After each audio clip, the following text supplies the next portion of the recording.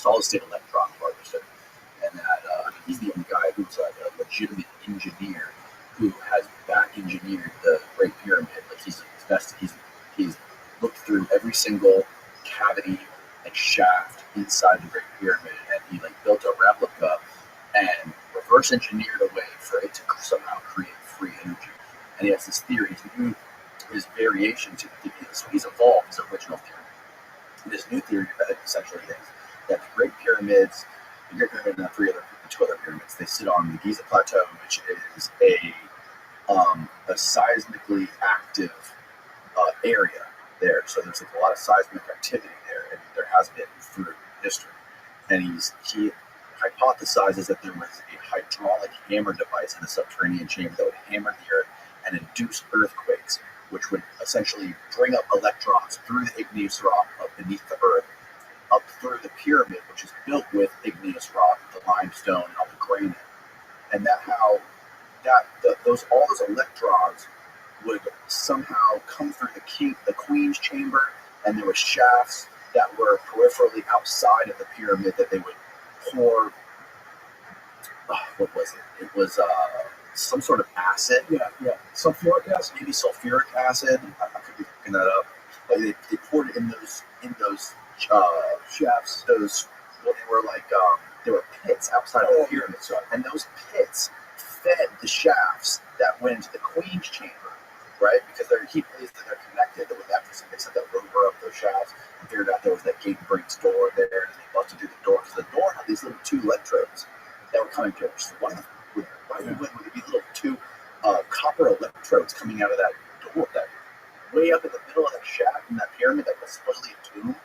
And he thinks that it fed liquid, that acid into those shafts, and those electrodes were there to like keep the right amount of liquid in those shafts, and that would create this liquid or this hydrogen that would come up through the queen's chamber, the grand gallery, and create some sort of resonant frequency and create some sort of combustion in the king's chamber.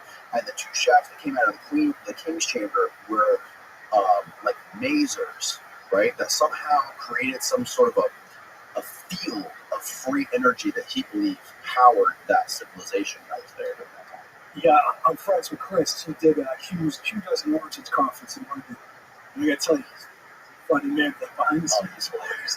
Yeah. I love Chris. Yeah, what a great sense of humor. Michael Cremo too, Forbidden History, or I think that's a book about it. He's not, because people don't know the personalities of some of these guys. I love Chris. I think, it might have been a multi-purpose use, right? I think we all believe it wasn't a tomb.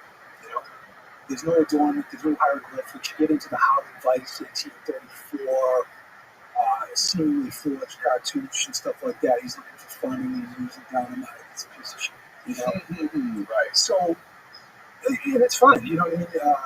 See, I know Zawi gets one shit, but he pushes back because they robbed the antiquities from Egypt. They portrayed the Egyptian people in really bad ways over time. Science has. So I take where he's coming from. I would just say, I think the archaeologists would agree with this. I think their government should lay out about $20 billion a year and do archaeological takes around the world, especially at this point in history, to figure out our past, because there may be clues within the past about like ways to understand our true nature and understand what's going on, in time and space, all those big questions. But my point is, let's excavate under the Paulist phase. Let's get into the Great Pyramid as much as possible. Let's excavate all around the Giza Plateau. If you're interested in this, reporting Trevor Grassi and William Brown spoke at the Casey conference. William bought a piece of land near the pyramid, and they do have like a free series videos on YouTube. Beneath Gaza, or the underworld of Gaza, for anybody listening who's into the story. Of Giza? Of Giza, yeah. So they're looking for the lost oil records, They're not dogmatic, they're just following, the traditions and stuff like that. So the moral of the story is, like, a lot of people don't believe pyramids too, so let's find out. Right. And it seems like there's a lot of young Egyptologists that are coming up in Egypt that are taking Chris Dunn's stuff seriously and, like, looking more into it. So there's, like, sort of like a new guard. Like, we should look into this stuff that we don't understand. We're never going to get anywhere if just keep accepting the narrative. But totally, it's part of that cult-like belief system. It's like, this is a belief in my ideological enemy. I'm not going to give anything to this. It's even like, I'm the stonemason with engineering experience, and you look at like Rebecca Tepe, Kara Tepe, these people that we talked about, 12,000-year-old sites. It's not impossible technology, but it's like incredible work that requires like feeding this huge population and skilled masons and all kinds of organization for a civilization or a society of hunter-gatherers. That's what Hancock is like. Where was there transport technology at the same time? Because it springs up everywhere, and the massive scale of it in Turkey now is just like incomprehensible how much it is. But the skeptics, because they don't want to yield, they don't want to do anything to Hancock. It's just like, there's some rudimentary stonework. Instead of embracing how tough it is and how like paradigm shifting it is, So I would like more honest, objective evaluation. Like, let's take Hancock. He starts off in the 90s, the late 80s. He has his hypothesis. There's a cataclysm, and there's a lost civilization that's destroyed that goes around the world and teaches the arts of civilization. And lo and behold, we find the evidence for this cataclysm, supported by international team scientists called the Young Dryas Impact Hypothesis. Yeah. And if it wasn't considered an ecological and religious idea, it would be accepted like 20 years ago. If you look at the evidence, it's pretty incontrovertible in my estimation. And then we find a super civilization in Turkey that's 12,000 years old. That was one of the main arguments against ROTHSCHILD. I am saying the weathering indicates like a 10,000-year-old date for the the Sphinx. He sits with Marco Leonard, and he gets scorn poured upon him. There is no contemporaneous advanced culture or civilization or temple sites around the world that meet a 10,000-year-old date. And then it happens, right? And I don't think the apologists came all in. And the same thing with Hancock. It's like, well, I don't agree with your theory, but you predicted or what came to support your theory has been evidence for a cataclysm and civilization being massive all. Right? You start there. Now, for me to buy what you're selling, I need to see more than just a thought from Plato that may or may not be true. I need to see this evidence and that evidence. But then you start calling them racist or all this other stuff, then you're losing the audience, right? Then you're like, that's not cool. You know what I mean? Right? And instead of like a scientist, once again, they'll be like a cop. Deal with a lot of weirdos, you take a lot of shit. But you get the respect of objectivity. Science is apolitical. We need these dates, this is what we need to see. I just say that, because, people and the shortcomings of the alternative space. There's no peer review. You get an audience who wants to believe that you can fool, that you drift off of. There's a lot of flaws. There's not a critical analysis of everybody's theories oftentimes. But there are strengths too. There's tuition, there are a lot of people who are oriented towards metaphysics. Because a lot of people get into ancient mysteries because they were interested in spirituality and metaphysics. Like Megan Fox, for instance, she liked my show, so she had me on her show, which is kind of Megan Fox, the actress? Yeah, Megan. She did a really? Yeah, Legends of the Lost a couple of years ago. She did a one season show. And the last episode was about the Clovis Barrett and giants and stuff like that. So we were talking, and we became friendly. Really? Yeah, she's really cool. She's into like with Casey, she's into metaphysics. Wow. So we communicated back and forth. The first thing she said to me is that I don't want to incarnate anything. I don't want to tell stories out of school, but these are like glowing reviews of her as a person, so I don't think she. So she said, I don't want to incarnate anymore. She said, I'm into the Casey material, I'm into ancient mysteries of the rest of the world, and it was me in tears. And I said, I agree. It's like, what's our real nature? She asked about ayahuasca. I said, you don't want to encounter again. Go read Disappearance in the Universe by Gary Bernard, right? He's a non-dualist teacher. And it's about the false and temporary nature of the matrix and our true nature and stuff like that. And it's hardcore and it's radical because that is what non-dualism is. It's like you are not a body, you are a field of awareness inside of time and space with no concrete specificity like the false and temporary matrix. I know it's mine, but every mystic throughout human history says the same thing. So I said, read the book, man. She reads it. mean, she sucked it up in no time. Disappearance in the Universe by Gary. She gets back to me. And she's like, I'm in a gym the other day, and I'm looking in the mirror, and I'm flipping out, and my image is disappearing.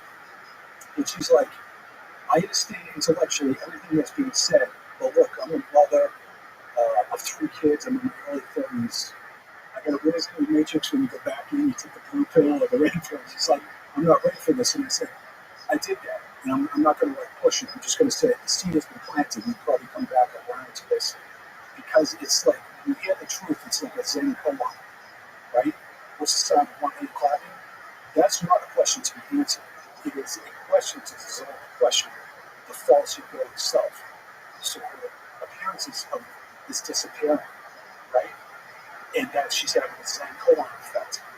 Like, you ever see Jim Carrey talk in a dissociative way about his movie character? He's starting to move towards enlightenment. So he's talking about Jim Carrey, this separate being, as if it's a movie character. Right. And I've studied, my brother and I studied with like enlightened spiritual teaching for 20 years. Like, and you're like, what is that? Liberated from fear, in this blissful state. You're like, how the fuck do I get there? You know? And the point is that he encourages it moves in dissociative orientation around your movie character. Don't take yourself too seriously. You have karma to play out.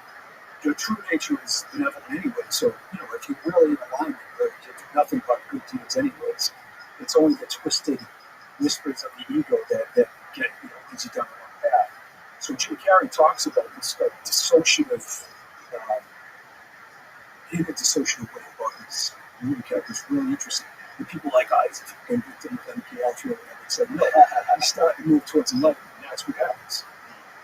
Like, and these are the lifetimes when you deal with all this trauma, you reflect, you forgive, and then next time you have to show up in the Matrix. Your parents are like mystics, and you've undone so much, and then you flip the switch like your guy told you, right? Like, he came into this life, be like, power, now I can't fucking focus, you know, but he came into this life ready to be switched on, or switched off, I should say. And that's what the mystics say. You undo. You keep coming back to the Matrix until you break the cycle of reincarnation. But you undo all of that is false about you. And that's the book Megan read. Right? It's just like, you undo. What's the name of that book? The Disappearance of the Universe by Gary Rabbi.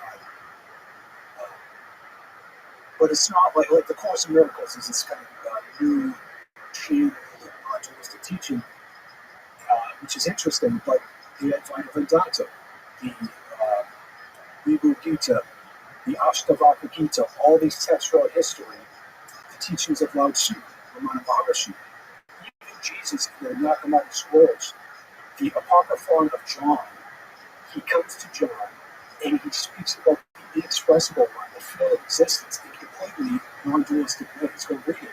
He's like an Eastern mystic, you know? Not the Jesus of kind of the evangelical. He's been transformed.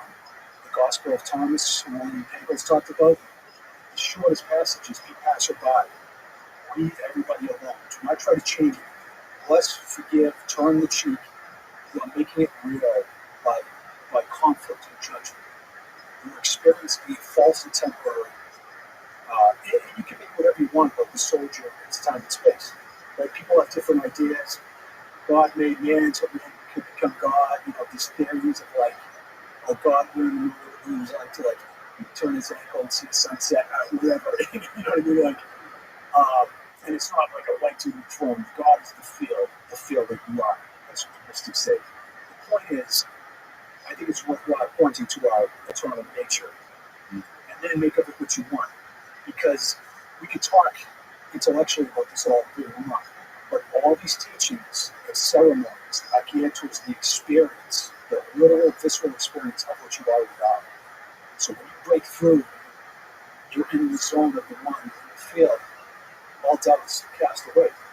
You don't even want to describe it. You don't even want to think. It's a realm without thought and time. It's crazy, and it's awe-inspiring and enthralling. So I could talk about it all day, but it's just like, what can you do in your life to get you back to your real nature? And the mystics would say, forgive. Don't do it out of funny goodness. You're already perfect. So I don't want it to know. I don't want it to transactional. I don't want to manipulate you to get extra here. You know, so many to me. I want to treat people for what they are, which is divine, and forget what I know. I'm being a fraud, I'm a piece of shit, and a hypocrite. And you don't condemn yourself, and you kind of laugh at the movie character. Totally. So I know I went on a long rant there, but that's where I'm coming from. I think that's cool. That seems to be the consensus with people who experiment with psychedelics. There's a guy who went out on the show about a year ago named Andrew Gallimore. Have you heard of him? Yeah, he's doing this study called DMTX out of Tokyo, where he's putting people on extended DMT trips. They're essentially trying to map the DMT realm, right? Figure out what's going on and try to build some sort of consensus or some coherence of what people are experiencing when they're on these things like ayahuasca and DMT. What's going on? There's a lot of very similar things. It's not just everyone's having their own unique experience. A lot of people are seeing report the same exact sort of things, like entities and patterns and colors. And he is a neurobiologist, and what he probably seems to believe is that there's more of a reality there. What our brain is essentially like a filter. And our brain is here it exists evolutionarily to filter out everything there, so that we can only sense what we need to survive and to evolve and to reproduce. And what happens when you're ingesting these substances and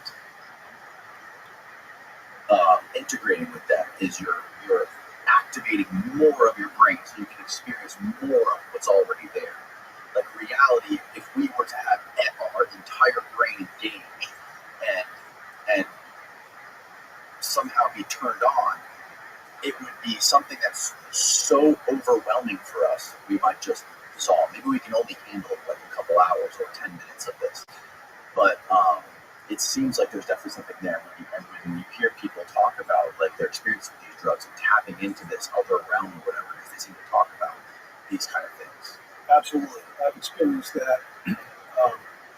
The mystic would also say you're not going to experience all your lifetimes at once because it would be overload, this breakdown, but you can, Right. Well, there's some psychics, some goddess lifters out there, but there's some psychics whose game is pretty tight, who have a good track record, right? So it's what are they doing? Tapping into the past and the future. It's because, Einstein would say it's a false construct in a false world for whatever purpose. It could be the experience, one of the shamans that I've studied with, ceremonies with this is there's a beauty in forgetting. It's when you realize, you're in this blissful state of eternity, and it's incomprehensible, but it's almost kind of a cool game to forget, because when you remember what you really are, it's so awe-inspiring, it's beyond comprehension. You know what I'm saying? Yeah. I thought I was this hopeless piece of shit, but I'm this glorious divine being that has to do nothing to do what I already am. Right? So I don't know about the nature of that. I'll just say that on a worldly level, it's worth looking into psychedelics. Are they letting us go into other dimensions? Are they showing us our true nature? Johns Hopkins just built a $17 million research facility. End-stage cancer patients are losing the fear of death. Right? It's this is the shit that we need in our society. We don't want to demonize it.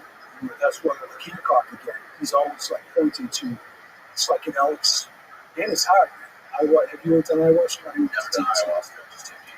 It's stop the ride up and get off. It's really it seems terrifying. Terrifying. Yeah, I imagine. I always thought, from the descriptions I've heard of it, it sounds like you're literally going to hell and facing demons. Pretty much. The demons are wrong. Well, there's third parties in the room too. That's another strange thing. The spirit. If you do ketamine infusions, which are very helpful for intractable depression. Sure. There isn't a third party. There isn't a spirit being there. Ayahuasca, they call it green matter. It's this supercomputer intelligence knows exactly what you need, and you kick you in the balls. You know what I mean? I think it's it or she or whatever is seeing that there's limited reason to get to, right? Because most people run from these things, and it's this is what you need to see. You want to heal? You got to face this darkness. You got to face the ugliness in your subconscious that hasn't been healed, that's been calcified with trauma and false beliefs and self-hatred. And it's a deep dive. But then the liberating, you're It's unicorns and rainbows at the other end oftentimes of the problem. But I feel liberated. I feel a weight. I feel like my soul has come back to me, which is cool. But it takes some sack to get in there and do it. You know what I mean? And it takes it's not a weekend seminar that's going to hit the form. It's just little changes you take every day. Every day, catch yourself. Oh, man, I'm back on Twitter. I'm back on Facebook. I feel like I'm worried. I'm filled with fear. I'm filled with survival concerns. I'm filled with emptiness and heartbreak and depression. And that's fine, man. Everybody, because we're in an unnatural state in this configuration as a temporary movie character and dies eventually and gets sick and all this crazy. We are plagued with psychological difficulties. So have empathy for people. And there's another thing, people think they're good online and they're helping and they're educating and they're fixing. And just like the vision I have, it's just like he's just blowing smoke up each other's head. Nothing good is happening. If you really want to be helpful, Lao Tzu said, look at all that is dark and real within yourself. Ramana Maharshi, the greatest social activist in human history, does nothing compared to the seeker who forgives, who evaluates their own weaknesses and liberates themselves from forgiveness. And I found that I work at the homeless shelter. Literally, there's got to be a family in the neighborhood that will be thrilled to show up for the bag of groceries. Right. And this isn't a test, but see when you're a cokehead looking for another hit on social media versus true empathy. Look somebody in the eye and do something kind for them. That's not judgment, because I've been in the cokehead zone, Yeah. So, and then when I act on empathy, a couple buddies of mine called the Hilltown Helpers. We live in the Hilltowns. We're always shoveling off old ladies' roofs and shit like that. Really, some old lady hasn't seen anyone in a while. You sit down and talk to her and be kind to her. It's just let me be. It's no, that's not what this is about, And it's those acts of empathy that really have an impact, Oh, for sure. When you look back at your life review, you're going to be pissed if you didn't do more. And not more in a fake way, more like a loving, empathic way. And that's true. You can see that this dude is hawking some new age philosophy, but I'm telling you, man, you can't even feel it. You don't even have to believe it. When you truly kind of. Right. Yeah, man. Yeah, I think you're spot on with that. What other kind of stuff are you looking at too that you're working on? Are you writing books? Are you working on any shows? We got a pitch. Oh yeah, we're going to tip of the hat. If you did this fish god story, Paul Anthony Wallace is a friend of mine, and he wrote the Even series. Paul, he's Australian. He's awesome. He's a former archdeacon in the Anglican Church for 32 years. That's one level below bishop. He left the church, and he's writing about how in these ancient documents and ancestral narratives, there are these bizarre, androgynous, and genetic engineers that I talk about that are in the Old Testament. Yahweh has a consort called Asherah. They're androgens, right? The first Adam in the Bible is androgynous, and then Eve is made, through genetic engineering. That's that parable. Anyways, he tells us this wonderful story throughout human history. He's half Ghanese. I think he's half Welsh or English. And he's connected to all the African ancestral tales that tell the same story that I've been sharing about Viracocha and Fushi. It's utterly fascinating. And he's a really solid dude on top of that. I mean, I'm sure we'll have him on at some point. But the Eden series is highly acclaimed. It's like this new version of the ancient astronaut theory almost. But he's brilliant. I can't talk his game up. So anyways, we're kind of collaborating, and we're going to pitch into one of the networks right now as a Search for the Lost Records investigation of the ancient gods that I've talked about here type of show. Go to egg food and look at the lost hall records. And I'm also writing a book about polydactylism in the ancient world. Extra digits, right? 6 fingers, 6 toes. Yeah. It's associated with the supernatural, the divine, and giants. The giant of Gath has 6 fingers and 6 toes. In Australia, you have rock art everywhere of giant feet with 6 toes. I was just told with Hugh in Malta, we go to the Hypogeum in Malta, considered one of the underground temple, once thought to be one of the oldest temples on Earth before they found Göbekli Tepe. They through construction building in like 1906 or something, they drilled through to it. You go to room 20, there's an enormous handprint with 6 fingers there. You go out to the American Southwest, there are giant hands and feet with extra digits. You go to North Carolina, there's Judicolor rock. With the Cherokee, talk about the legend of Judicolor, and there's a 7-fingered handprint. The greatest hero of the Ulster cycle in Ireland, in the Taik, the English Iliad, has 7 fingers and 7 toes in the Oxford translation. Just throw in a couple more. You go to Botswana, Matt Singh emerges from the underworld with humans and animals, and it's a giant 6-toed footprint there or engraving there.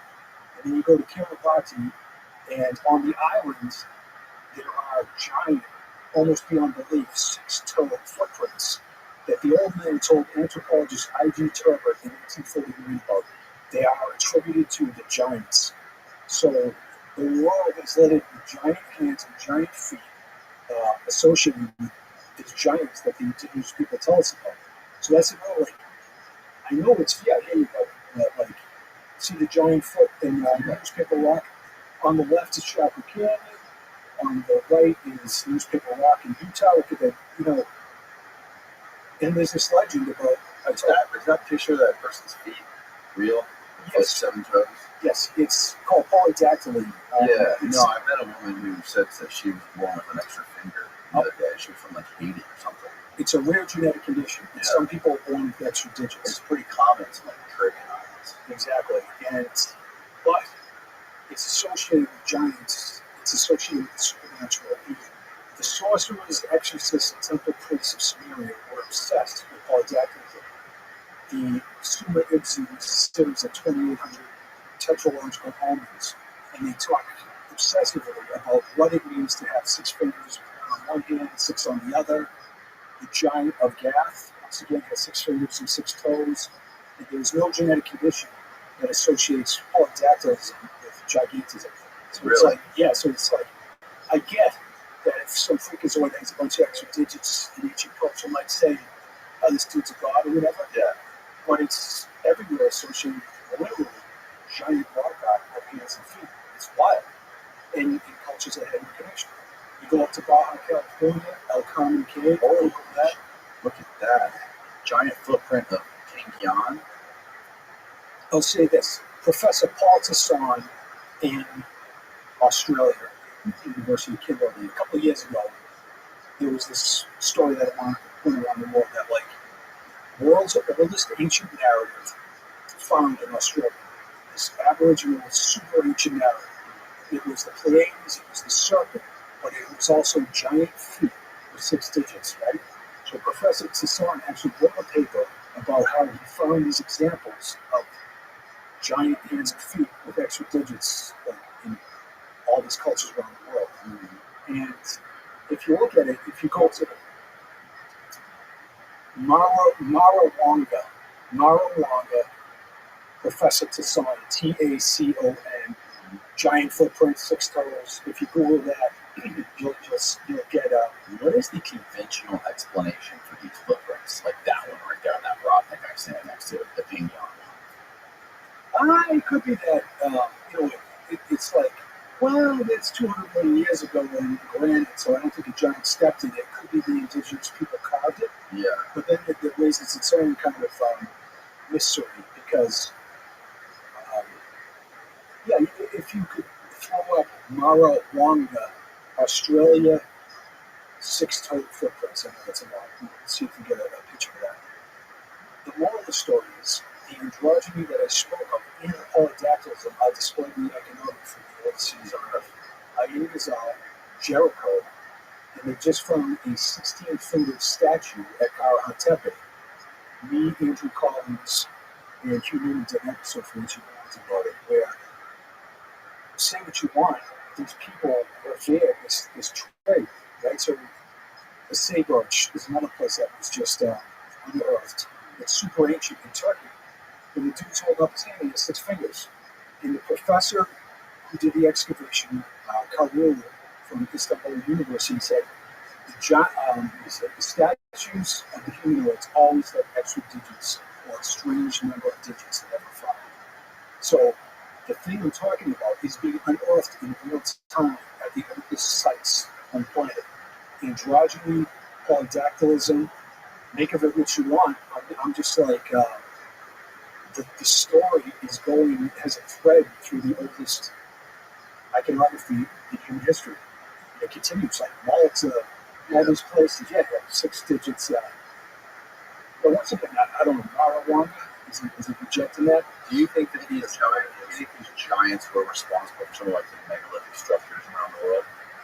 See, that's the tradition. So, like, Pizarro and other Spanish explorers, right? They show up at Sacsayhuaman in Peru. They show up at the Titicaca and all the ruins there.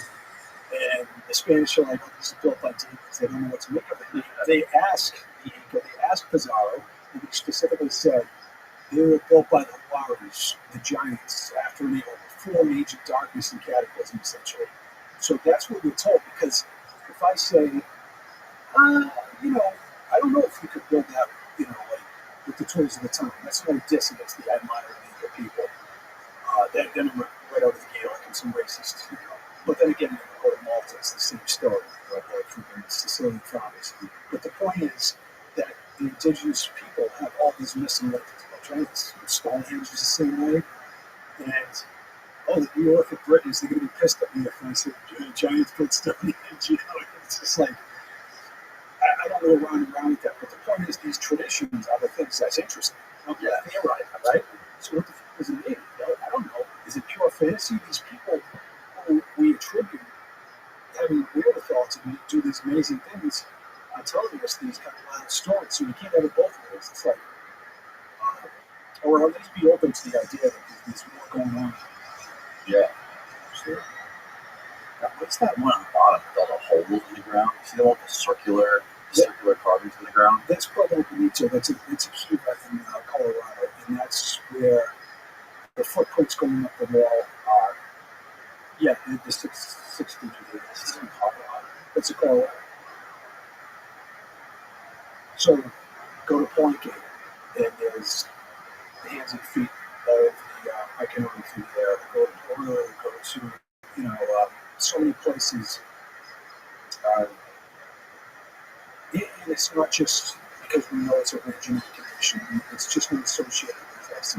Gigantism. It's literally associated with the supernatural, the divine, the malevolent, and giants. To many skeletons, I've never analyzed the 10-foot skeleton, and I know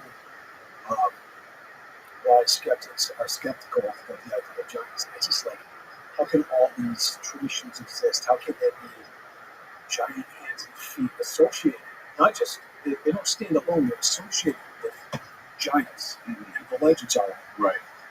Cherokee, Chickasaw, North Carolina, Montesino, Botswana, on and on and on. The Australian Aborigines, they have the same stories of malevolent, extra-digit giants like the Native American tribes in the Southwest. It's like, I'm not like cherry picking and trying to make an argument. I'm saying, how can it be that there is no story? I don't know. Right. I don't have the time machine, but it's pretty interesting. I'm just curious, I wonder what the academic consensus is on that. And how do they try to explain it? I actually, my book is heavily dependent on academic sources. 90% of it is academic excavation reports, academic analysis. Dr. Richard Barnett wrote a paper in 1986 about polydactylism. He says the academic world has given this subject zero attention. And he was right. He's the first one to piece together. There's this polydactylism everywhere in Egypt, right?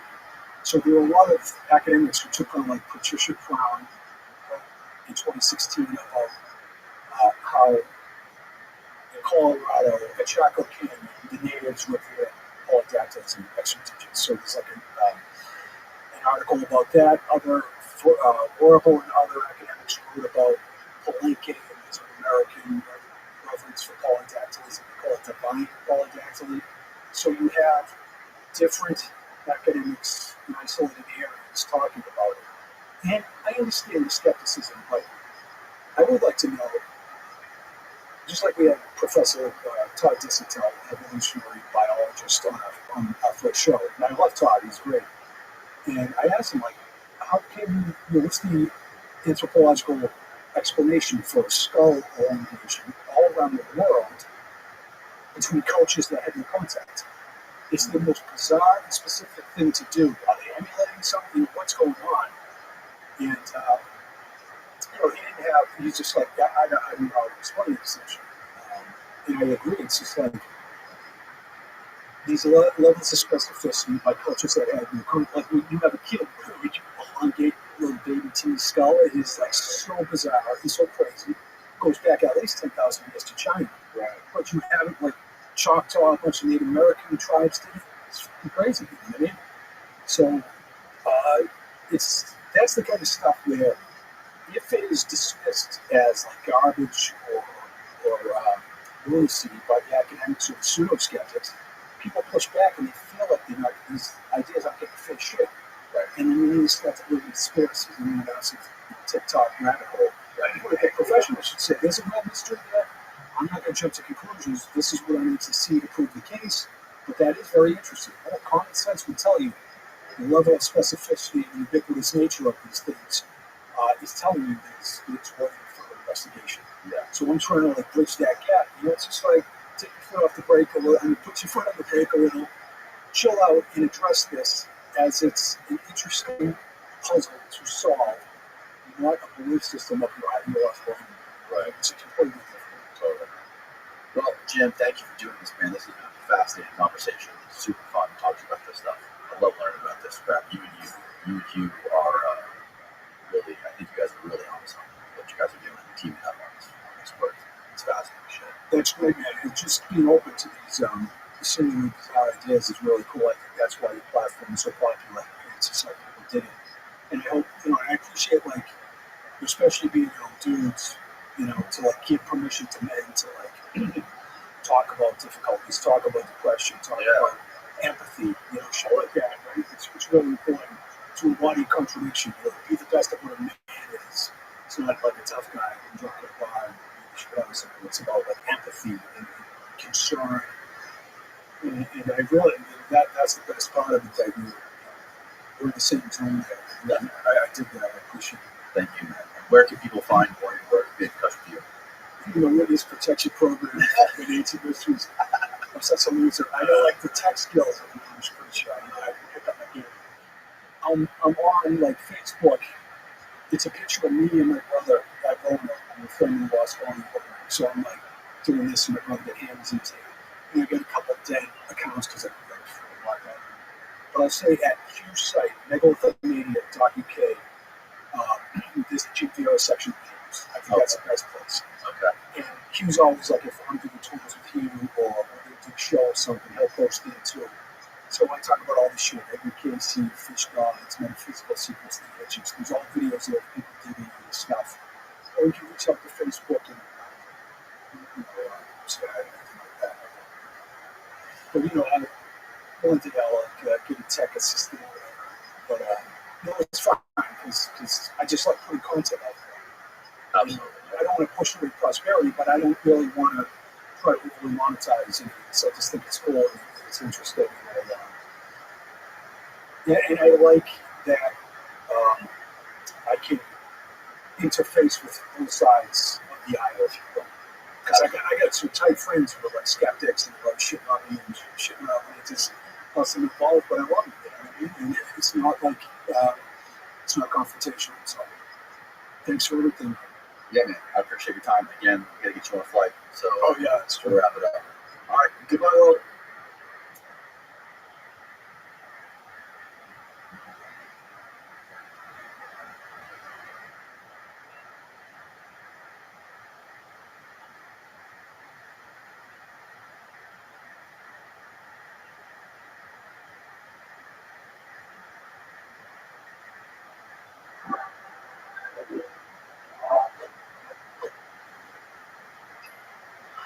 Did you listen to punk rock? I listened to the Sex Pistols. Yeah. When I saw you, my initial reaction was like, this is like kind of a grungy German punk rock dude. Well, but Literary punk rock kind of dude. if you say grunge, I saw actually one of the last concerts of Nirvana in New York, and then I was in the grocery store, like an organic store, and it announced that Kurt Cobain had shot himself. And that day I received a music tape from Berlin with electronic music, and I kind of included all this punk rock grunge stuff that's dead, and the new music is electronic music. So that's actually why I moved back from New York, where I was living in 95 to Berlin. And you started listening to dubstep in Europe. And I just went to clubs in Berlin which were playing techno music, which was new at the time. You know, It exploded right around that. you know, I thought it was They call it house music, though, right? That's what I'm well, saying. no, there's different kinds of electronic music. House is one, techno is another. Then drum and bass came, so it was a big kind of flourishing culture, which at one point stagnated. I think it's just stagnated, but I think it's still fascinating. But at the time, it was like new. So Yes. I don't know where we're trying to go, but this is what is what. We're not trying. We're just going. Okay. Good, me too. Your shirt is amazing. That's the meth that the Nazis were taking on your shirt, right? The Pervitin.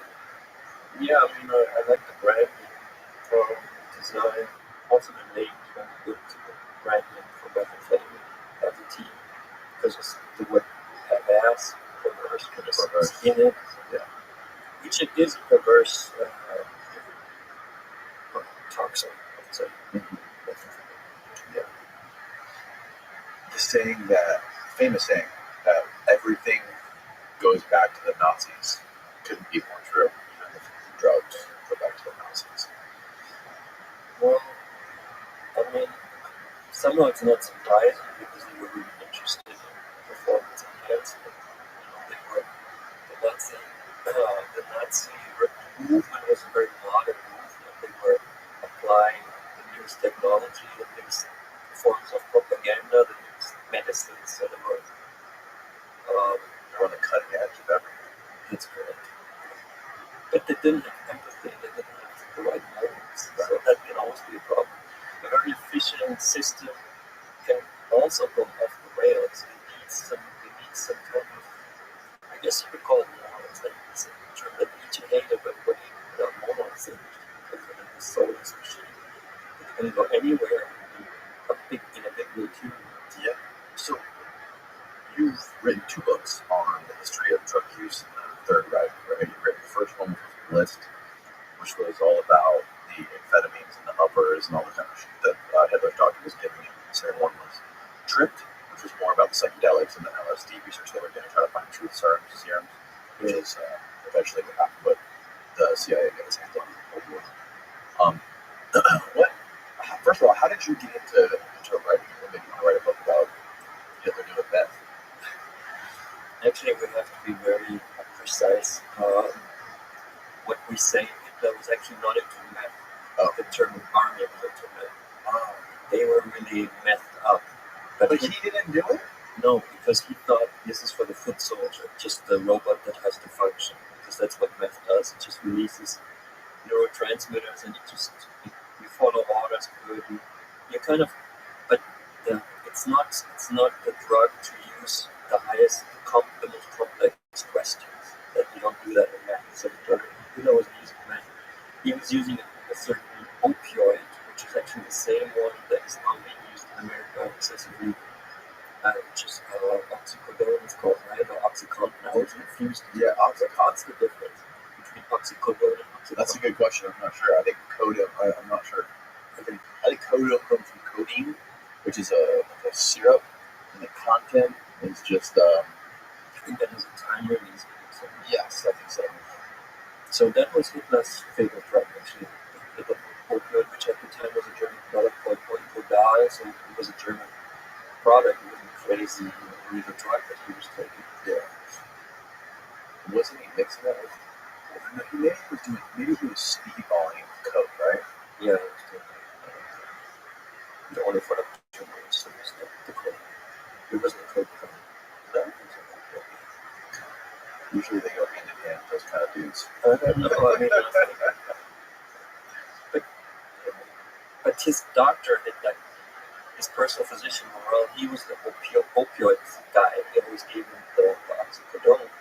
And a new doctor came in after the bomb attack on July 20th, Operation Valkyrie. A new doctor,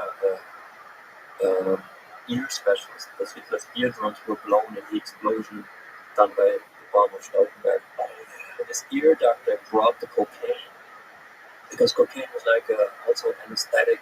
It was against pain. Yeah, pain. So he received the cocaine, but the doctor realized immediately that Hitler had got onto the high of the cocaine. And this guy wrote a report that I found in the National Archives in Washington. It's quite funny. Like he realized immediately that that's like a totally drug. Like some people really like drugs, take a lot, experiment with it. And Hitler was one of these guys. That the doctor realized that immediately when Hitler was demanding more and more coke, and then Hitler was happy when the guy left. Morale came with the opioids, and he was kind of speedballing for a while. And then this other doctor fell out of favor because he was actually trying to get into Morale's role, but he didn't succeed. So he had to leave. So it's the cocaine money. So Hitler remained for And didn't they get the coke from one of like, the biggest pharmaceutical companies that's still around today? Was it? Well, that's Merck. Yeah. Merck's cocaine was apparently the best in the world. It was very famous. Peru's annual production of coca leaves was shipped to the Hamburg harbor and then processed by Merck to the finest cocaine in the world. They still make it. Not anymore. I know they use cocaine for like certain surgery. Yeah, right. Actually, every pharmacy has cocaine. Like in there's eye drops, cocaine. Yeah. But it's not a secret. There's no quantity. So back then, cocaine was actually a big hit. It was a very successful product because it was so famous. The Mac cocaine. They were a product and pirates in China that faked a label of the Mac cocaine and then put it on different cocaine bottles. They were trying to make a knockoff Coke. The Mark Lowe, kind of like they make like fake Nike Jordan. Wow. But getting back on So, how did you first become interested in all this stuff and start writing about it? Well, I grew up in West Germany, and we were West Germany was considered the world championship in dealing with its shitty past. Like we were always getting educated about it, which I actually thought was good because it would be weird to grow up in Germany and not know about the Holocaust. Right. It would be a weird way of dealing with it, but it's also a possible way. Like Japan is not looking at its past like Germany does. Like Germany has an obsession with looking at it. Right. So I grew up kind of knowing a lot about fascism and the Third Reich, and it was always there was always like this image created of like a law and order system where like everything was disciplined, and so like it has nothing to do with drugs. The Nazis are too scared to take drugs. Basically, it's not, and no one ever combined this. So a friend of mine then in 2010 found old prototype packages in an old East Berlin apartment, which were still there from the 40s. And he took them, and he still could feel the methamphetamine effect and told me the story. It's kind of like how it started. Whoa. How many years? This was like 70 something years. Yeah, that's what they used to mean with like quality coming from Germany. Pharmaceutical company Temmler makes Pervitin in the 40s. And some guy finds it in 2010, uses it, and tells me that it was really quite strong. And he's a DJ, so he knows his drugs. He could really value it. He took 3 in a row because he liked them so much. He said after the third meth came from Nazi Germany, he really felt like a strong drug effect. So that's what got me researching, because that's pretty interesting. You don't know the story gonna ever evaluate it. He's DJing at nightclubs all night long. You gotta stay awake. So yeah, some Nazi meth. Well, I mean, he took probably meth anyway. So, But he was interested because if people take meth today, they usually store lines, right? That's the crystal meth that comes from like But that. they take, I mean, the most sophisticated version of meth now, which everyone takes, is Adderall. Pretty much every kid in Is that college. meth? Or is it Isn't it pretty simple? Is it similar? Well, methamphetamine is like a stronger sort of amphetamine, and I've heard that Adderall is methamphetamine, but I'm actually not sure. What is the difference between Adderall and meth? Adderall and methamphetamine are both stimulant drugs that belong to the amphetamine class, but they have distinct differences in their chemical structure. Methamphetamine has an additional methyl group, which makes it more potent and able to cross the blood-brain barrier. Meth is like it's like a Porsche. Amphetamine is like a Volkswagen. It's like Right. And the Pervitin was like a land, like a golden Lamborghini. well, not. I mean, actually, it was like a folks pill because it was like a pill for everybody. It wasn't like you take one pill and you go like insane. It was like you go one pill and you have like you can just drive a bit. The engine is a bit stronger, to put it that way, but it's still the same thing.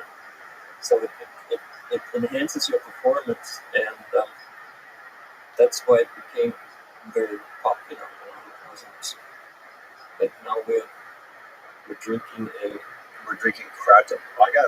This whole entire table is loaded with drugs. yeah right. Legal drugs, mostly.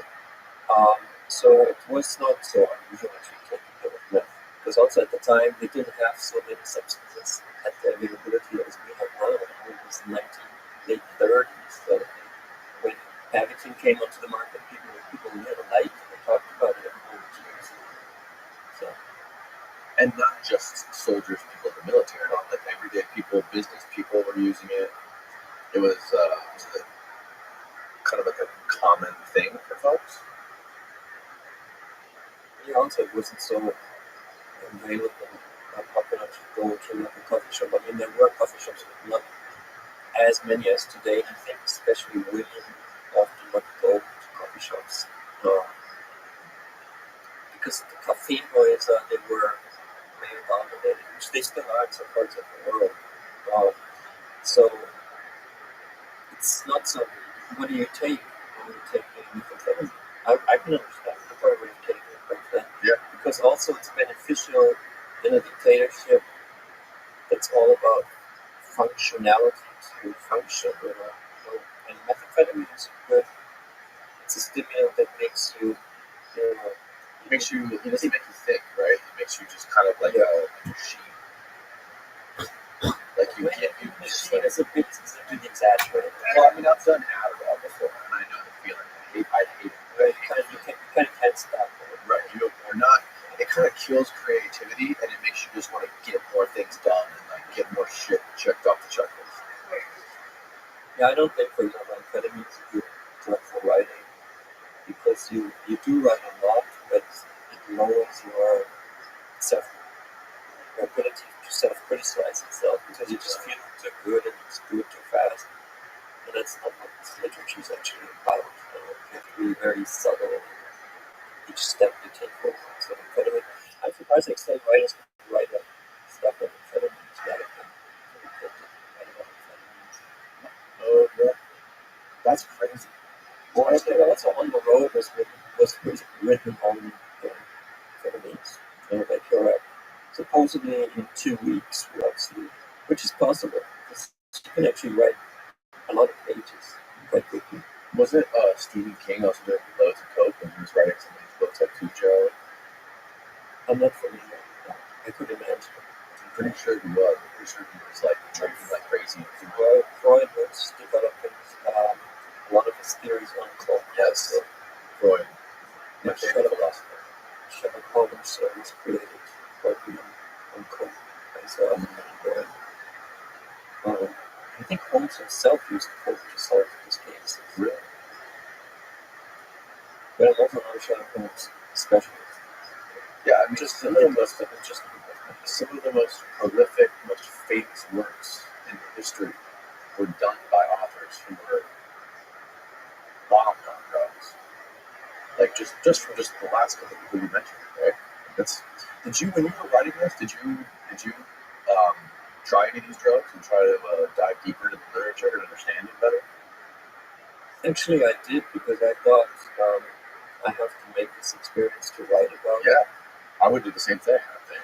So I was a bit, to be honest, a bit afraid to use crystal meth because I had heard, like I was also introduced to this mostly American anti-drug propaganda, which says if you take crystal meth, like I was a U.S. high school student in the late 80s, so this was, I think Reagan was still president. It was like, just say no. If you take crystal meth once, you will automatically be addicted, like forever. Right. That was kind of what I had in mind, just total bullshit. Yeah. But so I asked my grass dealer at the time, marijuana was still illegal in Germany. Can you help me find, like, I just want to have like one sack of crystal meth. And I was kind of, and still am a fan of Taxi Driver. It's one of my favorite movies.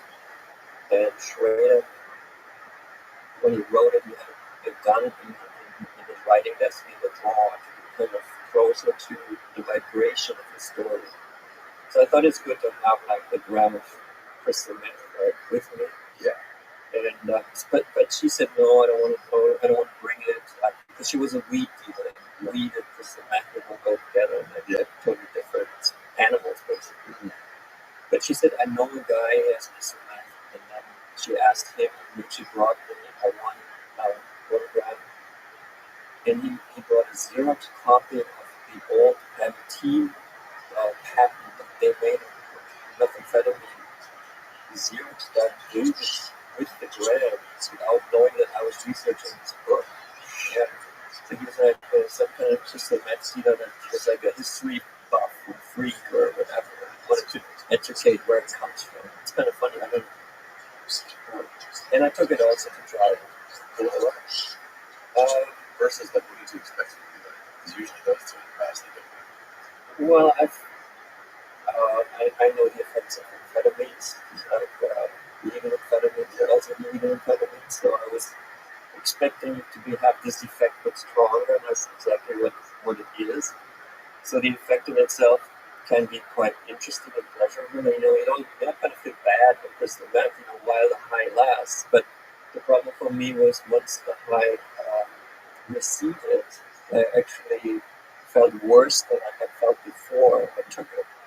And that's something I don't like. So it didn't really become my drug, basically. I thought this coming down effect is a very bad structure for like the drug effect, basically, which is different with the psychedelic drug. You have the problematic experience in the beginning when the psychedelic drug starts to kick in, but then once you're stable, it's going to be great, and there's no like hangout afterwards. Yeah. I think that feels much healthier. It does. It does. Yeah. It feels almost psychedelics and mushrooms and LSD. They almost feel like godly, getting closer to God in some way, and cocaine and crystal meth and things that sometimes feel like the devil. It's like you're going to hell. Because it borrows, it sucks up all your dopamine. So you feel like dog shit when you're done. And you either need more to keep that thing going, stay on the wagon, or you're gonna dive off head first. So what else did you actually get a hold of any of the pervitin? How do you say it? Pervitin? No, I've never talked to it myself. It's my friend who took everything he found. It was actually a couple. They were, and still are, antique dealers, and they found it, and they took it amongst themselves. Like I spoke to the guy and said, like for 1 month we were taking methamphetamine like every day. It was great.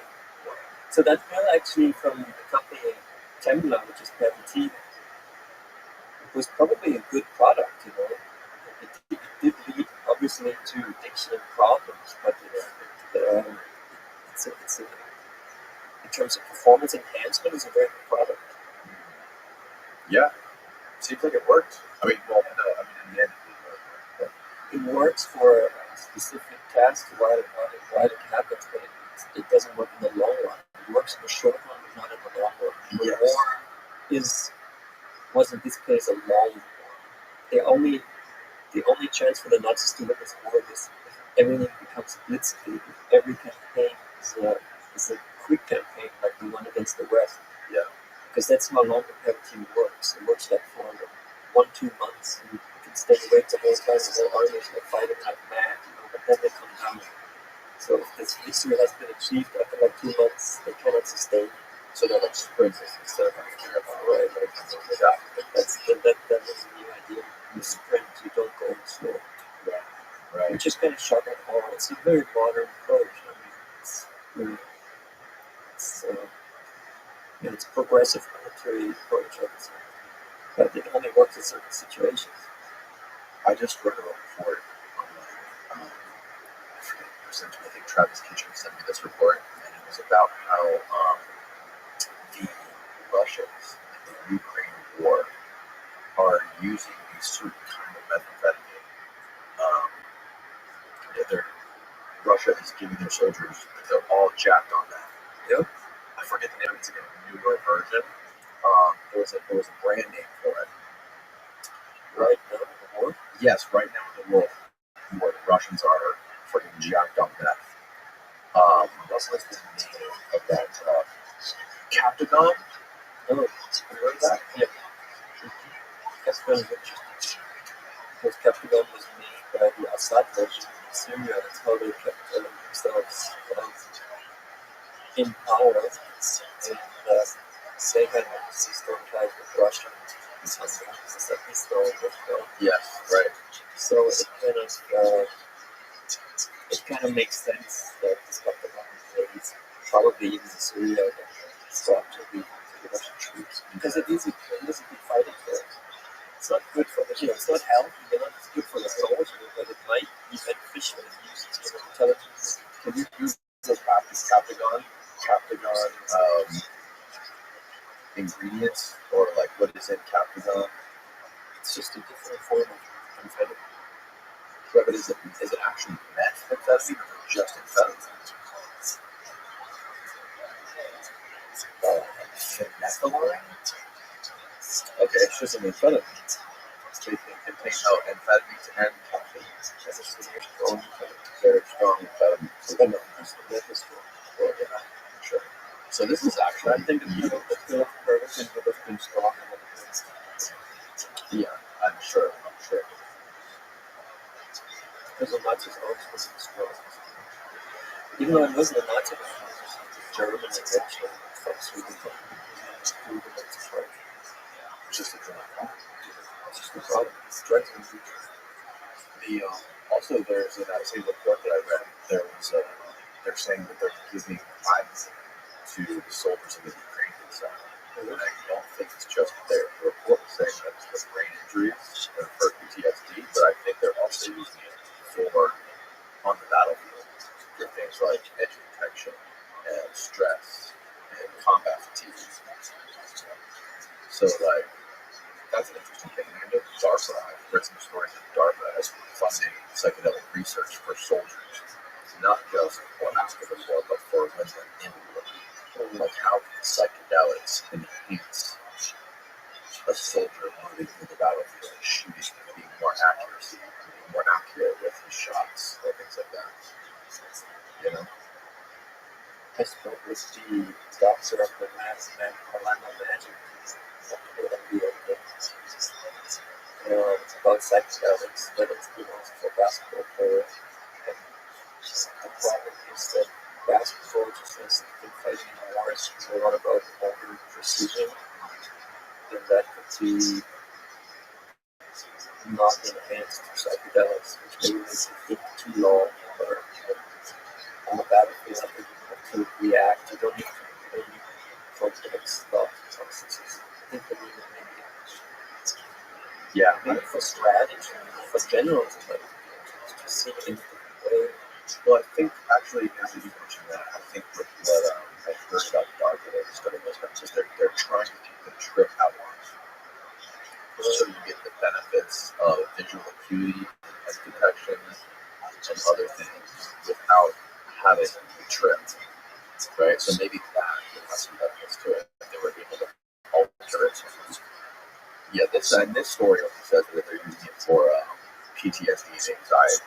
But what I read and what I heard from Dana was they're using it. He's trying to fly it into Ukraine, and the other stuff that they David Nichols is working on with DARPA, trying to take the script out of the stuff for enhanced soldiers on the battlefield, like while they're in. It's very interesting with Bible bit, because Bible bit is so unexamined yet, and but I would imagine that it's probably going to help people's brain to use Bible bit.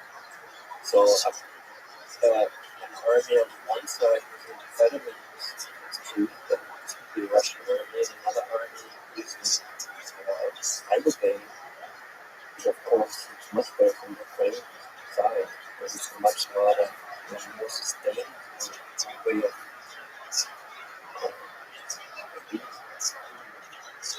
Yeah. because everything is good for your brain, and amphetamine is not good for your brain. Not in the water, right?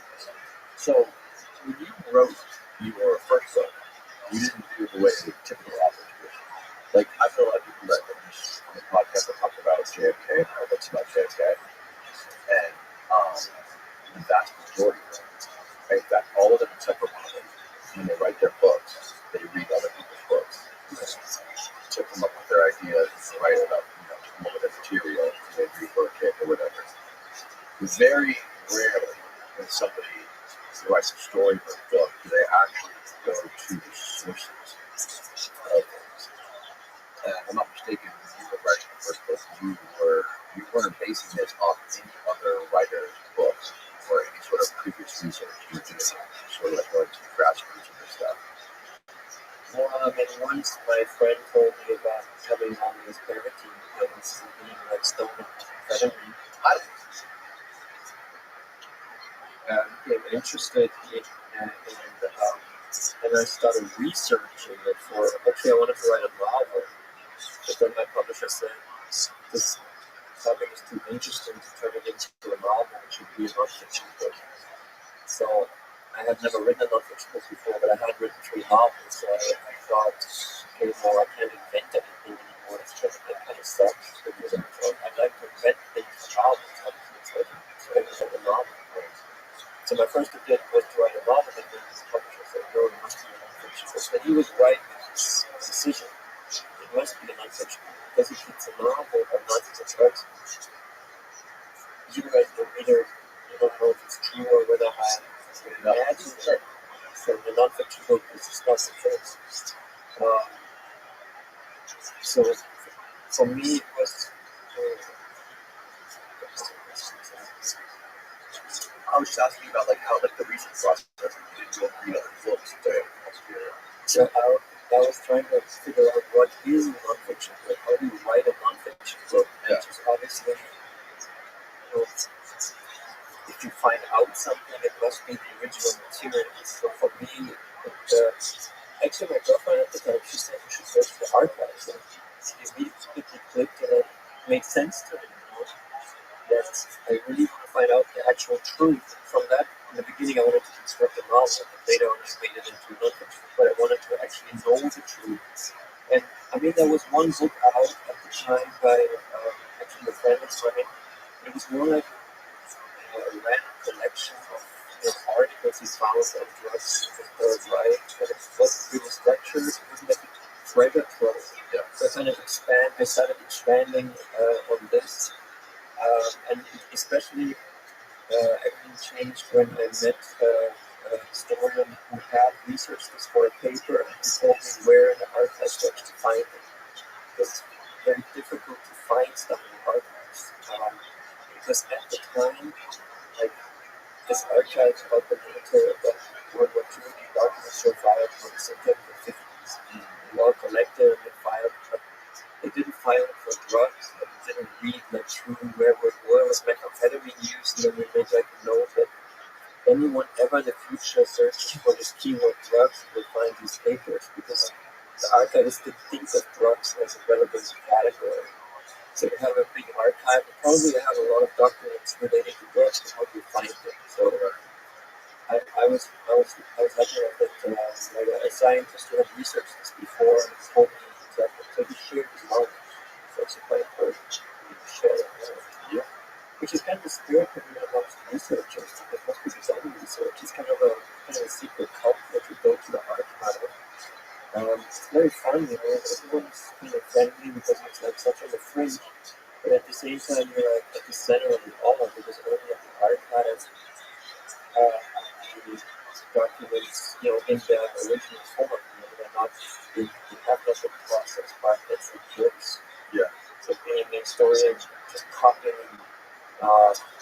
passages and books of other ideas and other books. And you can write it, probably write how it's not, but it's more interesting to try to find this pattern. So I guess I learned a lot of different things. I bet it's way more exciting with that way because you feel like you're probably putting something out that hasn't been out before, right?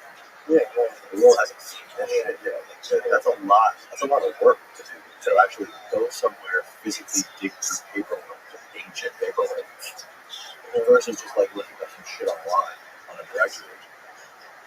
Well, and also to find different things in the archive. Yeah. Because that's an archive is also like, it's really, you have to work to find stuff. But sometimes you don't find stuff. There's actually people whose job is with their storage like detectives. Like say, like I met one guy in the National Archives of DC. He said, this client wants to find out why a relative of his, a US soldier, died falling out of a window in Heidelberg in summer 1945. Just like all the information, and he goes to the archive and he finds that story. This is good. I mean, probably actually Very well. Yeah, like that. but you know, it's how good a detective you are. So I don't like decide how they but basically I'm right. Yeah. Sometimes it has the shape of non-fiction books, and sometimes the shape of both that's good. I mean, both forms. Yeah. I bet you like the difference between writing about stuff that you're finding in archives and how is that process different versus like just writing? When you find something in an archive, there's no one that helps you at first evaluate what you've seen. Like the problem with Hitler's drugs was the writing of Morel shotting these drugs as personal physician is a bit hard to read. Like most authors, background structures work, so they kind of hide. They want to hide stuff all the time. Like it's hard to read. And the Americans who investigated these papers, they use red oikoda instead of any taboo which doesn't exist. So it was just that's how it was filed, but it was never examined. So when I found this, I didn't know what this oikoda. I just found it, and I also showed it to Alex, my friend, the DJ, who told me first what Nazis and drugs. Because he can like advise me. This is such a knowledgeable guy on history and on drugs. He's like the perfect actually like a short note stuff like Watson situation. What's good on? You would say Hitler took Oikodan. This is like the heaviest, most deformating opioid. He shot like 20 milligrams intravenously. He's crazy. You don't realize what this means. So that's thanks to And what was exactly was Oikoda? so that's the oxycodone. That was the drug that defined Hitler. It was his favorite drug. So is that the drug that he first took for that famous Yeah, right. pull out of it? Yeah, that was mild for something. Right. The Sylvanian water to lead the war, but it's so good for the axis of people. He wanted to become like neutral, and people hated that idea. So he was very nervous before the meeting. And also he was Moret described as depressed. And he was like depressed, and he was not really happy. And as the feeling of we can be depressed. That was also John F. Kennedy's point. He suffered from depression, Yeah. and he was present and depressed. And can you say, maybe you can say, sorry, American people are depressed today, and they want to take any big decisions. Right. It's going to be cool. Kennedy didn't do that, so he was taking medicine. Same obviously for Hitler. So before that meeting with Mussolini, he was taking Oikoda for the first time, and intravenously. People were really trying to keep that a bit away from us because it's realizing once Hitler takes those opioids, Hitler's interesting exactly what happened. So Morel was in a difficult position having to administer these opioids on a regular basis, but making his patients, who's the leader of Germany, to add it, which he must have known. Or, you know, because he don't want to be so when he wanted to, he just asked him. He didn't want to argue. Can't argue with him about anything. So he thought about getting his opioids. So I just gave him the opioids. So it's an interesting bit more biography that's kind of enclosed in this mixed book. So Morel, what was his first name? Teo Morel? Morel. How much would you say that, how much literature was there on there that you guys were? I mean, first of all, when I researched where that stuff was, and there's someone archive in Koblenz, Germany, the Federal Archive. And then I went there, and I could see like the history of recent checkouts of this material of this table and person physician with them. So it only been checked out like 3 times since Wow. no one had actually thought of doing this. I thought that would be an extent to the story. Right. Because when I played a very close role, it was like, let's get my life back in time. I was very close buddies. You wouldn't leave home without him. Not really, because he's your, and then eventually he's basically your dealer. Because he shoots, he injects you with a very strong opioid into your vein every other day. So that becomes a very important person to you. So that without this morale story, I don't really understand the difference story. That's fascinating. Actually, there's some stuff I left out which I think is shit. It was his examined by this doctor, and there's like tons of writings about it. So it's in there. Is it bad for him? Is it good for him? His shit. So it was always like sent to a certain lab in Bavaria during the war, especially for the doctors. So you feel like they work. So it was all about health, being paid highly also health treatment. So the status of this person's health was kind of the status of the health. So that's what He's a vegetarian. well, I mean, I discovered that he had basically 3 drug phases. From 36 to 41, mostly like vitamins and pharma stuff. 41 to 43, he used a lot of animal concoctions like pig's liver extract, injected, diamond plants extract that he used. Like he became a bit crazy because Morel was like inventing medicines. Morel had his own pharmaceutical company. So he was like inventing stimulants that you take something from the animal, it could be a stimulant, you know. So he was using a lot of animal products basically. I don't know if you could technically call that a vegetarian. He didn't eat. It wasn't in his diet, but he was blasting it. He was vegan. Yeah, so he's like even more like, I don't know if he realized this. Technically speaking, I think he's not a vegetarian. I also come up this Bible, but he's not a vegetarian. But only through the book, because I didn't think about it anyway. That's so weird that they were studying his shit, sending off his shit to labs. If I would shoot a movie right on Blitz, Blitz is not a movie that's very strange to me. Because that's like, has a lot of good scenes.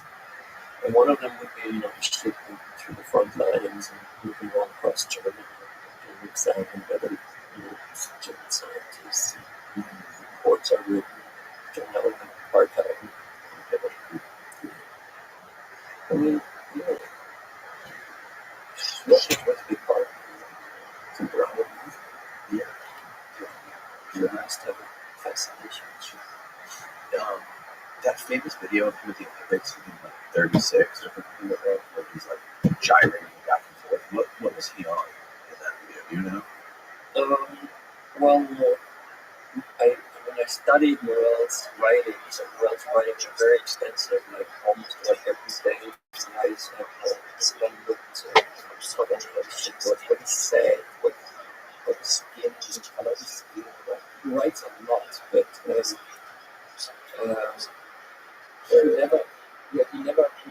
he doesn't mention this thing, so I kind of think it looks a bit unnatural. It looks sped up, doesn't it? Yeah, I think it's definitely sped up. I think it's not Actually, my research actually would say that this is not this is a fake video. Because at the time of the problem, she was very healthy. She has some No one was here. You know, but it was pretty good. But it's good. It's good. Something's off with this, but that's just my gut feeling. what do you mean it's off? How do you think it's fake? Just the movement doesn't seem natural. I think I think it was the right way.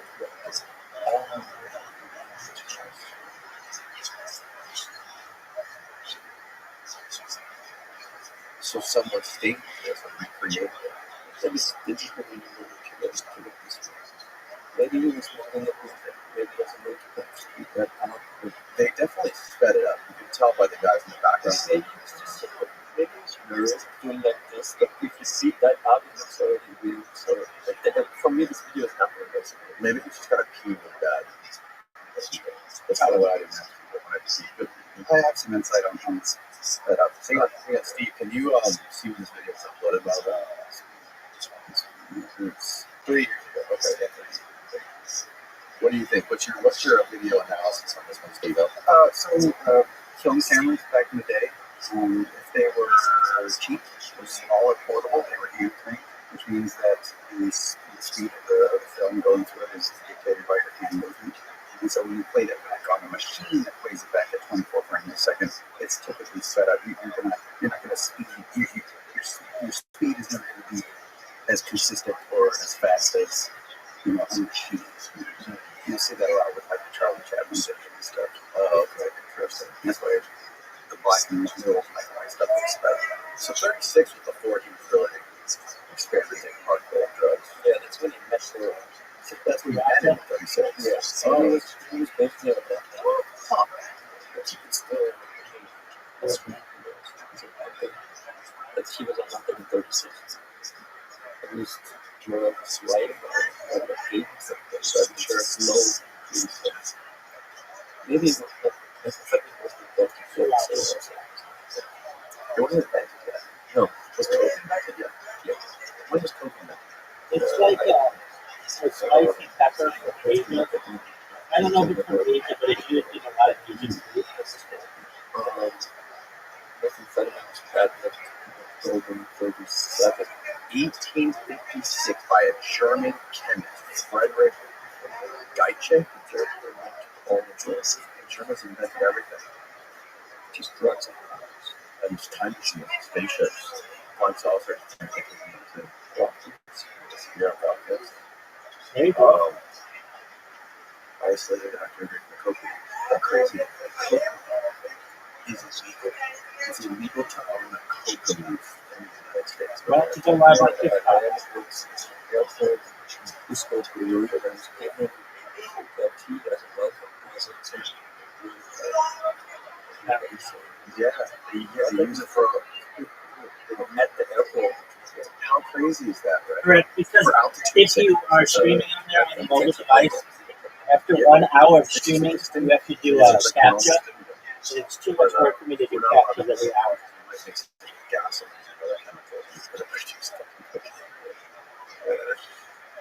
So the soldiers in war, they weren't necessarily giving the soldiers cocaine because cocaine, I'm sure, would be too hard to manage. You have to constantly be taking in ribbon lines all day long. It's not like with the Pervitin, it's the methamphetamine. You take it one pill, and I'm sure it lasts for hours. Well, I mean, there was a stimulant decree which kind of said. I don't know if it's true, but I heard they changed it. That anybody can do it. Oh, really? So they have a TI club. Yeah. And stimulant decree. It's also the archives. So I think it's. Well, yeah, a stimulant decree was a significant order issued by the German Army High Command in April 1940, mandated the production and distribution of stimulants to military personnel. The decree was crucial in enabling soldiers to stay awake for extended periods of time, which was seen as essential to the success of military operations. For instance, during the invasion of France in 1940, soldiers were instructed to take part of it on what was the shorts. Yeah, right. Intervals that would maintain alertness. This was what and strategic position. Wow. Yeah, it's like US. Oh, look at that. It's one of them. That's what's his first for the ship.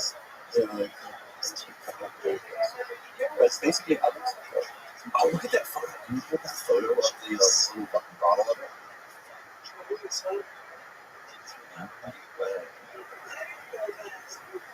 Yeah. It's successful. Press the plus I button. mean, it's normal for a surgeon to take drugs, eat acid. It's not. It's not an example. Or physiology to think of it as such a weird situation to deal with anxiety or it's a very complex situation to be in a combat situation. Yeah, that's just risky to take part of the war. It's also a big topic for the soldier. And, Slide left to right or right to World left. War I, cocaine played like a small role for pilots. Like they used most of the cocaine but it wasn't mixed with drugs. Here's how you do it. Pilots drug it, but it's not a mass drug. It's too expensive. So that Open your can't app. really give it to like 3 million men. Like, it doesn't And make you sense. press the plus But button. it's quite cheap to manufacture. And You're right. You're right. that's why it became meth. And, The person who told me that while the French, for example, still must have banked on the red wine. So every French soldier, when German attacked them, drank 3/4 of a liter of red wine, while each German soldier was using up to like 20 milligrams of methamphetamine. So they were like circles around these French guys. But these French guys didn't really stand a chance. Right. They said that their tanks go. I mean, yeah, just imagine grinding their seat shells in the tank. Because the tanks received the most practices, they were used differently than before. For the 3 or I don't know, you have a tank 3 guys or 5? So let's say 4 guys. I was thinking 4 guys. So they in the tank. Oh yeah, the tanks were used as the avant-garde of the military. Usually, before that tanks, the old big tanks are like the background. So you run, and then you have the tanks and the big machinery from the back. So 3 tank generals had the idea to, in reverse, and put the tanks in front and race with the tanks through the other mountains. And this kind of paved the way for like the others to kind of run after them. And these tank divisions also received most of the methamphetamine because they had to reach the French borders of Sedan in 3 days and 3 nights. Being that fast, they would cut off the British and the French who went north of them in Belgium because they thought the Germans would attack up there. So the Germans kind of ran through the mountains on tanks, and that was only possible because of the methamphetamine. That was used especially by people in the tanks. So that's why I always think of the tank with the 4 guys. I understood that race them into France. Like, very young guys, so just got in the tank on minute. I think it must have been a very intense experience, and then it just kept going, and that's what led to this victory against France, which no one thought was possible. Because it was Britain and France together, stronger army. The defenders always are, to invade successfully. You have to be overpowered. They have much more strength than defenders, usually 3 to 1. But in this case, the Germans were weak, and still won because they had the better strategy to go through the mountains, but because they had British. But lots crazy. And the French are still like, I received a lot of feedback from French when they came out there and they said finally, because for them it had been the unanswered question. What happened? Why did these fucking Germans overrun us and we didn't know what was going on? And because they were still fighting all day and the nights and so there was any problems for the French side for that which now is finally being. Yeah. Yeah. The Germans were ahead of their time. I know, like, some of the guys that were close to Hitler were really upset. I think maybe it was Hitler who was obsessed with, like, ancient civilizations, like what the Egyptians were doing, pyramids. Yeah, Tibet expedition, for example, where he sent scientists to Tibet This also to find its origins. so The Nazis were about creating a good story. It's not just limited to Germany, it's a global narrative that these civilizations. So they had like stories with the history of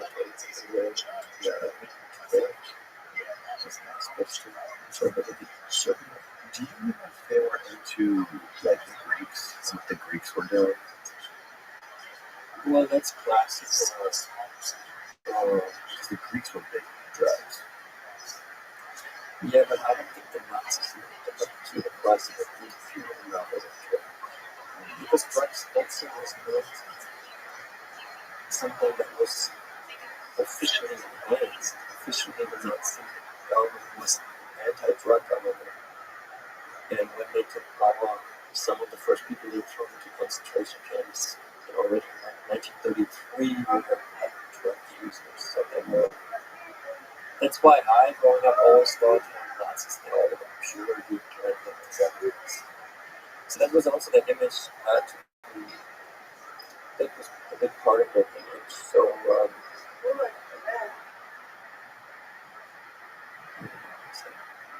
I was asking you about, like, they went to, like, the classical Greek civilization, and how much attention did they pay to stuff that was going on there? Or did they read any of that stuff? Did they translate any of it? Were they taking ideas from classical civilizations or any other ancient civilizations that you know about, that you discovered? I mean, swastika doesn't exist in India. It's just really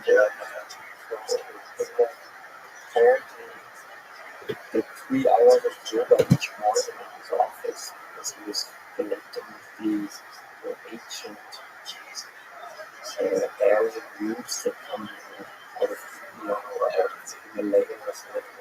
I think he was like believing in magic and that there was something higher about more than that.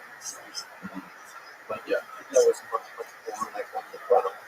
Hitler was kind of evil dreamer. Yeah. So he's very interesting character. That's kind of. How was, so you said you went to high school here in the US and in Germany? Or Well, when? I grew up in a German town which was 30,000 Jews and 10,000 Mormons.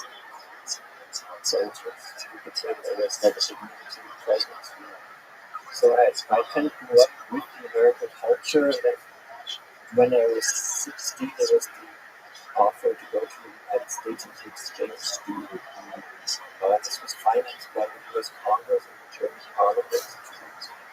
Most people would get to know each other better. Like Americans would go to Jersey for a year, Yeah, sure. which I think makes a lot of sense actually. Because if you live in a for a year, I learned the language, understand the culture. So I actually became since I'm not sure it's something I don't know if it still exists. Exchange student. Yeah. And at the end of the day, I went to Washington, and I was chosen to speak at the Senate of the United States. Not in the big hall, but like in a small hall, because we still big, about the different perceptions of the term freedom in Germany and America. I looked at that speech.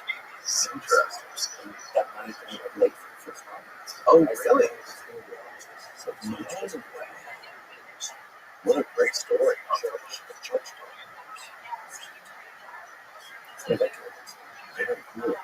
Very exciting stuff. That sort of changed the trajectory of your life, didn't it?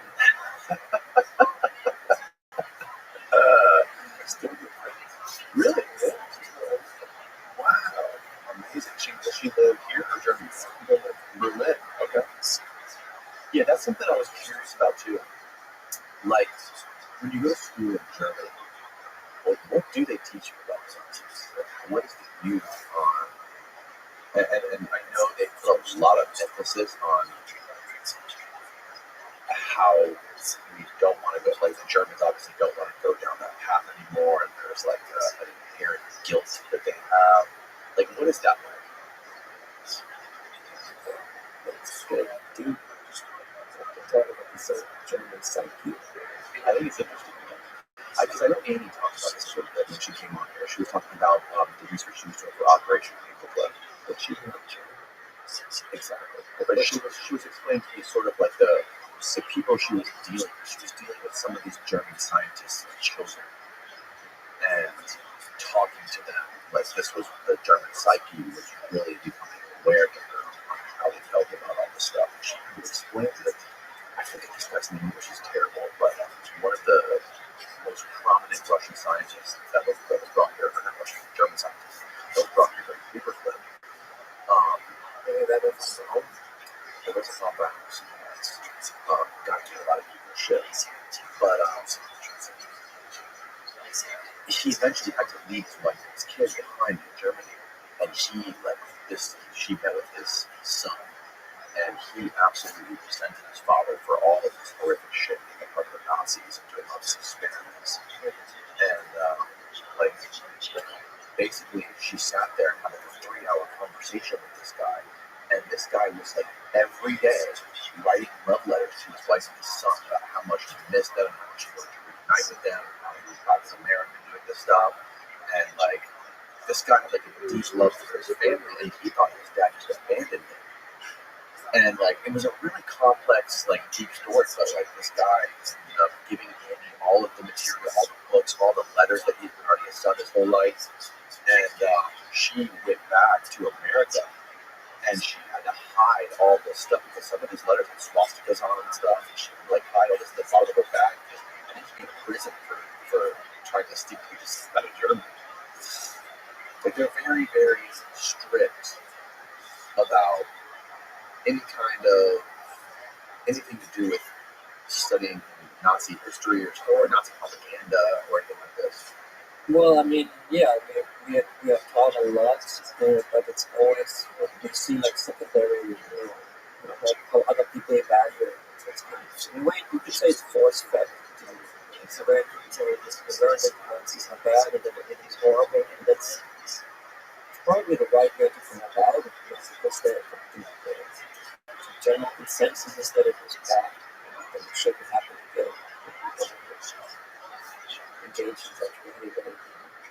So I think that's good. At the same time, I think certain things would be really better. I'm not sure if it's always like is prohibited or not. So maybe usually maybe some sources are not.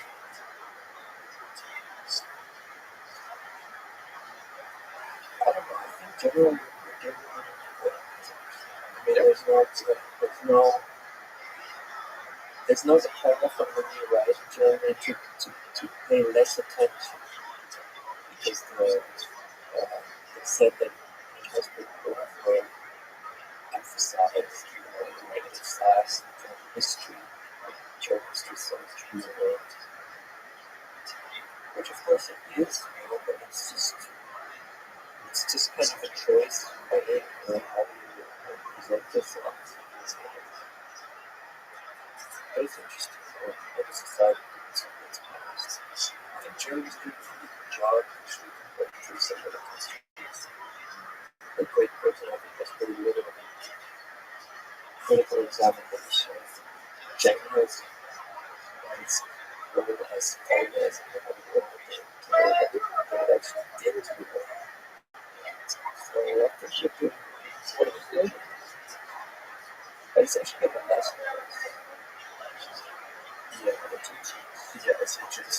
It's so different from different countries, right? Because like I don't think there's really much because like in Germany.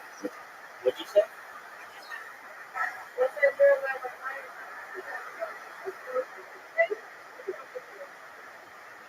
In what?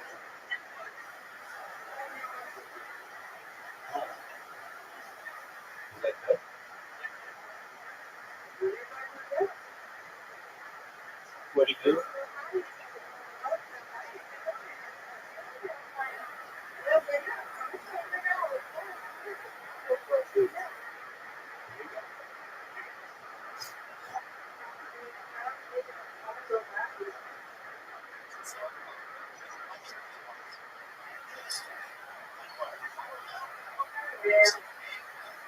With the Nazis, like it was all happening there, right? Like all the death, the concentration camps, Watch yourself. and all the fucking wheels there in Europe.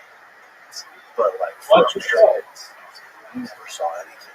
Everything was away from us. Like, we dropped a 2 nuclear bomb on Japan and killed millions of civilians and children and innocent people. And like we don't sort of have. It doesn't feel like to me, at least, that there's any sort of like guilt, for lack of a better term, in our culture for doing that, right? In the American culture, there's more guilt over like Jim Crow's era, when like women and blacks didn't have the right to vote or slavery, which is, it's humanity evolves, right? But like, and I don't want to compare people, but dropping nuclear bombs and killing people is like crazy. Crazy. And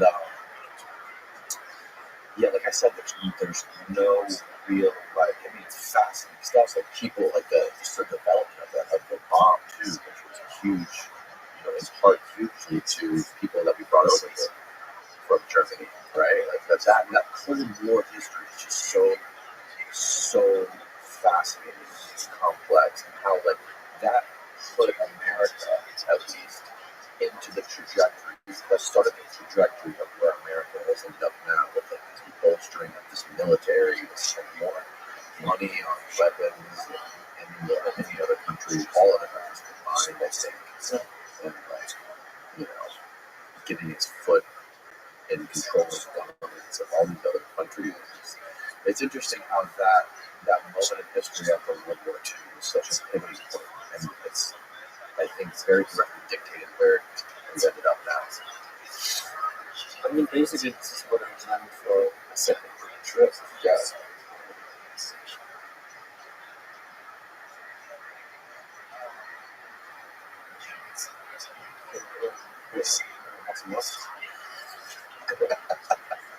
So what do you always cut it out? No, we just put it in there. We do drugs on camera. We just put it in there. Generally, you need to cut it out.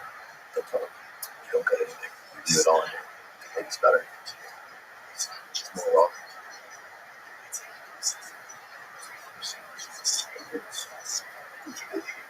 Love it. Yeah. When it's brand new and it's fresh, when you first get it out of the package, and you take a whip out of it, it'll literally ruin your day. It's so strong. So yeah, I just kind of like think that I really was long-winded on that elaboration. How the Cold War and bringing the Nazis over to develop bombs and the creation of the CIA and all that shit kind of spiraled out of World War II. And your book Tripped essentially is about LSD and how we got LSD from the Nazis and tried to use it as a truth serum. Started to do different things, and people from like the shit like Operation Chaos, all this stuff that was going on. I mean, I wanted to write about the early history of LSD, but back in the 60s, for taking it to I was actually curious about why was the Swiss company that made it not able to turn it into a product. Because I had found reports, like when they found LSD in 1943, they didn't really know what it was, so they created an intoxication room in the company. The employees could just go there and they would receive LSD, maybe 20 milligrams or micrograms of overnight. And like people then just took LSD and looked out the window, and They did it all day. There was a secretary Taik, and people really liked it. They loved it. They were like, finally, feel like I always want to do it.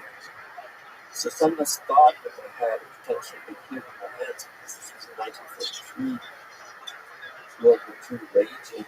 Yeah. So a lot of people have and will have mental problems. Right. Depression, problems. Also, I didn't bring this up earlier, but I missed you. Weren't the Nazis spending a lot of time in the Amazon jungle studying this stuff and trying to find different plants and herbal stuff? I'm not familiar with the Nazi expedition. No? But I've heard rumors about it, but also this would have to be carefully checked. Because this could also be Fake news, I've heard. yeah. But it's, I mean, I would imagine it's possible, like I wouldn't be surprised.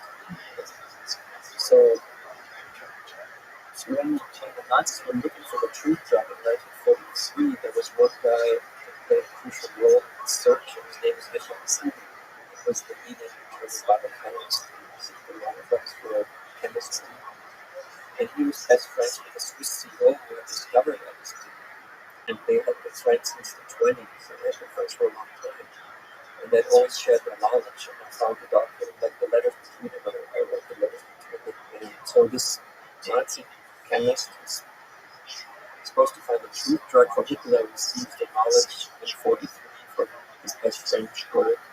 We found this compound that works so frequently in the mind, only a few micrograms, and something is completely different perceptions and everything.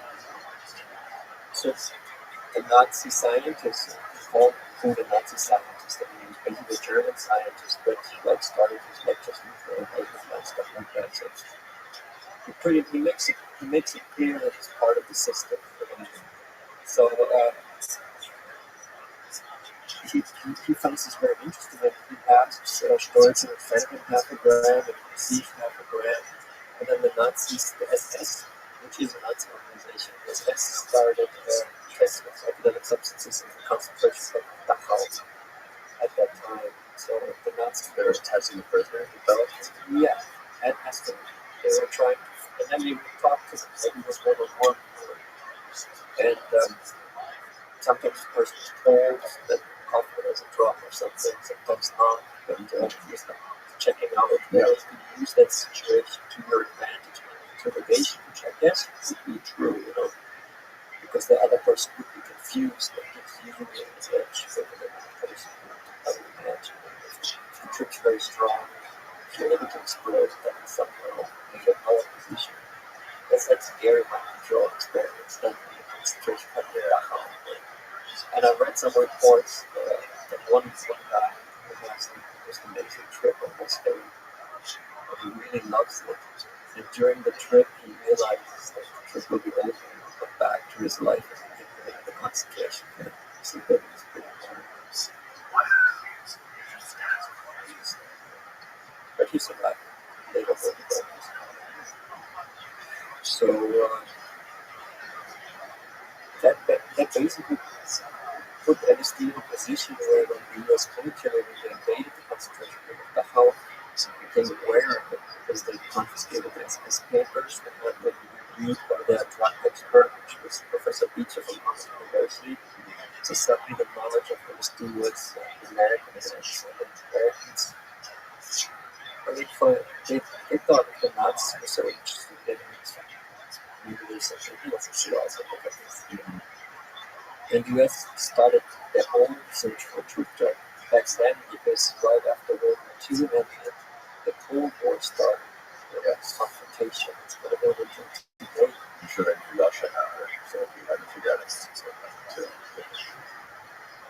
And just Sidney Gottlieb was a huge part of it.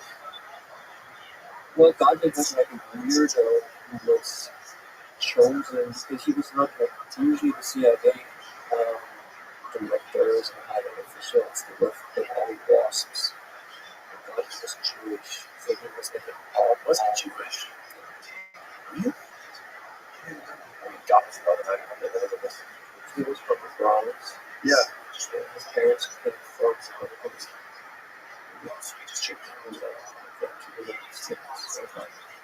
so he was like an odd choice, but the kind of part that he's meeting with the program, the soldier was so secretive that he was kind of the right choice and kind of military program, and that program, I guess, was understanding human life and order to pass through like certain means. As for example, LSD was a big topic for a lot of people. Not only LSD, but LSD is a very interesting technique as the CIA investigates like properly or to develop LSD into a pharmacological level. Which is very difficult, you know, because LSD is so weird. What does LSD do? They didn't know. We're only starting to understand it now, and then to talk about what we understand now, what actually happens. It's very interesting. I don't really know. We know certain things, right? What do they actually? And how they prove it? Like it's all like so much of it is subjective, and there's brain scans that we done with brains substances, so you can see the difference in energy flows in the brain. And one of the leading experts in the field is Professor Follenberg, the right person in church. He's a professor at Missouri University. And he's been putting people on psychedelics since the 90s and putting them in brain scanners and examining exactly what happens, what changes in the brain, and what changes in the brain is in the 90s. Yeah, early 90s. That's where it's different. How many patients have you seen? I don't know. Did you also say that this stuff was used for your mother because she had Alzheimer's? Is that right? Yeah, I mean, I actually asked Follenberg why do research for the book, and I got to know him because I know there was an expert that actually tell me what happens in the brain that I white paper that I low dose LSD against Alzheimer's. Therefore, we decided to research this properly and maybe administer it. So it was kind of my family job to research the true story of LSD. Everything's a story of truth at this point, which I therefore wanted to call LSD for mom. Because it's basically the LSD for my mom. And so the story of truth, the story of LSD is what I came back with. I thought you have been a judge before, you have tried person in the law. And he ran on some court on LSD, and he said that he was so we all in the family decided to use it. It's been very helpful for me. And for example, in Australia, it is now patients, dementia patients are receiving LSD legally. Australia is the first country that has made this kind of treatment legal possible. And from my experience, I think that is something very interesting to treat dementia. Because this is something that has to be looked at. It's very important just to make sure that conductor of the future. So a lot of people are using that. It's using disease. They have no medication right now. Do we know why it's increasing? More people, more old people, but I'm not convinced. But I know what LSD represents dementia for the brain. That's part of it to see. And what is the law in Germany with regard to using psychedelics to treat different ailments like this? Yeah, it's legal, and my father was visiting for 4 years in this week. And since he was like one of the highest judges in the state, and everyone knows that, they were very timid and approached him shy and respectful manner, but asked him to have a glance into the fridge. And because I write about it in trips, and the day they wrote the book, and I write about what it takes out of the fridge. But that day there was no fridge. So they became serious information. They left, and then they stopped the investigation to sufficient. He was already kind of looking forward to it. It's the benefit of having been a judge. Just kidding. Well, he thought it would be fun to be in court. Oh, yeah? Did you guys ever convince your dad to try it? Yeah, he's tried it a few times in microdoses, and it usually doesn't feel. You can't feel like hallucinogenic effects. So it's a microdose, but you could Yeah, feel or doesn't like drinking espresso. it does something to the brain, right? Like it does. Like the first time I microdosed mushrooms, like I didn't feel high at all, but I felt just like smiling and happy, and it was just I thought everything was funny. I mean,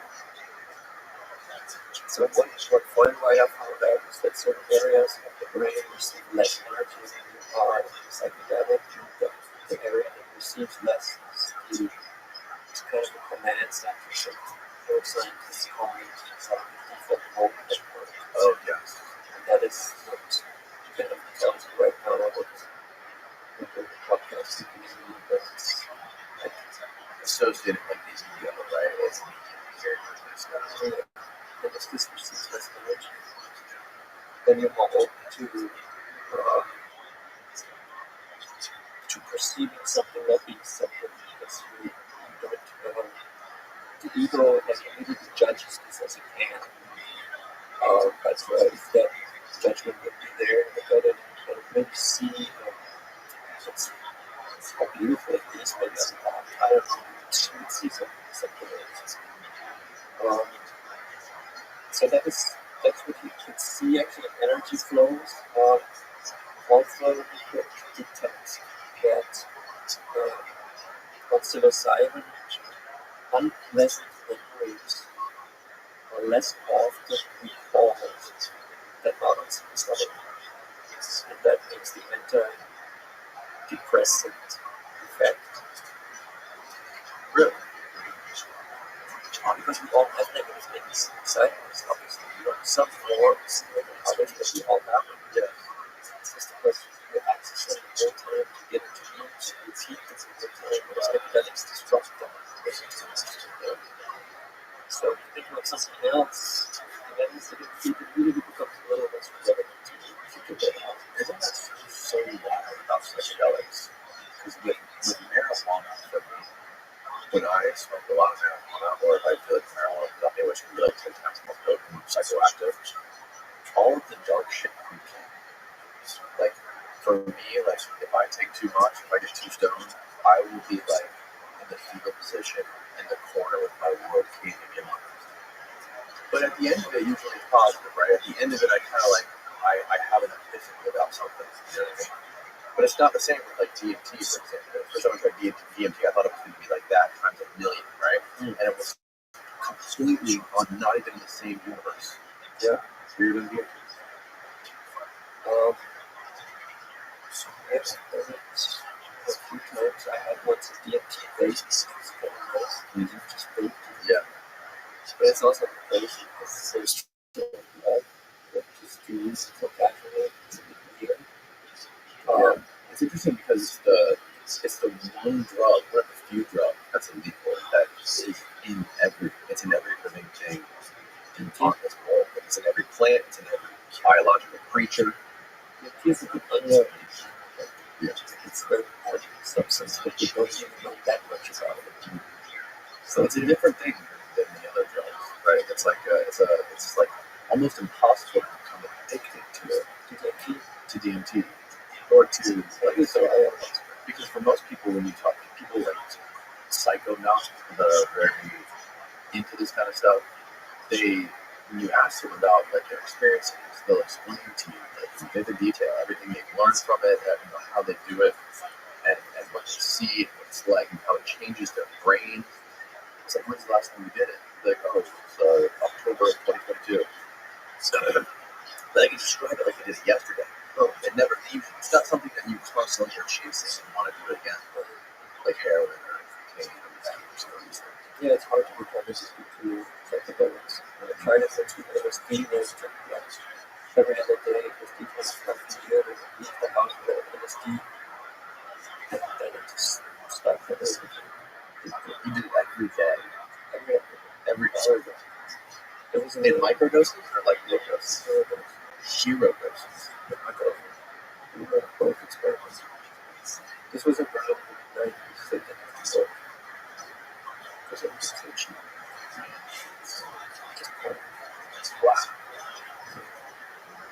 How did that affect you? I think I could have written the Nazi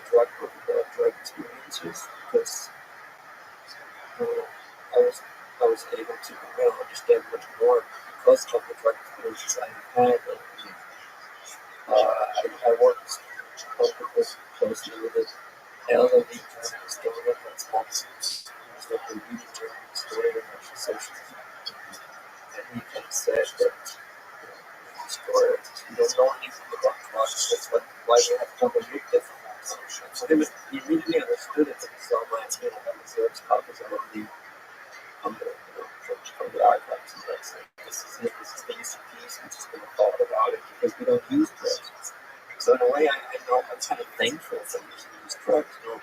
First of all, it was not for a while I was using them. I thought for a while I would become just like going to parties and nothing ever comes out of this. And this is what usually happens if you become a very kind of party person. You just kind of have fun, you kind of waste your years.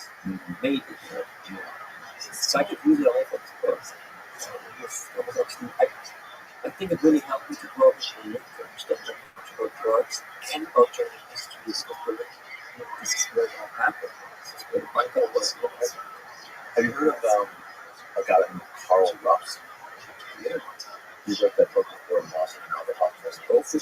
Oh, did you really? I wanted to know your book. Yeah. So things. So that was things. And he was coming to this.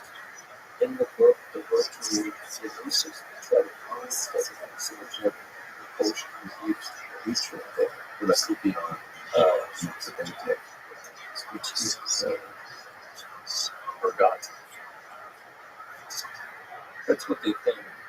So they went there, and Huffman being a chemist who had found LSD, like his drive was to show to the world that this freak that he found, LSD, was actually a compound that has helped us evolve as a culture, especially as the Western culture, Western civilization was more ritual.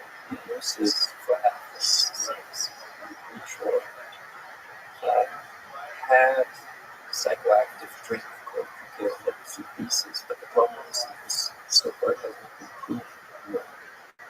And it has not been proven because technology is only recently able to examine residue. Yes. Box. Yes. So when they were writing the book, this was like No, it was in the 60s, I think. yeah. I think it might have been. Rupp was at, I think he was at Harvard in the 60s, as early as the 60s. And maybe it was the find out when the road to his first came out. But he was blacklisted from academia. And now you're like the hottest shit. You're doing something like research. Yeah, Steve, so I'm sorry, but you're back to Chrome now. There's just some stuff. So, okay, 78, published in 78. Interesting. So they didn't know, and the problem with the study part makes sense. It's very probable, but it still just remains a speculation because they don't find the proof. Like Hoffman really goes all in with like examines and glands and like tries to find herb out there, and so he finds something and he glue it there and tape that's not strong enough. So it's like they really try to figure out that it was taken back then, but the only way to figure it out would be to examine the cups with people on the skins and then really know. Yeah. So this is probably the I think one of the reasons that Rupp was sort of blacklisted is there was a famous guy from Boston University named John Silver. I think he was the head of Boston University. He just came out and said that Rupp's work was dead in the press. And I think the academic institutions didn't like the idea that Rupp was basically vindicating the psychedelic renaissance, which was absolutely the Vietnam War and the psychedelic movement in the United States, connecting that with the people that founded Western civilization, the people that came up with democracy and the scientific method. These people were doing the same thing. It was crazy. Psychedelic, anti-war people are doing, right? So it kind of like validated that. the problem is not that there's no proof, but still it's some interesting work that we did in this book. Yeah. And living today, I visited the Tampa art museum, very famous, not famous, but Oh, Bess. yeah, Bess. yeah. Yeah. Pull up that article, Steve. That's fascinating. They found like breast milk and vaginal fluids in this thing. So you saw this? Conversation, the curator. Yeah, one of the things that Gail, Marcus Aurelius' physician, writes about is the use of bodily fluids as antidotes for life threats.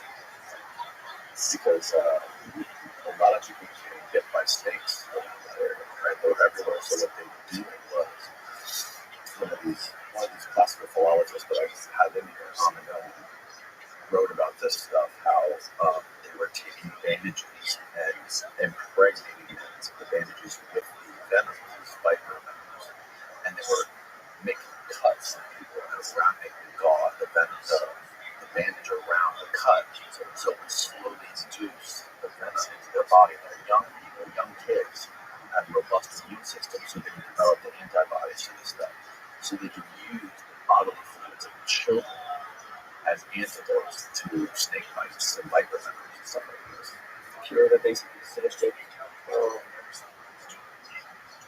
there's so many artifacts that you have contained at one point, like psychoactive stuff. But since it's not evaluated, we basically look at these artifacts in museums and we have no idea all these bases, especially these products that are expensive, etc. There's no funding for it. So we don't pay it. Because he said it's important to imagine people back then, because there were also drugs and drugs found. Yeah.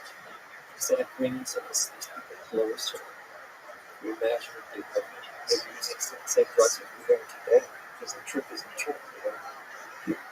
It's the same strength in the mushroom trip, and today the trip would be very similar. Someone tripping thousands of years ago. So this kind of created a pathetic notion.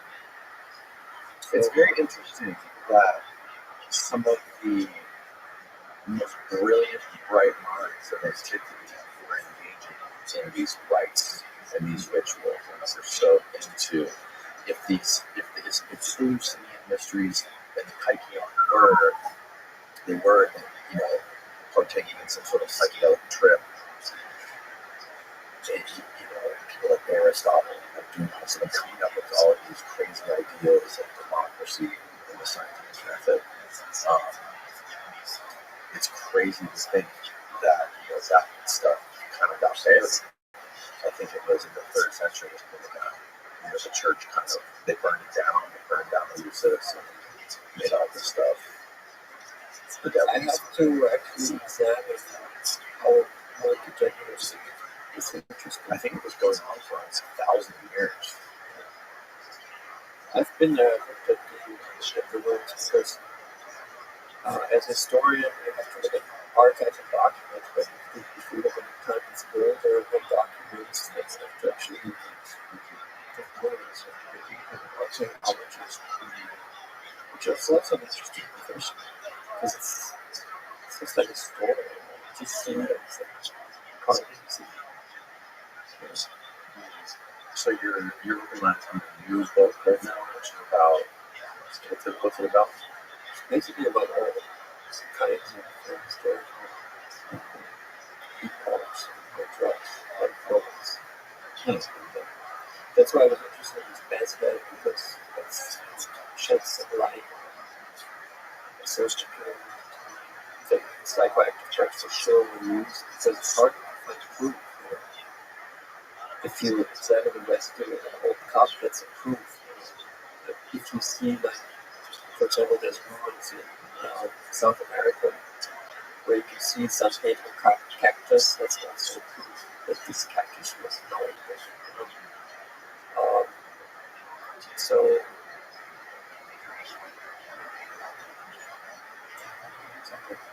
You want one rattle? Yeah, because you said the second one is in Taik. Yeah, so that's down. I would think it definitely be key. Yeah. Sure. Steve, would you mind looking up another great thing here? Sweet. A little break. I got to give you that. Yeah. Scooter. Yeah, I think it's important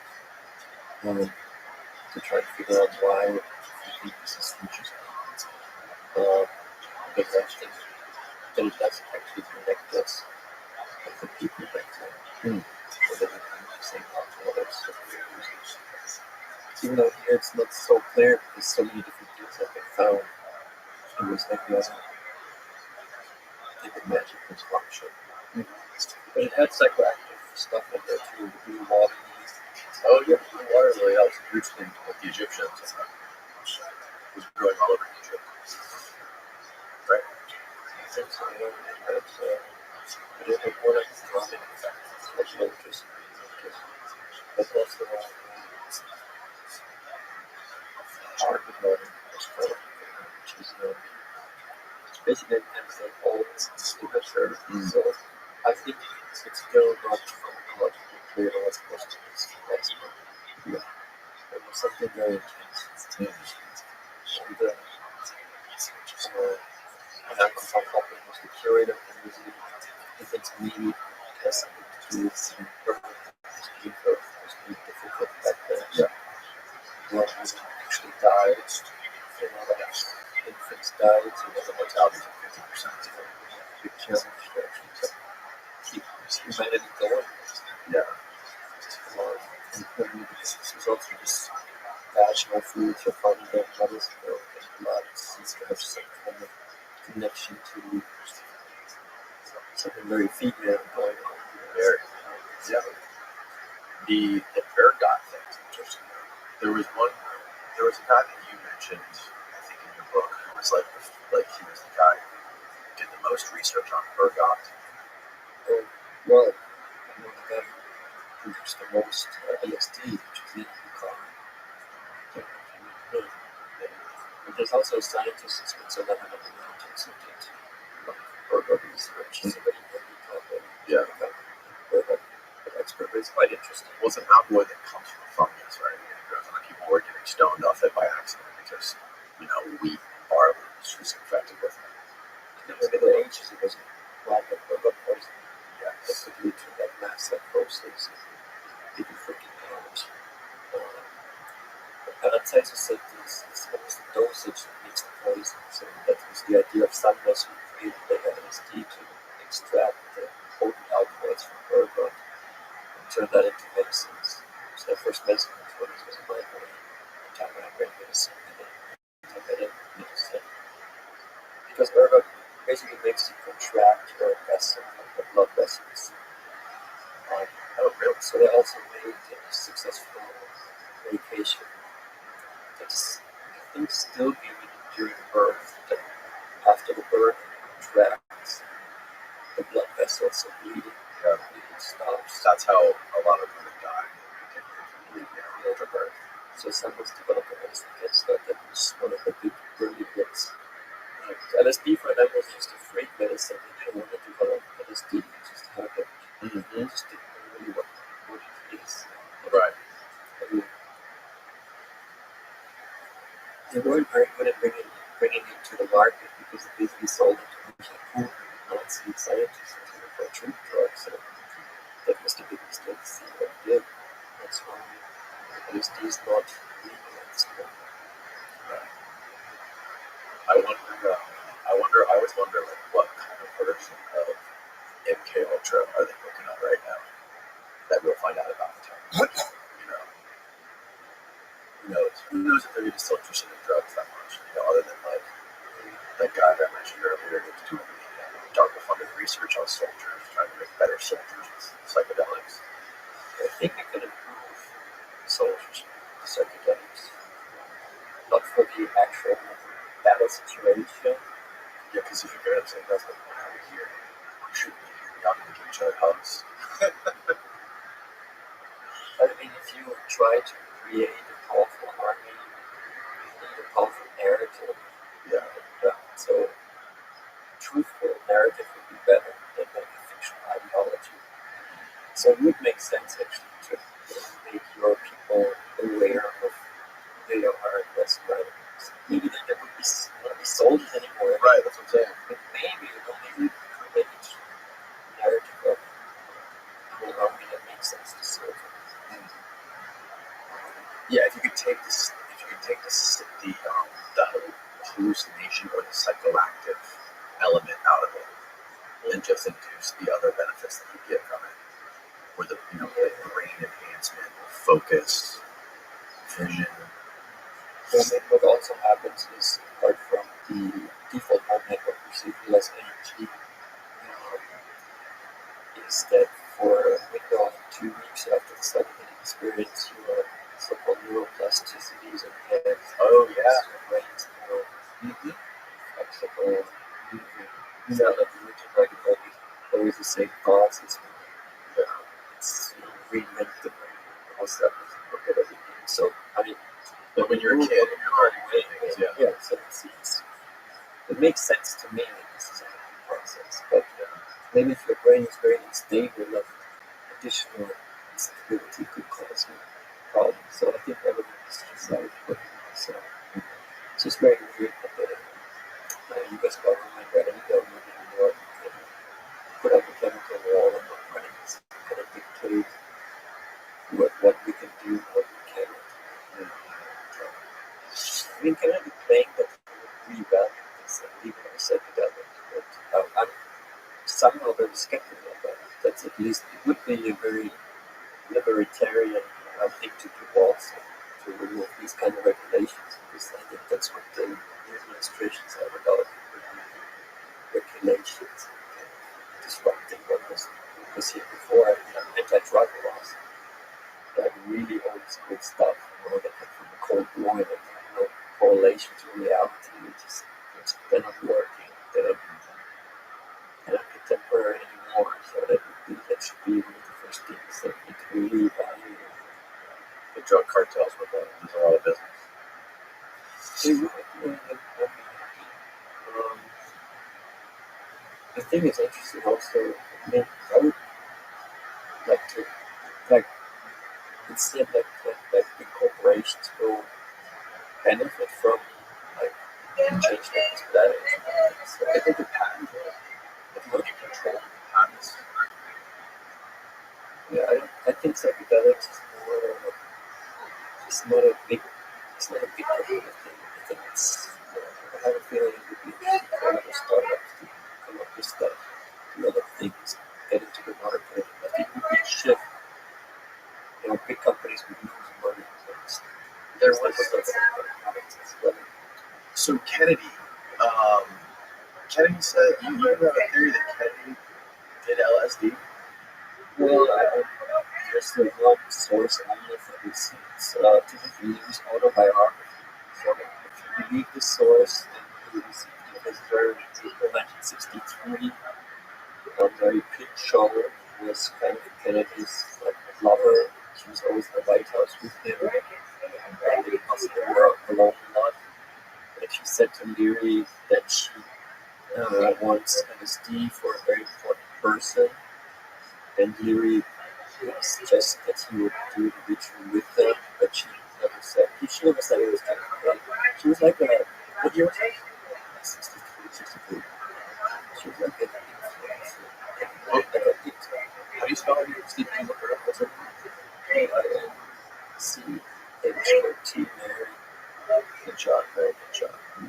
She was married to a CIA guy, but divorced him and became kind of peace advocate. She was trying to.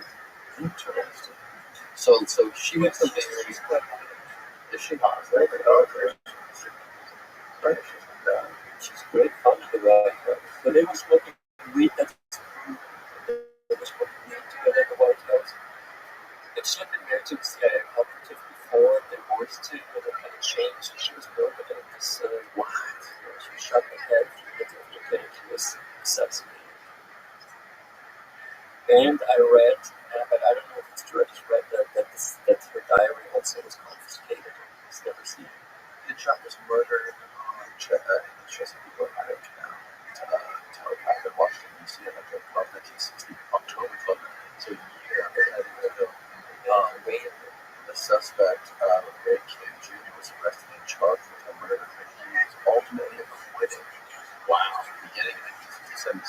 Schottmeyer's life, her relationship with Kennedy, and her murder became the subject of numerous articles and books, including a full biography by Nina Bergman.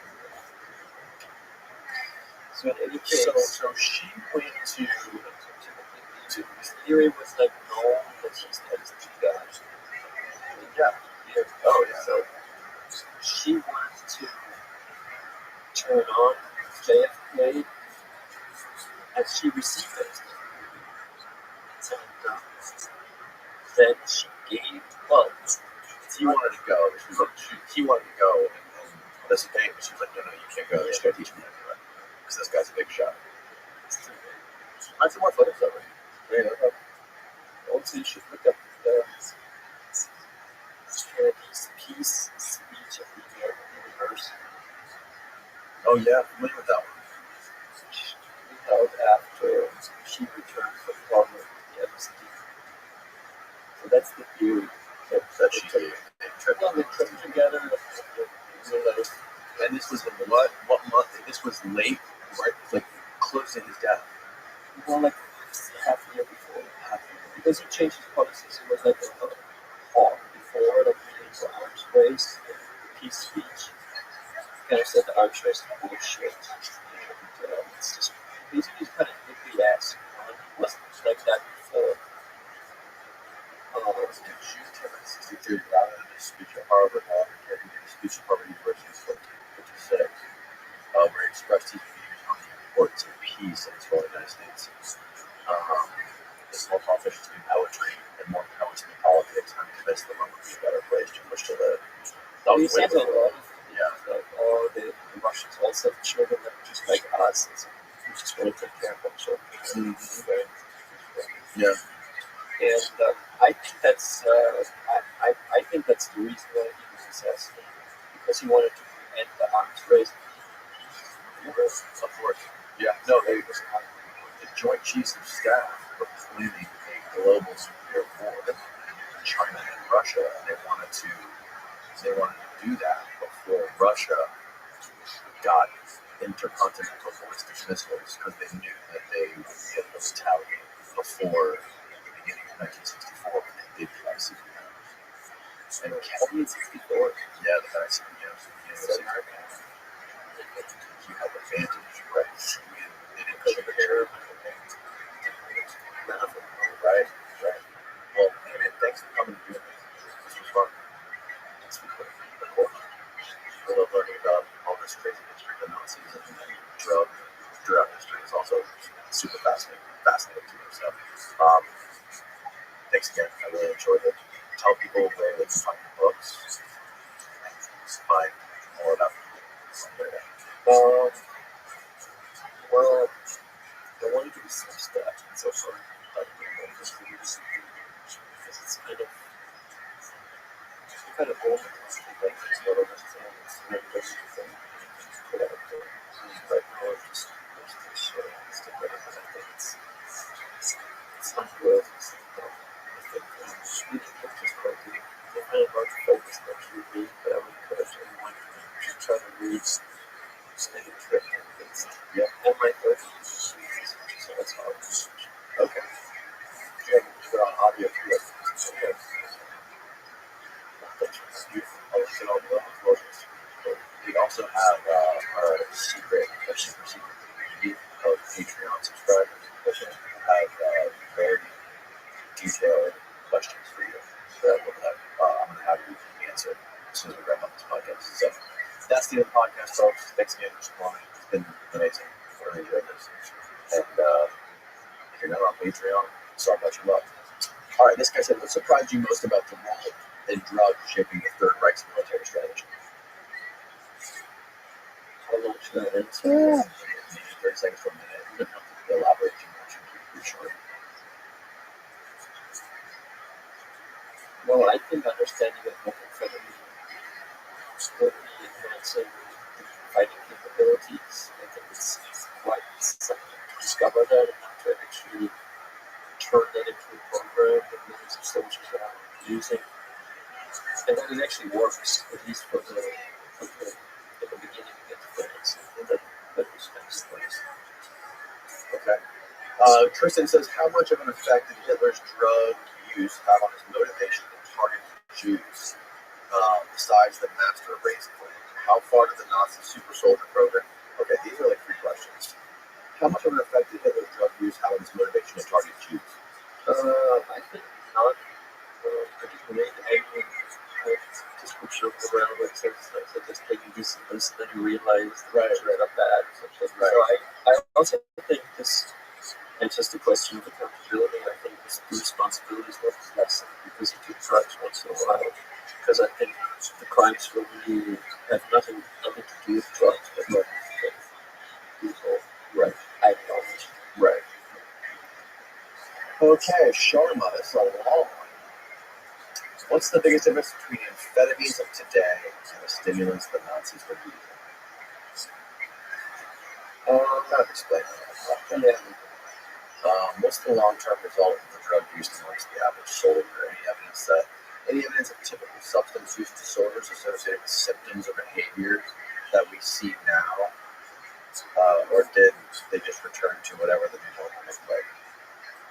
Was there a long-term side effects of all this stuff for them? It was never examined. The Army had a program, like a rehab program, but they didn't put it into place because the war was became so chaotic and they didn't have the resources anymore, so people just came back. Like I spoke to one guy, his father was a writer. He said he just took it then in the evening, and we all went to bed and came by the team in the 50s and wrote his books. At night. So people knew about it. Also, Peggy is not like heroin. It's drug. It probably just stops if you take methamphetamine for 2 years or more, then you come out of the war. I think many people just couldn't take it. But are you still microdosing with your mom? Any positive long-time changes? Got any updates?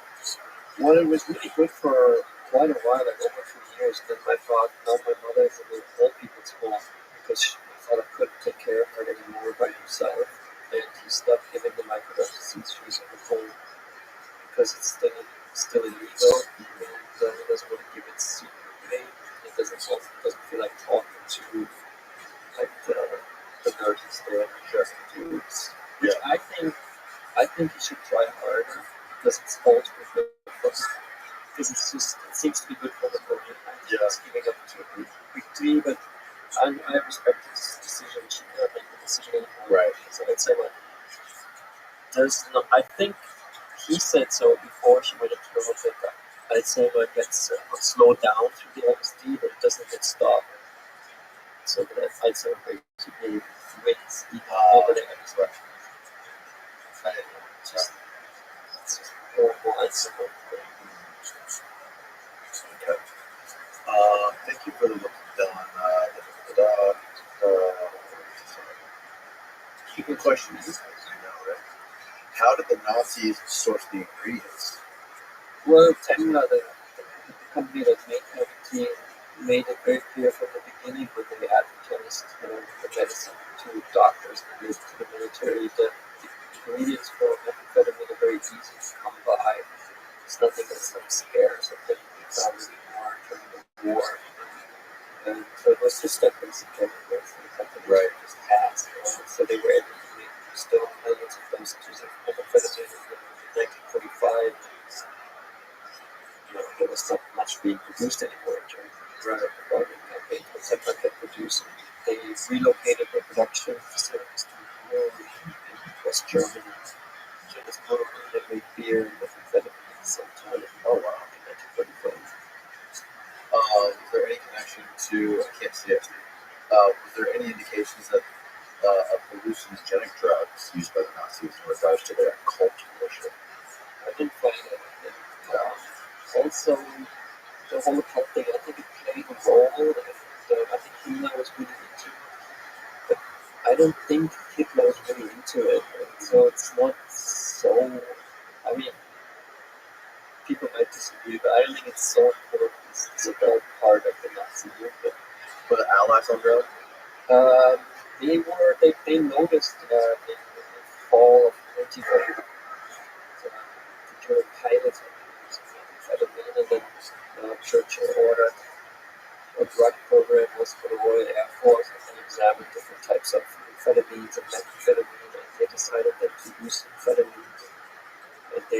started on an amphetamine program, but they thought methamphetamine is too strong for them. Oh, but amphetamine is actually a better choice. I mean, the Nazis would say so. Right. Do you see any correlation with current day big pharma medical industrial complex and massive amounts of vaccines and drugs given to people? Is there a way to control, dumb down, or make people sick? Wow, this guy thinks you got all the answers. Yeah. Pharmaceutical industry is not really helping. Yeah. People get wild. But Yeah. I think it really needs the legalization of that. I think that would be a game changer. Because then it's like the truth is there. You know? Sure. They have to compete with that. Yeah. But now they have like protected playing fields because the right stuff that can really help is not allowed. Right. Right. That really needs to change. Were mushrooms used in any ways? Were mushrooms used in the same way as Nordic cultures, or was it mainly narcotics? I think there have been. I haven't examined it properly enough, but there have been like mushroom depictions of like goats and stuff. So I think they used mushrooms, but I haven't researched it. Thoughts on Gravity's Rainbow by Thomas Thomas Pynchon. Pynchon. It's actually my favorite novel. I read it in the 90s in Berlin when I was like coming home from Kit Kat Club and other venues in Berlin. So still high on acid, and I think it's one of the greatest novels ever written. It's very helpful, it's very hard to understand. What's it about? It's set in Germany during the war and right after the war. It's about an American special agent, Tyrone Slothblock. And they find out first he's in London and he always has sex in places where then the next day the German troop rockets land. So he's kind of psychically connected to this, and so they kind of follow him wherever he kind of fucks at night. They're going to evacuate the area and the next day because the troop rockets going to hit there. And then he later goes into Berlin and has all kinds of crazy adventures. I think it's an amazing novel. You never really have Thomas Pynchon alone because there's so much esoteric information about drugs and rocket science in Germany. It's very knowledgeable book. It's a bit hard to read. When was he around? He's still around. Oh, is he really? He's the most famous people unknown in this part. No one knows where he lives and who he lives. People.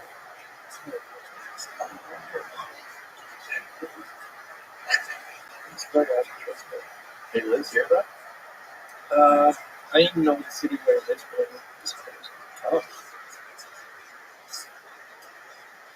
Because he just doesn't want to do it. He doesn't want to do it. Right. It's hard. Yeah, I'm sure. He's not going to do Instagram stories. Right. But he doesn't need to.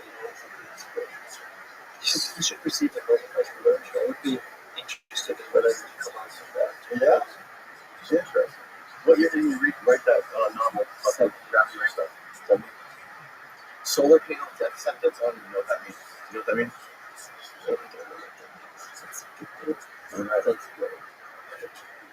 think it does. Maybe that lives. Do you think the Nazis' history of drug use and experimentation influenced the knowledge of practices transferred to Operation Big Drugs? Yeah. I think we talked about that, right? What's the best drug for inducing lucid dreaming or enhancing a creative flow state? AI says that maybe galantamine and daphne. Well, AI is pretty bad, actually. I don't want to get crazy how it tells you because I think it's pretty stupid still. Like, there's a lot of mistakes. And this, which drug does it recommend? Oh, modafinil. Modafinil is okay, you know. It's like, What the hell is modafinil? it's like it works a little bit like amphetamine, but it's not an amphetamine. It's like a brain enhancer or performance enhancer. Like the German army, when they were deployed in Afghanistan, they would use modafinil in certain combat situations because it makes you more alert. But it doesn't really have a great threat. It's kind of like what you said. So, it doesn't have an intoxication effect, but it does have like a stimulating effect. Okay. So galantamine had a rule, but I think they These guys don't sell lucid dreaming. yeah, you need dose of hypnosis. Yeah, I wouldn't imagine that to get into a flow state, you want to go towards like stimulants like that. That's just Mr. Oler. Are you suggesting that your work shifts the blame from Hitler to drugs? Yes, Farouk. That's exactly what he's saying. Are drugs? No, he's not. You're not saying drugs are responsible. I don't know what. I don't know. He clearly. No, well, I mean, it's a legit question, but I'm not suggesting that. It could be my ankle. It was like a right wing, kind of a high like really my ankle. But, What historical connections are there between pharmaceutical giants of today and the Nazi regime? Well, Merck is still around, right? I mean, even Farad was one of the phenomenal, but Yeah. this is big companies, and they were like, Weren't they also making rubber? you know, making rubber, also being like Cyclone B, which Cyclone B, yes. yes. So they were like, had a big influence from a business side into the government. That's Mussolini said democracy dies when money has too much influence on the political process. This was certainly what the Nazis did. They allowed, you know, CEOs to talk into the politics. It's a crazy quote from Mussolini. I mean, it's a very interesting form of fascism, actually. It makes sense to me. He thought that was good, and a lot of people think it is good. But What? I think what's good? money kind of decides Politics. has a big, Mussolini thought it was good? fascism. Right. Anti-fascism. Right. So, What's the most surprising discovery in your research list? I mean, I actually didn't think he said this on drugs. When I started this research, she didn't have all the notes from his doctor, which are very detailed, very vivid, also kind of well written sometimes, like how he washes the syringe. He actually used the same syringe all What? because it didn't have like it was a different time. Also, the syringe was much thicker, so it was actually small. God, must have been quite painful, but I think he was a bit of a masochist, kind of like that. Yeah. The pain going into it. Yeah. So he really liked to get injections. Okay. Keep going. Yeah, that was one of the questions. The other ones we talked about. Thanks again. This person just said thanks. This person was saying, "Can get up with me on Instagram." Okay. All right. Thanks, guys. Thank you very much, sir. Sure. Fascinating shit. All right. Thanks, Patreon. Mwah.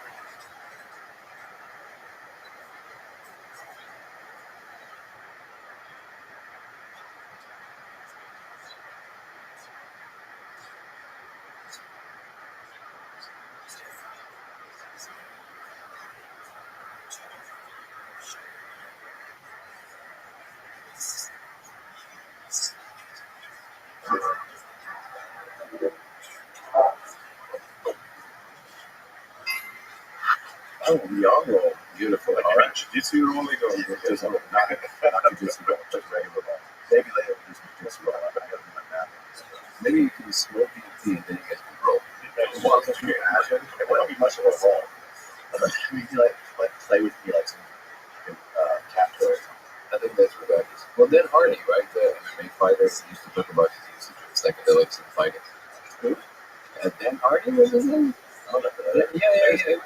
He was a famous UFC fighter. Really? Yeah, and he used to talk about how he used to get in the cage on mushrooms. And he said, I can see the future, he said. Like, I can see that. Yeah. Well, you know, they do that. They give that to war fighters now. Remember that article I sent you last night? Yeah, but they're giving people in Ukraine, they're giving Ukrainian soldiers Ibogaine and things like that. And psychedelic mushrooms. DARPA's doing a study that's they're funding people at the University of North Carolina, Chapel Hill, I think, to study the use of psychedelics like Ibogaine and psilocybin on soldiers on the battlefield. On the battlefield for like edge detection. Because then, I guess it's choice healing. Well, not just that, but to be more optimal with the gun. Ibogaine I guess. The story you said me looked like Did you it was read it? I just saw the title. Yeah. But the title seems to have implied that means lying that it's for healing, like trauma. I think part of it's for the trauma, and part of it is It's a also movie of trauma, so you can go back to battle. also a huge part of it is for optimizing battlefield, like soldiers on the battlefield. That's what it says in that story. Yes. That's insane. Yes. Maybe it's not that cool. To make them more accurate when shooting. I mean, that's insane. That's the wrong use of I can see LSD definitely. LSD, that's what they thought. MK all that stuff, that's what they thought, right? Yeah, I mean, look, the notice is weaponized drugs since the beginning of time, right? They're going to use this. They are studying drugs. They're going to figure out a way to weaponize them, you know? I mean, you would think it sounds like it should be an obvious thing for us, and yet I think the problem is that it's an obvious thing for us. Yeah. Like, that should not be the attitude of humanity as a whole. Like, this idea that it's always a zero-sum game just needs to go away. Otherwise, there's just no chance. Because you're going to get bigger and bigger weapons. You're going to be able to go wham, and you're going to destroy more things. So the attitude of the monkey is the only thing that actually What about that? So me, people who run the government, those people that would take mushrooms, and people who take mushrooms know why this is a problem. Yeah, exactly, right?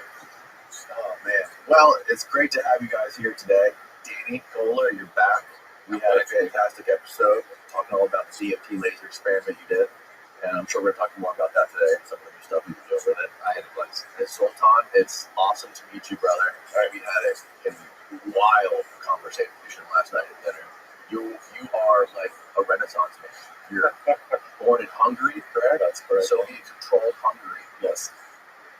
Double black belt jiu-jitsu, judo, and you're founder of the band Five Minute Death Punch. Double and some music.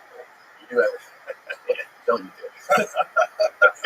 That's pretty much it. I give a checkpoint for life. But these are the things I need to do. I just checkpoint. That's pretty much what it is. Yeah. So how did you guys get together? How did you guys first meet? We met through a mutual friend who I'm never sure if he necessarily watched the old we mentioned in every context, but I met through a mutual friend, very good friend, and we basically met at an event that Zoltan is now the founder of as well, which is BGM. It's a Brazilian Jiu-Jitsu. What you call it, the league? Yes, a professional federation. Okay. I was invited to come up with the event, just kind of shoot stuff and all that good stuff. And then me and Zoltan I was invited to Zoltan's house to shoot actually a podcast, which is a new little setup. And I had to stay for another day because we were, the road behind. So I was like, hey, can you stay overnight? I'm like, sure. That evening, we sit down, start talking. He starts talking about something profound that, always kind of the conversation drifts towards. Yeah. And then I remember the short version of the story is that I asked him some question about something that he was describing in the psychedelic space. And then he kind of threw me a glance. And he goes, okay. And then he kept on talking. And then I asked him another question. And then he goes, wait a second. And he goes, what's your name? I go, because we didn't really. I go, Daniel. And then he looks back at our mutual friend and goes, wait. This is DMT Day. I go, what? Yeah. He goes, bro, I've been following you. I'm like, what? Yeah. I was like, first of all, I didn't know my name was DMT Day. Second of all, and he's like, bro, and then later Zoltan was saying that the reason he looked at me is because he knew that the question I asked him, which I always remember what it was, but I asked him something that he knew that only somebody who went really deep into the space kind of knows that kind of stuff, because it's really specific. And then from that moment on, we just literally became best friends. Like, we're just like two, buttheads just sitting there, like, talking till 5 a.m. about all kinds of. He stayed a week. I stayed a week. We started this conversation. It lasted a week. So that's the kind of thing where somehow people who are in the space usually find each other. They always joke about it. There's no secret society. What it is everybody's on the wall, and you pop your head out and look around. Whoever is out, you can see them. We kind of have this network. We all sort of know each other. But eventually we find each other. And I heard about that was his nickname, Danny. And I kept hearing the stories, and I was aware of the laser, and I was aware of Rabbi, the guy who was making the lasers for me. So I knew of him, Yeah. right? And I had sort of a spiritual conversation. People were asking questions, and then I was talking, and I look up and I see like this circle around me, everybody pulled up in a chair. I'm like, oh, and they gave a lecture, sort of, right? And that's what. But then he said he asked me a question, and the reason I looked at him, like, okay, he cannot possibly know that. But I wish I remember what I remember. But there's no way for you to know that if you haven't been there, right? And then he asked the second question to us, and I'm like, okay, hold on for a second. Are you there? Are you there? One thing I can say that was kind of surprising to me is because a lot of people in just in the psychedelic space in general, they have this way of exploring these spaces that is very loose, so to speak. So people go into these spaces and they have their experiences and then they exchange notes.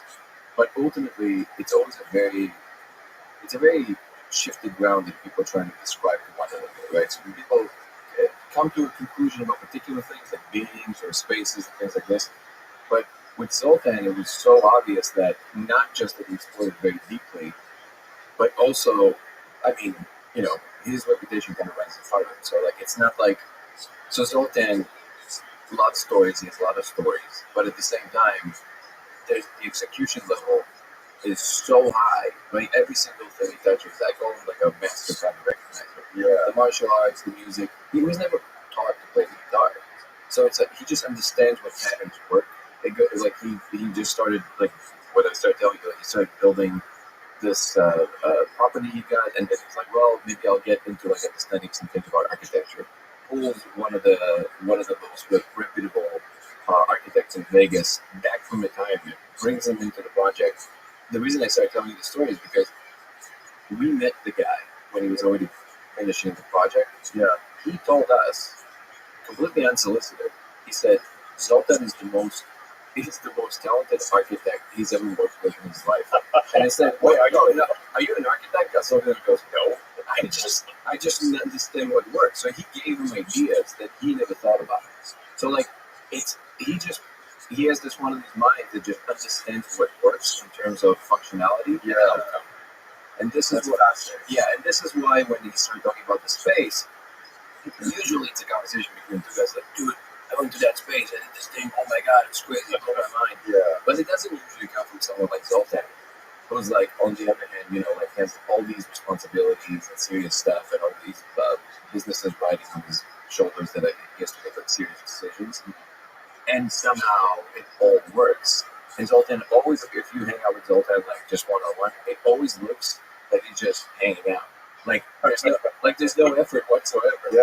And I had this moment. I'm just going to share this one small anecdote. I had this moment to be sitting with Aaron, the director of the film. Again, shout out to Aaron Manson. We read at Zoltan's show. We went to see 5 Years Death March, and we're sitting there, and Zoltan is sitting and talking to everybody after the show. Security, other people, like all this stuff happening, right? And Aaron and Zoltan are sitting, and Zoltan is telling the story. And then later, we spoke to Aaron, and he goes like, "Dude, how does he have time to talk and sit and talk to us?" And I go like, "I don't know." But I'm like, "Do you understand that everything around us right now, the arena, the security, everything that is happening right now, this is a machine that he built. Like the bus is here, everything. Now, obviously, there's other people involved, and they're obviously doing their jobs and everything, but the mind to put everything together in which it's like, it works like this lubricated machine. That's how it's done there. So somehow we put it together in a way that now you can just sit and enjoy it, and not worry about the big things. Like I said, he travels with a posse of all black belts and Brazilian jiu-jitsu and a full dojo just so he gets to also train. So he thought of everything. Yeah, how many black belts do you travel with on your tours? That's last year we had 7. And you guys just drop them that out the driveway. Some mechanic has hats, and then pretty much 2 video guys, which is on background, a rigger, like that. And you videos those guys. Sometimes, yeah. Sometimes. But that's super helpful, so I can train. Yeah. But that's the case for the last 19 and 20 years. I always have at least one, and as we progressing and more truly we can afford everybody I would hire people who have a skill set and also martial arts. You can expect more from a person who's a martial artist because martial arts is structured. You start thinking differently, right? Because I started as a kid, it was my and it develops. It reminded me of my roots, like it develops a personality that otherwise you don't. And it doesn't mean that you have to start when you're really young. You can start like that. You still will do the same thing, right? Because there are these moments where okay, you have to go on and fight this other guy. So what happens then? Procrastination. Can you push this fight back? No. This is happening right now, right? So you have to accept the inevitable. This is going to happen right now, like we're not comfortable or not. This is going to happen. So you have to accept those things, and you can parallel with life, right? Things happen. You have to deal with that. That's second. Nobody can jump in. This is not a group effort. It's going to be you and the other guys. So now we're not saying so you have to be responsible for everything that's going to happen. Right? So there's a teaching in that. And then as a martial artist, you start to, let's see, that the fight starts or the match starts. And then, you have to figure this out. Right? In life, difficult things are happening, and you have to figure it out. You get caught in uncomfortable situations. And you have to know when to fight your way out or where to happen, fight another way. Right? So that's a skill that you will have to understand in life. And the skill that my natural reaction is to figure out a way to problem solve, both mentally and physically, and being pressure, basically. Right? This is a human chess. So it's both mentally and physically intensive, right? And then as you master this, you start to realize that wait a minute, I can also use your emotion against me, right? And so the uncomfortable situation will turn into advantages. And it's the same thing in life. That's what crisis management is. Like you look at the crisis language, I can use this. Like this is maybe a great PR moment when it looks like a crisis, but I'm not doing it right. So you start to see that in martial arts, what we do, it will develop traits in you that you can parallel to your career, to your life, because these are the same things. But most importantly, it becomes a reflex. Like when you have some kind of adversity, I don't think about the adversity. I'm thinking immediately go to the solution. I don't even think about it. So it's that element is not there, and you're like, oh my god, right? But oh my god, what do we do that? It doesn't happen. It's like the situation happens, and I automatically go into solution, and automatically go into how do I use this? Whatever it is that's happening, how do I use it as an advantage? The skill becomes ultimate. If you start to live your life that way, it's a game. It's the whole thing is a game. It's a chess game. So life becomes this chess game of discipline, strategy, and then it becomes fun. Right? And then once you walk on the, once you do it for a while, you walk on a map. You're not scared. It doesn't matter how big the other guy is. He's like 50 pounds. Right? I'm not thinking of, oh my god, that's my bad. No, I cannot beat. Is there a way? Right. See what I mean? And so that becomes your personality. And then I think that's one of the reasons I became successful is overcoming obstacles. Because it is easy. That's the thing. You're looking at a situation, and you look at it. It's a problem. Right? There's a problem. I look at it like, oh, it's an obstacle. Like jump in. It's fun. Yes. Yesterday when we were sitting and having dinner, you asked Zoltan a question that I kind of chuckled at. You asked, "What do you do here? Like, what do you do? Like, what do you do on a day to day? Every day. Like, what's your routine?" And it's a really funny question if you actually get me. I would have looked at it because I've seen the switch. So like yesterday, you just experienced like us just talking and exchanging stories and all that stuff. I saw the switch happen with Zoltan when somebody walked in the room and said something to him. When it was like, in the movie moments or something, kind of whisper something in his ear, like something happened. And you see like this immediate switch in his face. He goes, he just gets up, he gets like, I'll be right back. Walks outside, comes back, something just happened, right? Something he just solved some kind of a problem, and you never felt it. Yes. Like you just walked outside, you saw something was going on. Somebody asked something. He had to like give input, serious input. Comes back out, hey, and he just like, continue the conversation. Like, whoa, holy shit. So there's this immediate switch of like, oh, we gotta go into a different mode now. Okay. The warrior one kind of looks up. And if you see it in real time, it's very interesting. It's also why I realized that nothing that he does, at least from my interaction with you so far, is unintentional. So we would just sit and hang out, like, yeah, that's my free time. I'm gonna talk about whatever is close to my heart and I want to talk about. But he never does the thing that is unintentional. And because of that, when he told me, okay, he recently just decided to come on my podcast, which is not even that huge yet. So there was a very intentional decision. It's like, no, I think this is what we're talking about now. Because he never spoke about this publicly ever before. Because there was no reason for it. It was just, and now he felt like it's important enough.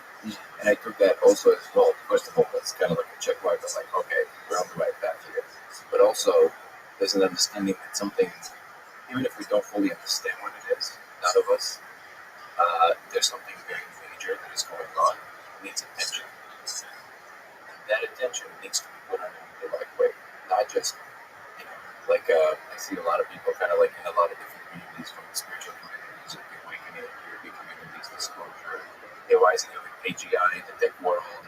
All of these things seem to be like types of crescendos that are arriving, and we're all in some relationship with them. The mapping of the human mind, all of these things, right? And it seems like, the truth is that none of us actually knows what the real thing is, my discovery. But I don't think it's coincidence. I don't think it's a coincidence. I think all of this is almost like the universe goes like, hey, pay attention. It is end of chart. Yeah, we're this conversation is going to get very meta, for lack of a better term. And we're going to talk about a lot of deep philosophical ideas, and but also practical things, practical stuff, the DMT. I want to get into the DMT laser stuff.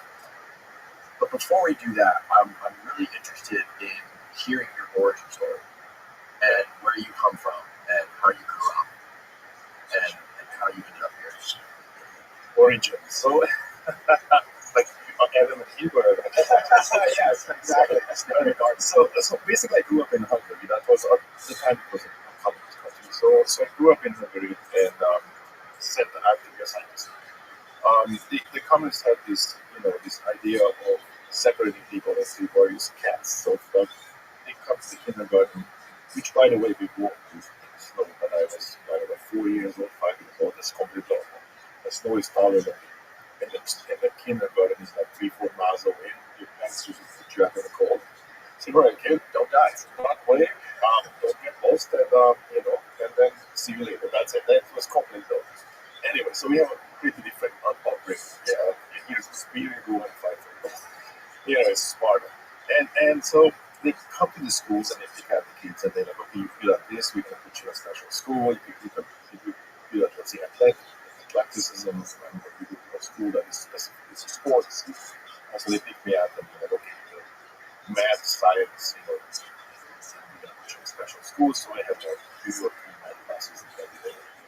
That was my jam. I was going to be a particle scientist. That was I was interested in. The moment I could read, instead of reading books about cowboys and Indians, and everybody did that deep dive in the tectonic systems of the planet and particle science, and that was my jam. And then somewhere around when I was 12 years old, I had because I'm sitting here, something else is going back to the story. I had an out-of-body experience. I had an accident, and at the time I didn't understand what happened, but I definitely I didn't look at my own body, so I hit a truck and but I had this sensation that whatever I wanted to look at, wherever I wanted to do, I was just there. And I understood that something's weird, and got up, eventually sit up. I was in a pool of blood with a circle of people around me, and I just got my bicycle, went home. When mother has come to this country, when it's like worse, like kid, I'm bleeding out of my head as a kid. You don't get it on the carpet. That's it. You can have a sword sticking out of your head, and like, I probably should go to the hospital, but you gotta walk because I'm losing. So, that's really much how this works. And so I went to the library and I started to search. And at the time, the Google search of all the times were like you reading the books and then you have footnotes and you just simply find where the excerpts coming from. So I dug down the path of eventually find books about life after death, and eventually find Eastern philosophy. So by the time I was like 14, 15, I was knee deep into Kriya Yoga and meditation and yoga. And so, and I also had issues with science. So I had a moment where I was about 15, I started to battle my professors about theoretical math and disagreed with a lot of things. And there are issues of practical math and theoretical math. So I had a conflict there while I'm researching and experiencing early days of, wasn't psychedelic, so to speak, but I'm down in that path. Yoga meditation, it's a science, breathing techniques, what is techniques? Does that seem to be connected to what the idea that you were searching for with that near-death experience? I understood very early the question that while we have, scientists like, Higgs and Einstein, this is important. This is very important. Their work is really important. Science is really important. I was going to be a scientist. But ultimately, the most important question, all these things, science is subservient to the most important question. The most important question, what the hell is going on? What's going on? Why are we here? Who we are? Why? What is this? Right? So if you look at science, why are we looking for science? In one way, we want to, make ourselves comfortable. We invent things and create things to make ourselves less dependent on physical labor. Right? That's one reason for science. But the ultimate reason is like the explanation of what the hell is happening.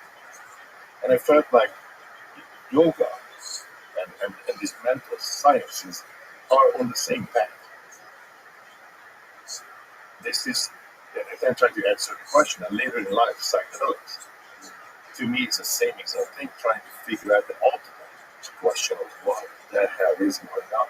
What is this perception? How am I alive? How am I perceiving? Not even how I'm alive, but just the perception itself. And why am I alive?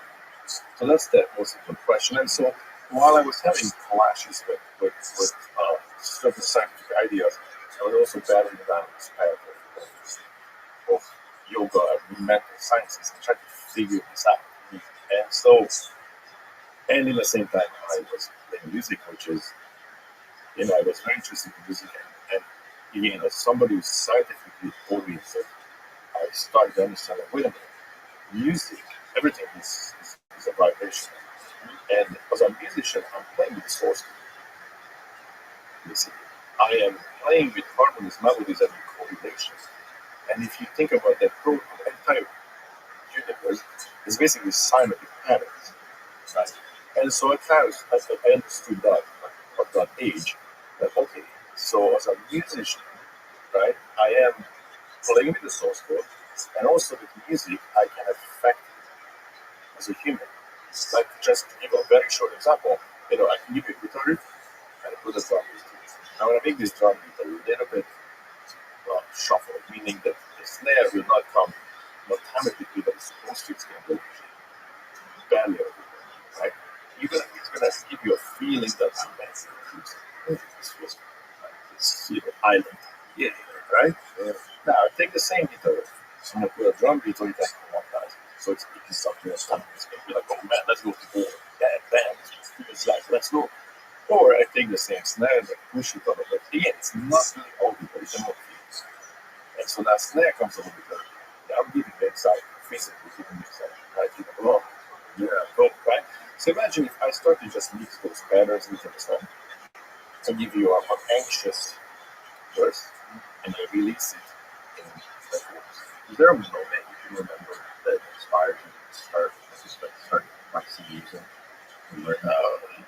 There's the obvious issue that in your music kind of chose you, right? So I don't really have I was always interested, I wanted to be a guitar player, so couldn't afford it. I got a jigsaw and my parents' coffee table and this looks good, all right, and I just made myself my first unplayable but very sentimental guitar, So you have to make, Eastern philosophy and Eastern life is like what we have and how far we can go with that So I made my first guitar. I wanted to be a guitar player. I wanted to, I was interested, but I don't have a specific moment that ignited that. Oh, yeah, that's what it is. And so I started with British punk. Okay. It was just the voice of the rebellion in a communist country. And then eventually switched into heavy metal. And it was a purpose. The purpose was really that it was not, it wasn't illegal, but it was private property. So it was like a little kid. What can you do when you travel? So not gonna, steal your grandfather's AK that he hid in the second World War in the backyard. That's not inside the revolution. You need some kind of an outlet. Like how do I oppose the system? And the heavy metal felt like the system of values. It was also loaded, so to speak, for me. It was kind of like a Western culture seeping in, and also, if you think about rock music, was sort of whatever, even in the West, it was countering social standards that we disagreed with, right? So, so for me, it was both interesting as in playing the source code, understanding that with playing the source code, I can physiologically affect how you feel. And I'm just talked about rhythm. Now there are major and minor scales. Minor scales are sad, major scales are happy, so I can manipulate how you feel. And I thought that was fascinating, right? Then understanding how there's a math involved with music. These are mathematical correlation, and then beyond that is also geometrical correlations. I see patterns in the guitar versus learning a scale. I see patterns, right? So I thought that was amazing, and it was a vehicle for rebellion. So I'm like, oh, this is perfect. So I was doing that. Yeah. I did visual art at the same time. So I went to school for that too, like commercial art, degree, and that barreled down on the mental yoga and trying to understand what's happening. And eventually, science started sort of phased out of my life. Like I'm always gonna have a scientific approach to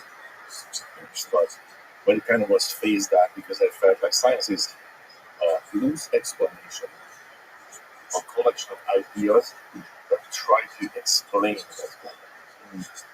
So there's a difference between experiencing what you have or trying to explain, right? Because I look at it as four kinds of people, but the reason not emphasize that I find there is like, okay, what, I'm going to step back and I'm going to start looking at what you talk about, the science of the second space, being involved with that for decades. There was no reason to talk about it. It's not like I needed attention. And I felt like the room is not ready, which is not to talk about. But something's changing. There is a end of childhood from a spiritual perspective for this planet. People moving up spiritually, and the full cast of people. Like there are the flower child. The flower child that the Joker at 300, the grandmother and the hippies and jump into the place and it's a big. And there's the explorers. The explorers are people who also jump into the psychic world, but with a scientific mind, trying to explore that there is something over here, something tangible, something real, because our experiences correlate that we can verify that this happened to me, I saw this happened to you, you saw this too, so that we can verify each other's experiences. So something is real, right? Then there is the observers, the scientists who watch this thing, but they want to stay outside.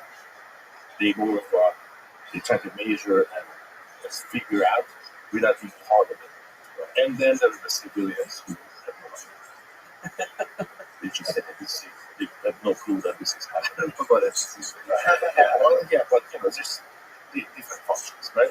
And I feel like that today we arrived to this moment where, when there are enough attention on it, and the observer class, the scientists who generally have high such scientists, are getting taking notice and getting more and more attention for them. That's where also the laser comes in. That's where these tangible things where something's going on. And then is it not that our job is to figure out what's going on, our function in life. for existence, figure out what's going on. I mean, there's this space is opening, even though it takes a substance to get there, but it's verifiable real, that we need to explore that. And be there. And then so, now to make the full launch where I came from growing up in the country and eventually coming here, but how hard was it to get out of there? How old were you? Took a resolution. I mean, look, Yeah, Tom right. is an ethical life. There's a lot. We didn't have passports. We could move to our countries that are Western countries. We were completely aware of, of Western culture, but we were just not participating. So we were sort of in a pit. Life was, the East Coast was going, and we were just in a pit watching this. We were not part of it. So while we were completely aware of Western culture, and we can A/B the system, right? Oh my God, that's really cool. And this sucks. Right. So we wanted to get out of there, but it's a minefield, an actual minefield, and the border trigger happy border control. You can't get out and you don't have passports. And if the system was great, then you don't have to lock us in. You just stay obviously. But you all wanted to get the hell out of there. And in '89, it's like he started it in Poland actually. Dock workers started to strike. That was the first crack in the system of opening. And I remember a moment when I was very young actually, and we were watching TV, and the one TV channel we had, black and white, one TV channel, Communist propaganda, does not work on Monday, and stops at midnight. That was life. And I remember that there's a transportation industry in America was striking, and then these guys please, oh my God, the capitalist system is crumbling, the bourgeois will fall, and the communism will succeed. That was the propaganda on TV, and they were showing how the Americans were having the science and everything. So in America, I can go on the streets with a sign and yell that I'm not happy, and nobody's shooting me, and nobody's arresting me, and I don't disappear. That's how that works. I need to get the hell out of here. Right? And the bewildering part, like, he didn't understand what I was asking. Right? Because they were going into that fear-based system. Yeah. Like, they were telling me, like, kid, shut up. You're going to get arrested. You'll disappear. Hyper-normalization. Well, that was completely normal to them. So they were broken souls going into the system. They never do anything else. Right? So they were that experiment, fleas in the jar that can't jump out. I don't know if you know that experience. Put fleas in the jar, they try to jump out and keep hitting the lid. And after that, take off the lid and eventually, right? Because they learn that that's the lid. And so it's kind of like a broken souls that couldn't even imagine. When I was telling to people, like, oh, I'm going to America, I don't know how these kind of people work, you thought it'd be crazy. Like, that was ridiculous. Like, what? You're insane. That's not possible. You don't have passports. That's just not a thing. So I never could not doubt that I'm going to do it while I was in school. But I did, but that was basically going on there, and 89-ish, it's started to come when eventually collapsed and lost me a passport. And you said you spent a lot of time practicing Buddhism with actual monks. Yes. How did that happen? So once I was in America, I came here without speaking a little bit. So I could say like, me, that's it. Is it true the Hungarian language is like not connected to any of the other languages around that? Yes. The closest would be Finnish. But if we have maybe 30 words, 40, 50 words, I don't know that. It's rooted in the same, word that's not really. Like, so we basically know that. Like, Attila the Hun, the first name, but then the second name was Arpad, the first name was Arpad. The leader who Arpad, so basically it's North China, Mongolia, that area, the lands were coming to Europe, and so that's what the Huns, Hungarians, Huns, right? And then, picked the current territory of Hungary. The home base. So if you're not, so with the European languages are not connected. Right. There's like 12, 13 million Hungarians in the world who speak that language. It's very different language. Logistic is absolutely different, correct? Still. And Yeah, I can speak English. So I had to learn how to, where I was taking schools where somebody left the book, Sunshine Production. They had a Hungarian English dictionary, and I translated this book word by word. Wow! Without any understanding of even grammar and anything. So I translated, probably read the book like 30 times instead of the story because it started to make sense. And I watched TV, I had a whole black and white TV there, and I put it on closed caption. I could recognize the words of the conversation. And once I could understand English, I would live in Los Angeles or some stores because they let me just sit there without tea. So it's the cheapest version. I couldn't afford anything else, right? So I would have a tea and I would sit in that box because I just anything I could think about. Because I was studying this library of Eastern philosophy, that's where my book is all philosophy. You know, I read Carlos Castaneda's entire work 3 times at least, you know, and all the books that I've been having there. That was my just fun. You know, and I was a seeker, so I would seek after all these people that I would care about that to do things allegedly that are stupid. And then I met people and I saw things that I can verify that okay, I saw that this is not your current set of understanding that what can physically be. Right? So I would go and meditate and then I found this tree level box that I spent a lot of time with. So that was parallel to everything else. That's fast. Yeah, last night we were talking about the monk from outside and protest. Yes, right. Saying that was right sort of protest based on the gas exports. So if you understand, you know, if you understand the way they think these ones, and it's very very similar to the showers or the metal bodies. You know what that photo of you know, Mesoamerican history, right? When Spaniards came, and what happened there, they were very similar way they relate to oppression. Because you know, the smooth seams what they create similar sort of idea, right? That spiritual or physical passion will lead it to your most rapid development as a person. Right? And so if you know that they understand the concept, right? If you know that you understand the concept, then you know that they're not going to get involved in political, the motivation is not political.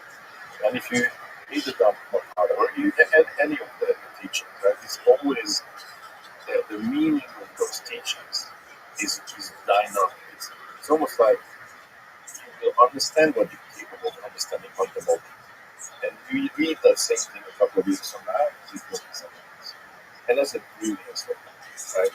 Because there are so many of these teachings of these anecdotes that you read it that might mean one thing and you realize that, oh, that's just a seed and there's some amazing things. Right? So if you understand how they think and how they operate, then you know that it's that there's a different motivation. So yeah, so things that what you still face all is usually not what things, right? And that particular picture that we're talking about, it's something to me that was a light tower moment. When I call a light tower moment is when you look at something at face value, this is a political protest. As a political protest, this picture was one of the most vivid pictures. The most famous picture in Thailand is 1962 of this Thailand. In fact, actually, yeah, it's 62. All technology. And so this triggered this major event for human rights and so the picture was published everywhere. It was a very well-known picture because how the world related to this, like the shocking element of like you see this one motionless, right?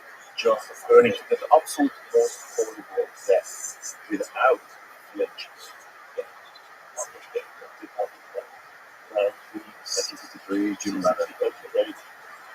So 63. So Kennedy was president, right? So for that thing on the time, well, it's 63. So I think in June, yeah, he was president. Right? So this picture, this moment, right? Because of the nature of the picture, because how shocking that is, right? This became sort of and even if you read Wikipedia, it's probably still to this day going to relate to why this happened as a political event, right? And again, go back to how monks and how these guys actually think about it. If you intimately understand them, then you know that this is the face value, but there is more to this. And what I meant by a light tower moment, that this was a perfect vehicle for the whole world to see this. Because this picture is evidence. And some of us, a small percent, but some of us saw this picture. My question was political. My question was the profound question. If this monk can sit there, burn to death without a blink of an eye, whatever power is human obtains, I need to go and obtain it. That's incredible, right? So some of us look at it like, oh, I need to investigate this. I need to get into meditation, Buddhism, right? Because I need to understand this is super human, yes, right? So it's a light power moment because I wasn't the only one part of this. A pretty large amount of people saw it. Most of the people said it's a political issue, yeah, right? But a pretty large amount of people also saw it as I saw it. Like, hold on for a second, how is this possible? There's a miracle is happening right there. A miracle is happening right in front of us. If this monk came out and says, check it out, guys, I'm going to light myself on fire, I'm going to perform a miracle. Nobody would have believed. Everybody would question the whole, there was some kind of an ointment, or everybody would have questioned that this is real. But because it was sort of presented as a political thing, it just kind of went through the system without being questioned. But those of us who see the world differently, those of us saw superhuman powers. That if this is humanly possible, I need to know how. I need to know how to calm my mind and how to put myself in that position where I can do this. And now if you think about it, at the time, tourism was kind of getting and the knowledge that these guys were, you know, the libraries were burned, and the knowledge that they obtained and put in libraries were being eradicated. So this picture probably recruited more people to Buddhism and to this path. And I don't even like to use the word Buddhism because it's not Buddhism. But more people was recruited for this path than probably anything else they could have done. Right? Because even though there is a small percent of people who saw it as an incredible human feat, right? That's still a huge number because the whole planet was exposed to this picture. Can you believe that? What you think? I think there's video of it. I keep trying to imagine what stuff is called the immolation. Yeah. And, you know, at the end, right there, you see something that humanly should not be possible. No. Humanly not should be. So right there, this picture should trigger you and start you on a path that I need to know this. This is absolute control. But this is when your mind has full control. And that is the point of meditation. That is the point of the whole path, that you obtain that power when you have this incredible confidence in your head, right? Yes. This mind of us, right? And the train of thought never stops. So this is a constant, there's always moving. I think you can play it for us, but don't show it on the actual podcast because it'll be this. Not copyright. No, this isn't the same thing, isn't it? This is different. This is really this is the same guy. There were a couple of movies, so this wasn't the how they were. It could be a movie or there were a couple of movies. So we saw he did it himself in the original one. He did, yeah. He wrote them. I mean, his students were there, but right. So, those are your students. Yeah. Oh, that is. Oh, shit. Realize that. Yeah. So, ultimately, the point of meditation, that we have this train of thought completely uncultivated life, right? And there's this idea of mindfulness. If you, all the time, you're completely conscious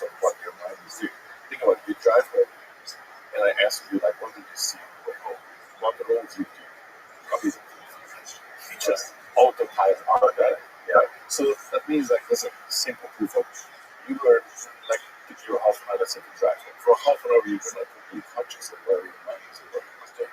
When you're saying like, hey, this idea popped in my mind. Well, that didn't just pop in your mind. Something triggered that idea. You saw something triggered it. And before this idea popped in your mind was doing something else. And you're not aware of that. So the ultimate way of existence is that you're on all times completely and fully aware of what your mind is doing and thinking, and you're in control. Can you be depressed if you're in control? No. Can you have suicidal thoughts? No. Can you have crazy thoughts? No. You're in control. And so we are not fully in control with our mind. And so the point of that meditation was this we want to achieve is that absolute control. Wow. So that picture right there has so many things in it. Yeah, it's so many things. And like you see a man absolute control of his body and his mind. Yeah. And it seems superhuman. There's a lot of that. And so some of us saw that as a light tower. That's like what the light tower event. You might have seen some people. I need to understand this. I need to learn this. I need to be traveling that, not go, not that. And how, so you started practicing this and learning more about it. You mentioned last night that there's something you can achieve, like a certain level you can achieve in the practice of this stuff, this meditation book. You can basically like tap into this, for lack of a better term, DMT state automatically, like a kind of a switch. Yes, it's a there's a so that's yoga is a science, and there's physical elements to call it, the kundalini, which is basically a spinal fluid moves up with the spine, and how it triggers certain things. But so there's an actual physical exercise. But yoga has 7 different types, and there's Kriya Yoga, there's various forms, but it all goes to the same. Like you have an narrator, and this narrator is quite basically as you moving around, it's like so that's the voice. Yeah. Okay. So if the voice in your head is so that is bound by it's in a prison of the language. That voice will never say anything to you that's not being already spoken in language. Sure. Because it is using a language. And it's your hold up language to speak. Because everything else. So this voice will talk to you. That's one issue. The other issue that we have a built-in ultimate filter. So the ultimate filter is that we have the basic operating system is the survival of the individual, that is survival of the species, and so on. And there is a hierarchy of what's in here. Right? And so the most important part is survival. That's the red telephone, like hey, you're danger, Rob, go and find it. Right? So there are those things, but and everything else, there is like almost like this equalizer, what's important, what's not important. So let's say you're sitting in an airport and there's a billion people here, and you just notice. And I was some sort of saying the word podcast. You'll hear it. It's simple. Right, but you didn't hear the other things, right? If you put a new car, you start driving around and you start, like, man, everybody has a car. Well, the number of those cars did change. It just wasn't important to you. So what it means that your mind actually deletes information that is seemingly not important, right? Perceived it, but it deletes same energy, right? Correct. And it's just a lot of delete. Yeah. It finds it not important. Now, here's the problem. So you have 2 elements. One, the voice that's processing everything is in English for you, right? So you're prisoner of that language at the boundaries of the language. And then there's also a filtration system that you're not even aware of. You don't even know what was deleted. You drove home, and a lot of things happened to you. See, you saw it, but I shouldn't say you didn't see it. You saw it, but you didn't catch yourself. It's like I notice sometimes if there's ever like a beat you are used to driving, but again, you're driving from here to there, whatever. And then one day you just have to walk in the city. All of a sudden, it's a whole new world, right? I never saw this building here before. You know what I mean? Now the question there is that okay, so I have the filter field system that takes out information that might have been important, but I didn't notice, right? And everything that is described to me by mind is kind of image. How do I get this? And that is the science of it, that is the meditation. Let's get out of the filter. Let's get ahead of the filter, yeah. And let's do non-verbal communication versus verbal communication, right? And a way I could prove that to you, I could point at certain things in this field. And if I ask you to tell me what I'm pointing at, right? We literally can do that. So go for it. Like that. And tough.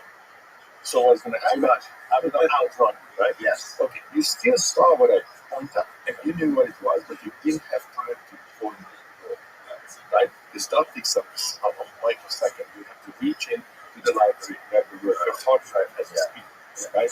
And what your attention moves faster. So your attention moves faster than your language could possibly do.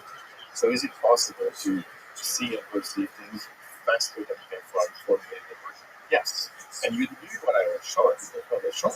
You perceive it. You just didn't say a word, right? So with that, imagine if you meditate under your language. You know, if your mind is speaking to you, that whole idea to outrun it. You can't engage. You have to kind of like do a Mayweather boxing style, like you're just stepping away from the punches. You're just trying to talk to them. So that it becomes a key. Well, the mind is trying to talk to you, and you're not engaging. And eventually, you achieve that silence and it stops. Right? And then the first step of this spiritual realization is self-realization. That when you have this moment, when you realize that the witness, you're watching, you're the witness. You're watching your mind trying to talk to you. And then all of a sudden, there's a moment of being for a second. If I'm watching my mind, then I'm not the mind. And who am I? And that's a very profound moment. One of the major steps in spiritual, process is when you realize that, oh, I can watch my own mind and process instead of different stuff. Is the one.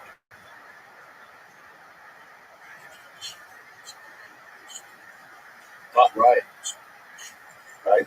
And so these are the two steps. So that's one step.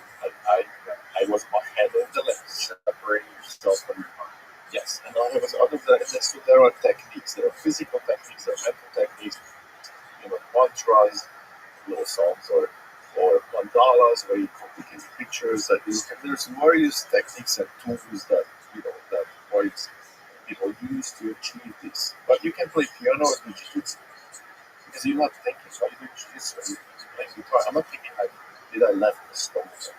My mind is kind of confused. So that could be also meditation. That's kind of the base of touch meditation, touch music, right? But anything that meditation as long as your mind shuts as long as. So that's one. Second is that getting ahead of that field, getting into that mindset of person, and you get to decide what's important versus the routine of people home. You have to run your brain, you have to that. The filter was down. If I didn't tell you to watch the red cars, you'll go up in the morning, but don't watch the red cars, not even that. Right?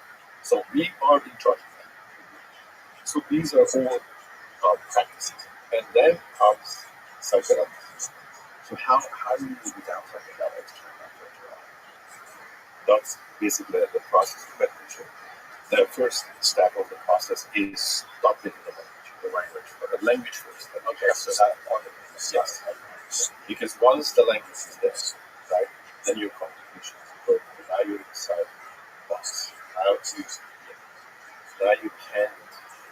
Well, here's the thing. Like about composing music, painting pictures, right? Doing any sculpture. I'm going to give you a really big example of that because you can make mistakes. Okay, so if I, like everything, I see the view that everything is possible. And when I'm talking about everything is possible, there's a potential. how to make a light bulb work. That potential was the same like billion years ago like this time. We just didn't have the technology to do that. But how it works is the same. If time travel exists, that exists right now, we don't know how to do it. That doesn't mean that there's no answer to it. There's a way to do that. If we need nuclear fusion at a room temperature, if it's possible right now. We just don't know how to do it. It's possible, right? And it's the same thing with art, sculptures, painting, music, right?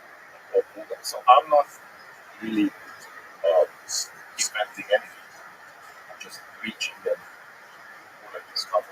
Or I just make something into this and manifest, right? And I say this exercise called like if I do the next so because it takes time. You can execute that. Was a book. As a podcast, perfect position. Okay, title, spare, signing, right? Signing, errors, okay, cool. Mona Lisa, another class. Everything that you needed for that, you execute it. All the elements that's made of you execute, and I can see that you full control of the answers. That's right. And so there should not be a problem. Draw and think it. Right? And what that is, it's about you getting into this flow state, making that connection with that potential, creating that reach, right? And holding that vision, and not painting a Mona Lisa. It would be so the most time is when you're making a sculpture. When you're making a sculpture, if you made a mistake, that piece of stone is gone. You can't do the background. Okay? So you have to have a full vision of what you're about to do. Right? And so that is the process, like getting into those flow states when you can create this bridge. And the reason that I'm bringing this example is that's kind of what happens in meditation, right? That I'm getting to this flow state when I have a bridge to the ultimate potential. And I'm just giving you the example of how it happens when I compose music. I have to hear all the instruments in my head to write the song. I have to be able to do that. I have to create that bridge. If I'm making a sculpture, I have to see that sculpture in my head and hold that vision in order to make that. Yeah. So I'm copying what's in my mind. What's in my mind is not mine. Exactly. Right? So I created the bridge. I am making a sculpture. I can't make a mistake because I hit the wrong, chip the wrong thing. It's no longer gonna be possible to make this sculpture. And so that's the thing that you try to strengthen in meditation. Like, how do I make my connection to this universe of consciousness how solid as possible? It's coming more and more. That's real. Yeah, portion of that. There's another one called the More Art. That's a writer. And he talks about the idea of tapping into this muse, very similar to what your idea is of universal consciousness, where he every day he basically follows the same protocol where whether he feels like it or not, he sits down at his desk at the same time every day and forces himself to write for an hour, 2 hours, 3 hours, whatever it is. And he said sometimes he doesn't want to fucking do it. It's the last thing he wants to do, but he forces himself to start fucking writing for the first hour. And then eventually, with no distractions, locked in a room, just pen and paper, the muse will start slowly to take over, right? And then this creativity, this magic will start flowing through. So what he's doing, I could equate that to what that's language. That is a process, right? So the difference, I guess, is that he already specific. When I'm talking about the reason I use that an idea of sculpture, because it's so permanent. If I made a mistake, that's a permanent mistake. Not even like drawing, when they use a police, that piece of stone was chipped off of that rock, it's gone, right? You know, so that demonstrates like how strong your vision has to be. And I can also parallel that to your life, because that's just what I do as an artist.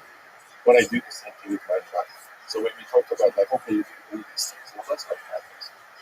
I wanted to raise monsters. I wanted to work for the space industry. I have to work for the space industry. Right? I wanted to be a musician. Yes, I am a musician. I was in space industry. Jesus Christ. So what? You can't just gloss over this. He was the guitar player for this. I will explain to you with zero cheap guitar solos. It's like, look, it started with to not to take a big side of there, but for a few years I was consulting for the space industry. I have been in a conversation with ROTHSCHILD, so we was out of the ROTHSCHILD, so she's a Iran astronaut, basically. And she was on the space station with the phone Amadeus toolbox. My band is hanging from the chandelier, he's throwing bananas at each other, and I said, but guys, I have 14 minutes to be on this phone call because that is I don't. Oh my. Everybody looked at me like, well, what? Why did they want you to consult in space astronauts? I designed the space with the mission patch and all that. So I was a designer originally that I was doing 3D movies and the short, the story to compress the story started with, scientists were, engineers were looking for somebody who can make the visions into 3D animations so we can feel certain things, so get funding for certain things. So that's where it started. Then a friend of mine who was working on a flying car, which eventually became a flying motorcycle, which flew, and in the Smithsonian Museum came to me like, hey, can you have me engineer work, at least do that with the representation, 3D movies, all this. And I do have understanding engineering, so I build this thing for them. I'm like, okay, this is much better. I can see this number. How about do this here, do that there? So I did some modification and I made it applicable. Right? So I'm one of the inventors of the motorcycle, and we got the handbook and the tool and all that. So that was the original of this, and then eventually kind of sucked me into the world because they needed somebody who has the design abilities, right, that you do 3D animation, all that design stuff, and the understanding of engineering. So I'm not going to do something crazy, that's something that's feasible. So that's how I kind of do it in. And then I also use it to freeze design for various electronics and whatnot, which just means that if you pick up your phone, if you think about how it works, it's all I have to be able to guide you. I have to clear my user interface that is obvious. You must imagine that you should not be thinking about how the user interface should be obvious, right? To give you an example, the auto is pretty obvious, probably ancient times. If you draw an auto, you kind of go like, let's say the stop sign is low. Yeah, the stop sign is the color red is ancient because color red more, right? So that's sort of it's in our genetic history that what the stop sign itself, the shape of it is learned. So there's a science of what is learned and what is, for example, something you see. If you see a poster, if somebody is looking to the this way or that way in the poster, right? If you're looking in this way, right, then it feels like it's into the future because of the motion of the top. If you look the other way in the poster, it feels like it's into the past. And these subliminal stuff that that's just there. Like some of it is learned, some of them is inherited almost genetically. Like how the birds know which a snake is poisonous. They have one child. So if that was the case, all birds would be dead by chance, right? So somehow the birds know which snake that is poisonous, right? So there's a genetic history. So you have good user interface designing those things. But what are the things that are naturally, almost like genetic history, and what are the things that are society taught how much of that you do. So anyway, so I was involved in that. So you design the spaceship, the space suit. It was just a design.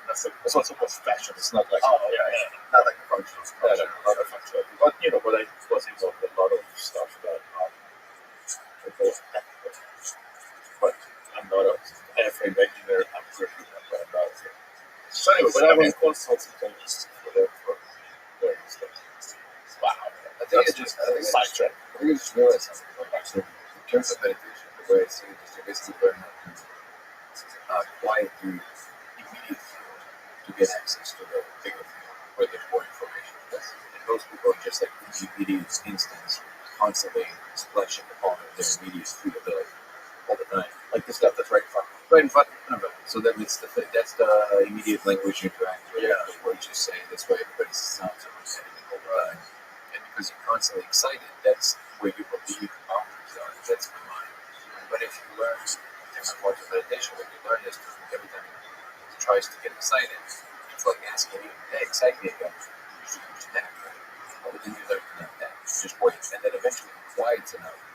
And you start seeing the further parts of the mind. There's like more interconnected information. And it's actually easier to acquire some form of genius in a lot of different things.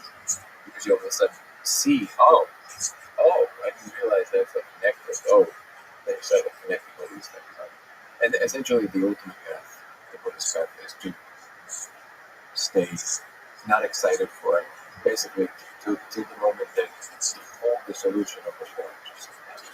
But the degree to which you can do that, thanks to the degree to which how far you can see into the mind space. Well, he's creator, meaning that like if you're on a human plane, language is used for the same phrases, and look around, and I take things that I combine them and I regurgitate, recycle these it versus if I can get beyond that, if I can shut down my language in a sense, if I shut down the chat, right? And then I also manage to even with filter system filtration, which basically when we travel to the spaces, what some of the psychedelics do is just jump over that short boom, you just hide that. It shoots you through the So technically a little bit of a cheat, but we jump over that. But we end up in the same space where okay, I'm not bound by the language and I'm not bound by by the filter system. So I will suddenly have access to things that still you didn't create it because you just bring over the potential.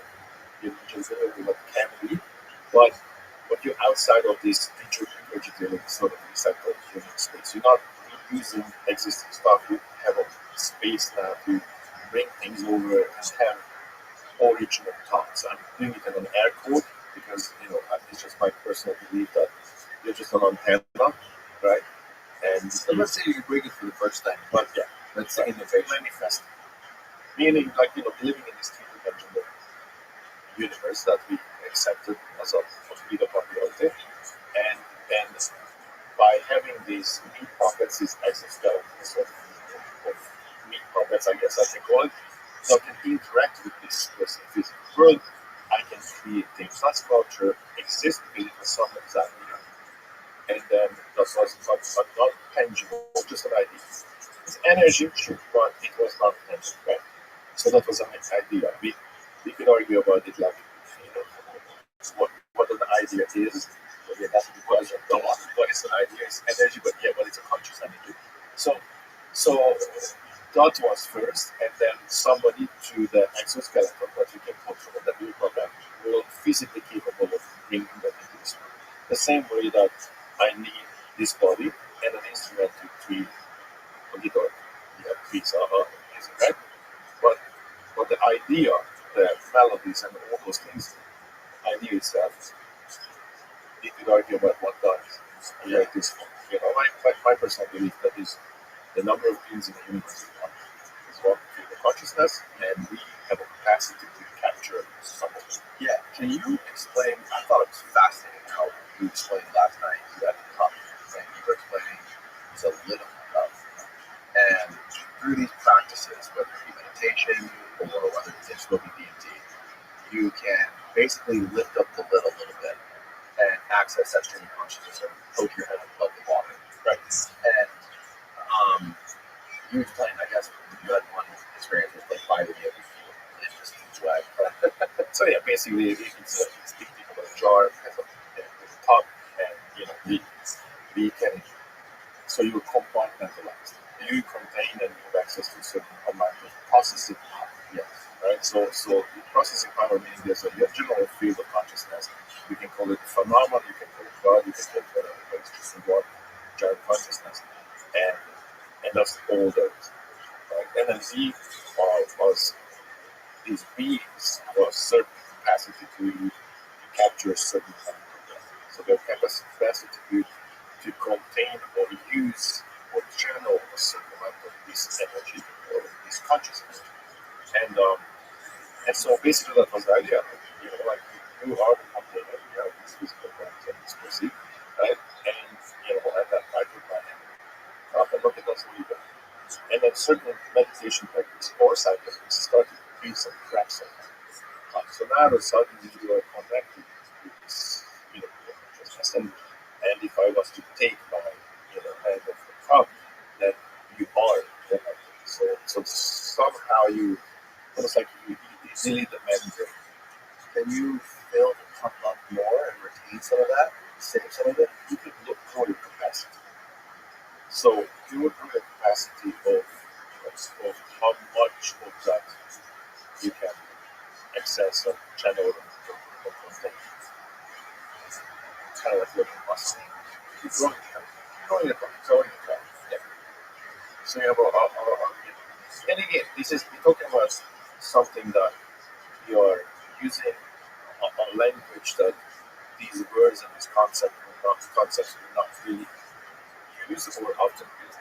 Right? So basically we're forcing ourselves to describe certain things that they are not really words and concepts for. Right. Yeah. Sure. So we're using a very rudimentary tool when we talk about these things. That's why it's amazing that when we go into the space that we can talk about this. Both describe using language to describe certain things that we saw and happened in this place, right? And that's the amazing part that the giving you an 8-bit version of a 256-bit experience, kind of, right? So it's a crypto punk of or what actually happened, right? So that's generally the issue that I'm talking about. These things that I'm using words and concepts that I'm kind of forcing yeah, they don't. But for the lack of a better explanation, I can see that the point is to break that take that lead off. And the worst part of actually coming back from the space is understanding like I'm getting double about Yeah, that's like you were saying. right. Like I feel like man, I understand everything and right here.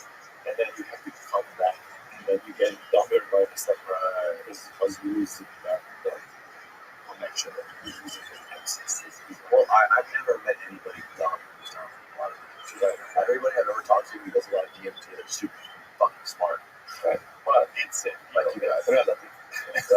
Dumb compared to what it's But I think in general with all contemplative practices, meditation, psychedelics, any seeking beyond the immediate space that we're in, the best part of it is the practice. Just the difference, the main difference between the Eastern way of doing things and the Western way of doing things is that the Eastern way of doing things, the emphasis is fully on practicing the experience of it versus the theory and the stuff that we believe about it, right? The dogma, whatever. Sure, you might believe all the stuff about Jesus, but be nothing like Jesus. Yeah. And you might believe nothing about Jesus, but be exactly like Jesus. Yeah. Just by understanding certain things about life, about experience. And the point of, Boston, for example, the main point is to keep your head open as long as you possibly can. And you don't resist them, you don't push. And then what you watch happening is that all these little wiggles that try to convince you that something is important right now, eventually, when enough time passes, and that thing expresses itself fully, you realize it wasn't. And then there's only so many times this can happen to you before you realize, so the little wiggles. Yeah, so the little wiggles, what I mean is that all these little things, all the little convictions you have of like what you must do right now, right? You sit there, within a specific, you sit there, you just basically stand by you're trying to do that, and thoughts constantly interrupt, right? Like, oh, I gotta reach this place. So that's a symbol, right? Okay, but what happens if you don't reach it? So the conviction, in the immediate moment, the mind goes like, oh, the wall's like, I gotta itch. Like, that's not a what if, like, no, we're gonna itch right now, okay? And then you practice like, okay, let's stay for 5 more seconds. And then you wait. And then eventually that itch goes away, like it never existed. And that feeling of complete connection that you have to itch goes away with it. So this sounds like, oh, that's just like an itch. Well, everything's like this. The thought is like, oh, whoa, I gotta call this person right now. Because, I don't know, like, you're gonna get upset, or like all these stories you have, right? Okay. Listen, if it's important and, they need to get in your house to fix something, okay, I get it. But you don't need to panic about it. But usually, most things are not as important as people think they are. And the point is that the stress that is created in our bodies, because we are convinced that we have to do X or Y, are actually a much bigger problem than any X or Y. So basically, what you practice is, how do you let things go, literally? Not in terms of how do you not push, not pull. If something is pleasant, how do you not get attached to it? Who I want more of that? Or if something unpleasant happens, how do you not immediately recoil and try and push it away? Versus like, hey, you can fix it if it's uncomfortable, but you don't need to freak out about it. It's like, okay, how do I just stay here for a second? That's really the main practice. Now, from that simple practice, you start understanding that really it's the concentric circle, the fractal of life. Everything is like this. So when you try and get to like a solution to something complicated, under pressure, you can be more or less successful in it, but you will for sure be more successful in it more of the time if you can have a more quiet mind. A mind that's not constantly trying to compete with a million ideas of what's important, what's not important. If you know how to quiet that calm, the right ideas find you immediately. It's almost like as obvious as I just gotta pick up this cup versus all these competitions that happens in your mind. So I think that ultimately when you're looking at all the practices, the meditative practices and the psychedelics, the late part is just the realization that your immediate space is not everything. And most of the time, you don't have to make as much effort to achieve things as you think you do. It's more just your neurosis. How do you say that? Neurosis. Neurosis. They say neurosis. The Hungarian guy. Yeah, I saw Hungarian guy. Neurosis. So neurosis is basically the thing that really convinces you that something's wrong, when in reality, you could have just relaxed and not say anything. So this is actually a perfect example right now, right? So it's making you like basically you're comparing something like myopia of the mind to Perfect example. Yeah, I just want to say this was super interesting for me. I'm watching you guys talk, and every single thing you guys are saying is so fascinating. And I'm like, oh yeah, I want to say this thing about it, right? And then I was like, okay, but then you just wait a second, and then it was expressed. I was like, oh, perfect. But imagine how much this happens in life, right? Where you just like kind of like, oh, I gotta do this. I was like, well, what was your goal? Your goal was that idea would be expressed. Well, it was just expressed. So don't worry about it. Yeah, just relax. Just relax. But that is very difficult to do because we always want the self-expression, and we want to in some way to existence is already applying you there. And if you can be comfortable with not being applied, the degree to which you can be comfortable with not being applied is the exact degree to which you're free. Because if you're okay to be completely dissolved into the background, that's essentially your body. It doesn't matter. You just kind of float there. Now, given that's a very difficult thing to achieve, but that's really that is the ultimate seed of the ultimate path, where there's really you can enjoy whatever happens, and you can go through very difficult times when they do happen.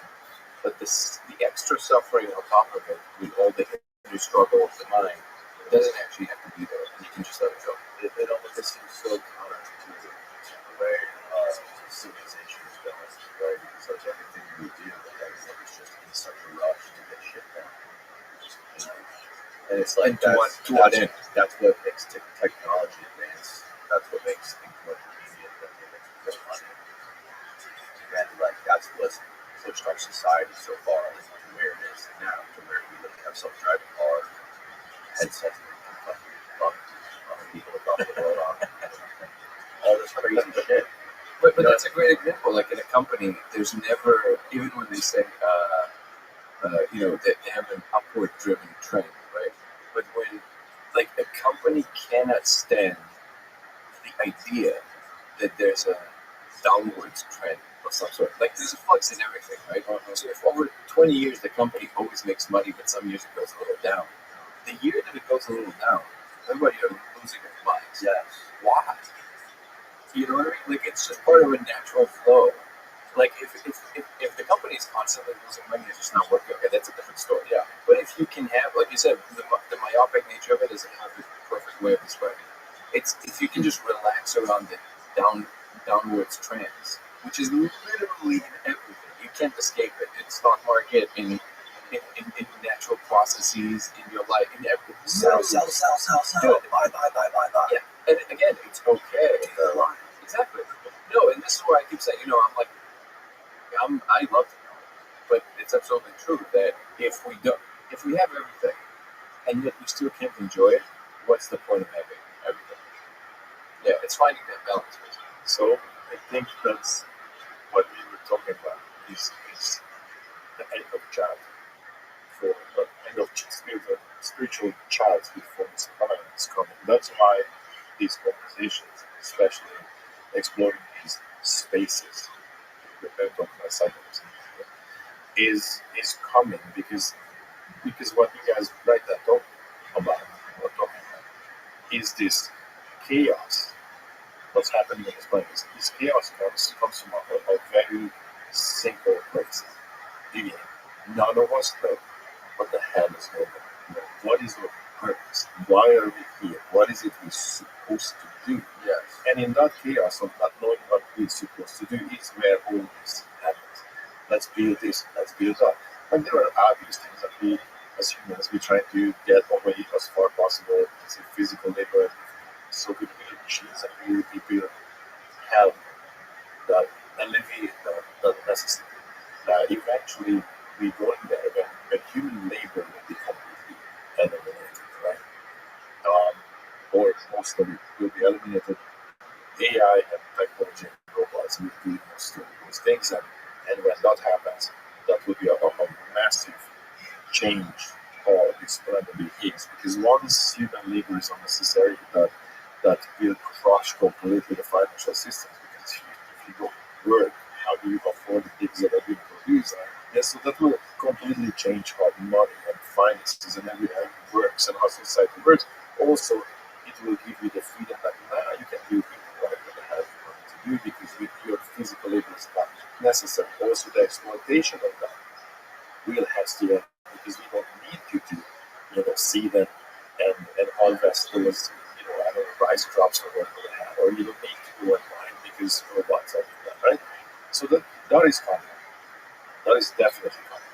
And but there's a spiritual side of that we're going back to the times where the Greek philosophers from ancient times where they had the time to sit around and think about what the hell is going on, right? Yeah. And so I think our society, or species, I should say, is going back to that point where we what we need at core is what we're talking about, what our connections, like me and Lenny, and a bunch of people who are in this space talking about is like, okay, there are answers in that space, and humanity, the entire species needs to figure this out. That because again, there's science. Is science important? Yeah, but what science is basically looking for answers for the same question: why are we here? Or if you just think about if science is looking for explanations of things, you explain how it works, but that doesn't mean the answer why am I here still, right? So if you can scientifically explain how I exist, or scientifically explain the processes in my biology and all that stuff, cute, awesome, I get it, right? But still did not answer the ultimate question. What the hell is going on? Why is this? The way that science is done now, I feel like it basically decided that one modality to understand the world. Yeah. So the original question was always, what is going on, right?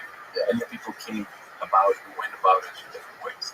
Through religious philosophy, science came along, and it was another way of coming at what's going on. Yeah.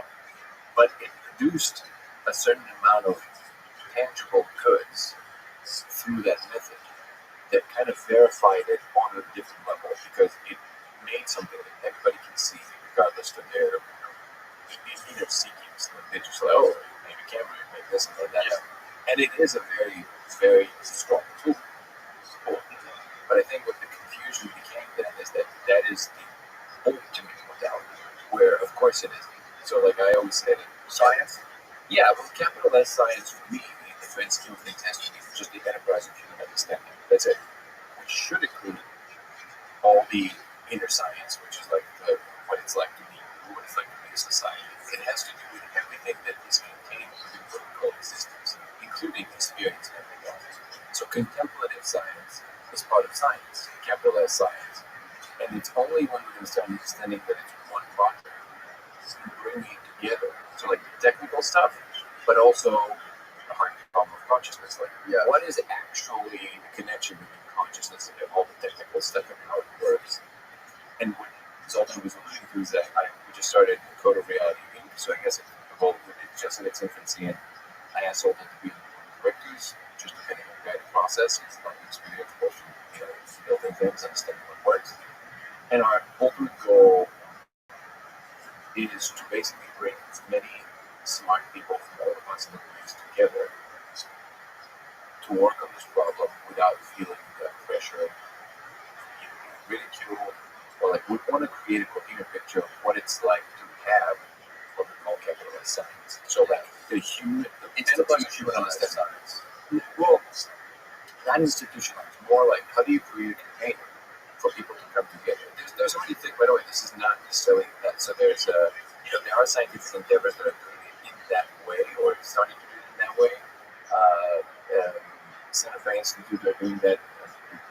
That's a known thing. They bring interdisciplinary minds onto a project. So like if they have a problem with engineering, they would still bring philosophers or even musicians to think about the problem together, because there's certain understandings from other domains that are much more holistic if you approach it that way. Now, and those are very important things. We want to create something that will put even a bigger emphasis on the fact that, hey, you bring a neuroscientist, a physicist, a really like experienced psychonaut, work together to understand. Because I keep hearing these, like, people think that somehow domains shouldn't be talking to each other. They'll say, like, why are you talking about your experience with DMT from the perspective of physics? What do you mean? Like, why wouldn't that? Like, it's part of whatever's going on. We're like, yeah, but that's something that has to do with the mind. Like, wait a second. Is whatever the mind not somehow related to everything else that is physical?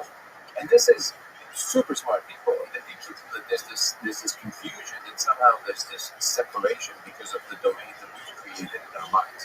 No, that's biology. It has nothing to do with it. What are you talking about? Of course it has to do with physics. We just don't understand that connection.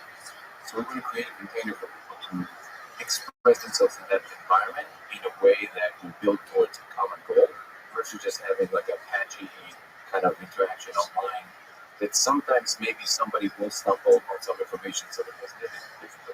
We want to bring it together. And it's also by nature of this thing, you can't really study this thing with the scientific method. And Which one specifically? the DMT experience. The laser. Well, Gallimore Define science, right? Right, So like a reductive science, like a reductive method of solving the problem, figuring out what the fuck is going on here. Right? I don't agree. I think it's just broader. So I think it's just like how wide the ontology is. So right now, If you can't actually put it in a fucking on a scale and weigh it. you might. Right, but you're talking about science when we look at science from the observation point of I measure. I measure and I verify processes and see if it's repeatable, right? But here's the thing. Is it repeatable? Yes, because we are going regardless of the method, regardless of what way. And it is a chemical process, so this is scientific. Something happens that a molecule gets introduced to your mind, and I will suddenly switch something on, that I can access spaces that otherwise are accessible to me. And when another person, and many of us, doing the same thing, and then we can talk about verifiably the same thing, that you see the same things in the place, right? even as a scientist, you know what, you guys all hallucinate. It is pretty strange if you hallucinate the same things. So it needs to be explored, right? So, what the science look at things like, is science if it's repeatable and verified? Well, we, you can talk about a lot of psychonauts, and they can tell you, draw you the same, let's say, beings that they saw, the same places that they saw, right? So it's verified, we have similar experiences. So that means we absolutely, as a species, we need to explore this, right?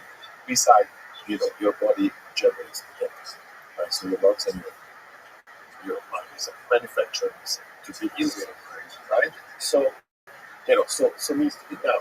If I just go from the individual perspective and say, okay, I'm in a space, and I'm seeing structures, incredible structures, like incredible cathedral-like structures, right? Where an Orthodox child's toy compared to what I'm seeing. Okay. Then, let's say I'm hallucinating. All right, let's go with that. If I ask, then clearly my mind is capable of creating such complicated structures that was before unknown to me. If my mind can imagine these incredible things on its own, that means I need to step out of the way and let this mind roll and create and bring these things in. Or I am going to use something that exists, something that is tangible. And this is when the scientists drop off. Like, oh, but if I can go back to the same places, which I can, I've been mapping this for over a decade, and going to the same places, have family places, and then we have conversations with people also. That's what I mean. Childhood ends. These conversations now to go. I haven't been talking about this, but I ask because now a lot of people start to understand, so we have common references. If 15 years ago I told you or told anyone who is maybe look at me like you're crazy, we have to have a common reference. Now, enough people being in the space where we have common references. Now, there's a common library. Even words that we use. People talk about the machine as. Yeah, and everybody knows what we're talking about. Whoever be libertarians, right? Right. But the thing is, like, when you have many people saying the same thing, then it's like, okay, there's something to this, right? So if that's the case, then these places we go into are more likely to exist than not. And what would fulfill the scientific, question? If we can talk about the same place completely independently, we describe it to each other, many of us, and it aligns, is parallels, then absolutely we need to explore. So I think it's an absolute necessity. That's why I said there's four kinds. The flower child that jump into the space and like, colors and explosion. It's awesome. There's the scientific minds, the explorers, like us who go into this place and look what's happening here. We're going to be there, purpose of the question and explore. And then there's the scientists who would like to measure things like looking from the outside. And there are research on this, right? But they're not researching it with using the body. So you cannot have the experience. So that's a difficult. That's the barrier. And there are the other. To be fair, DMTX is doing that, but I would say they are one facet of a much larger attempt at this, and it should be limited to the way they're doing it. And I think the main difference to what you said about that, I guess you can't quantify it. That's because you didn't have a wide enough of a sample of it. So it was repeatable, but not repeatable enough, right? Now it's repeatable enough because you have more people doing it more often, and they can actually. So you had Dennis on, right? Yeah. Legendary Dennis McKenna. Yeah. Very wonderful book. That you wrote on the other countries. Yeah, that's incredible book. And here's the thing. What happened to him was particularly interesting to me because he was the one experiencing this incredible opening, whatever happened to him in Lecturera. And it is also the thing that made him recoil and go a different route into science. And then somehow through science, he acquired this separation factor that I feel that when you train in proper science, it happens. Because you basically are trained to be less and less fooled by your own inadequacies and thoughts and all that stuff. but it's almost like you now be convinced that there is no place to your convictions and all the stuff that you're experiencing. And the truth is that everything we do is just conviction in the aggregate. Everything we do, especially, like I always say, especially in neuroscience, is some consensus between what we can see that the brain is doing at the time that somebody's reporting something, and then we just collect that data over many, many individuals. But that's cash values from somebody reporting something, right? So if you have enough of a sample, and this is where things like the code actually come into play, because they're repeatable enough for you to potentially try and actually probe in a way that you would anything else in science. It's not like when you go and see the bee, it's like, well, describe to me the bee. Well, it was a big spider. Wait, was it purple? No, it was black. Interesting. Okay, but you saw purple one? Yeah. I wonder how many years it would take us to reach any kind of consensus this way, especially because we know that the worst kind of data point on the planet is hearsay by witness, right? So it's like, okay, you have to be able to report directly from the brain, right? But if you have something as concrete as the code, you can potentially do like perturbations to it, see if actually something changes. Now, it might pan out to a different degree and not pan out to other degrees, but that gives you the freedom to actually explore it in that way.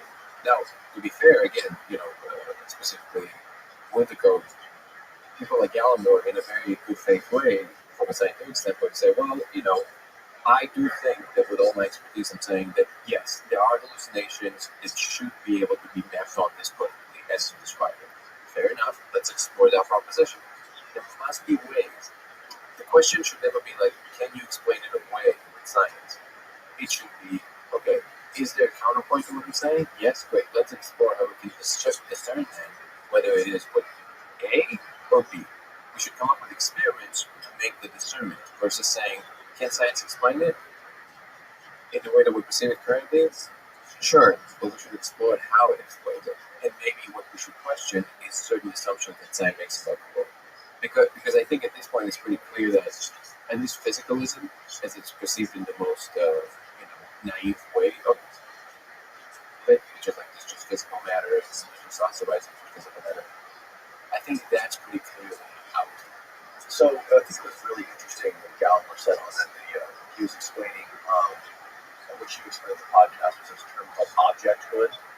Yeah. So it's like this idea of, correct me if I'm fucking this up, but like I see this can, right? And I know it's a can because I've seen this a million times before, right? And I know it's on the table because I've seen this table a million times before, blah, blah, blah. But I thought this is the first time I'm seeing this can, I'm going to be like, whoa. Like it's going to like freak, I'm not going to know what to think of it because I don't have any sort of frame of reference for this can, right? To know if that's real and it's sitting there on this table. Just a small correction I think matters. It wouldn't be the can, it would be a can that is of a completely different gestalt. So you have what's called gestalt, so they're basically frames, right? So you have, this is the way we perceive the world at the moment. You can think of this level of quality for each and every one of us as a gestalt. So it's like, okay, that it has a quality to it that I recognize, that I never think about. This is the water I split, right? But this can is part of the gestalt. It's like, I don't know. So if another can appears with a different writing idea, I gotta freak out. It's like, oh, why does it say, these letters? Right. Well, what happens in EMD, which is why it's so interesting to so many people, that there's no argument about that. And the reason it's so unique is because it's a completely different gestalt. Like it's a completely different thing that you've never experienced before if you've never done it before. Right. That would be equivalent to that canvas described. But even in that space, and this is where it gets kind of dicey because on the one hand, Gallimore's point is the reason that DMT is so interesting from a neuroscientific perspective is that it seems to be extremely coherent.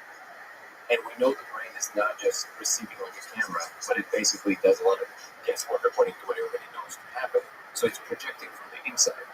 So if something immediately comes to you that you've never seen before, or completely different, and it's super coherent, well, that's difficult to explain in neurological terms because the brain is not just again receiving with the camera. It should have some form of inner representation of it. With the case of the code, and this is why it's very unsatisfying because you kind of have to see it to really understand that one. When you project a laser on the surface, the reason that it's very difficult to postulate that it's somehow the result of the light hitting that particular surface in a particular way combined with a very psychedelic substance because whatever you see is not even on the surface. It's like it's almost like you're now seeing a subspace that is hovering within our space, and it goes infinitely to the z-axis with extreme coherence, and it doesn't kind of dissipate as you would expect a random pattern to be. It's a completely coherent framework. It's its own gestalt, and it's completely coherent on its own. And your eyes are open, it's not so. Part of the model, sure. So when you see stuff, is it typically in 3D space when your eyes are open, or is most of the stuff you see with your eyes closed? You mean D&D with general? Yeah. It depends what you do. Like anything. Yeah. Like remember when you saw the You can console? get, yes, you can, it's a choice. You can choose. So some of it would be, this is why it's dicey, because some of it would be mapped on as a result of the extreme condition your brain is under. And in that way, your brain might be transforming some things you're going to see and transforming it into something else.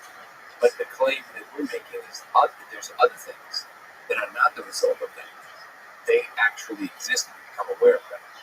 So now the question is, how do you discern? How do you make that discernment? Yeah. Which is where the conversation around the word object comes in. Yeah. Gallagher's correction, just to be super fair to what I said on your latest podcast, was that Anil Seth is using the word object not to describe some objective component of what real objects would have.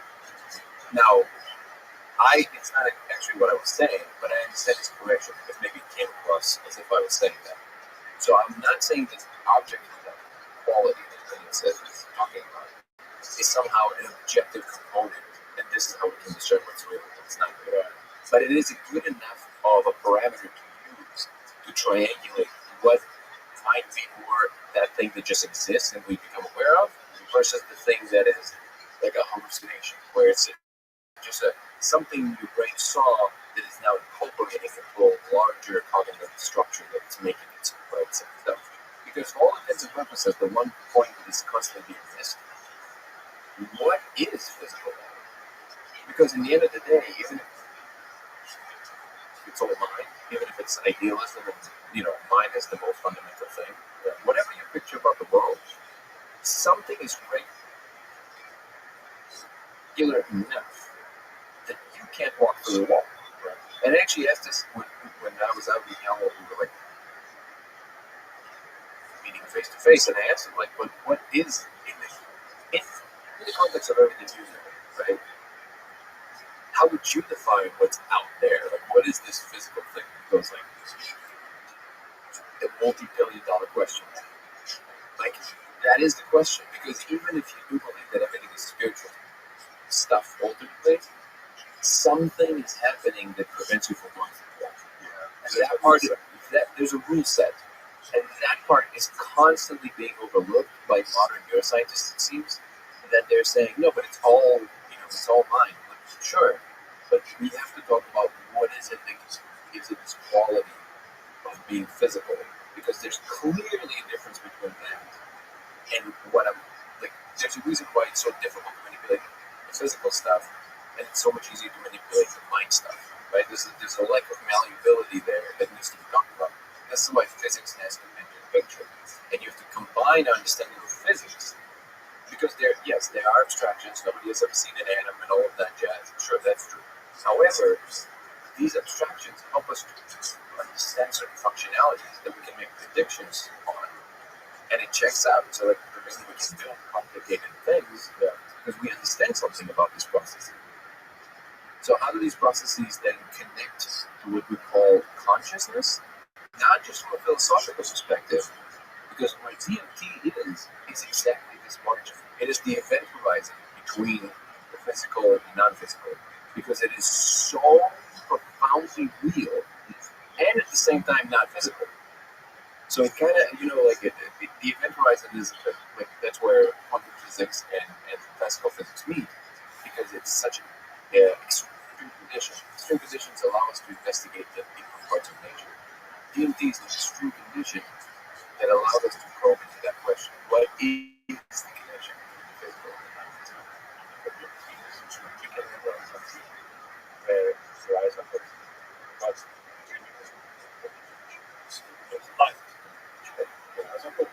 You experience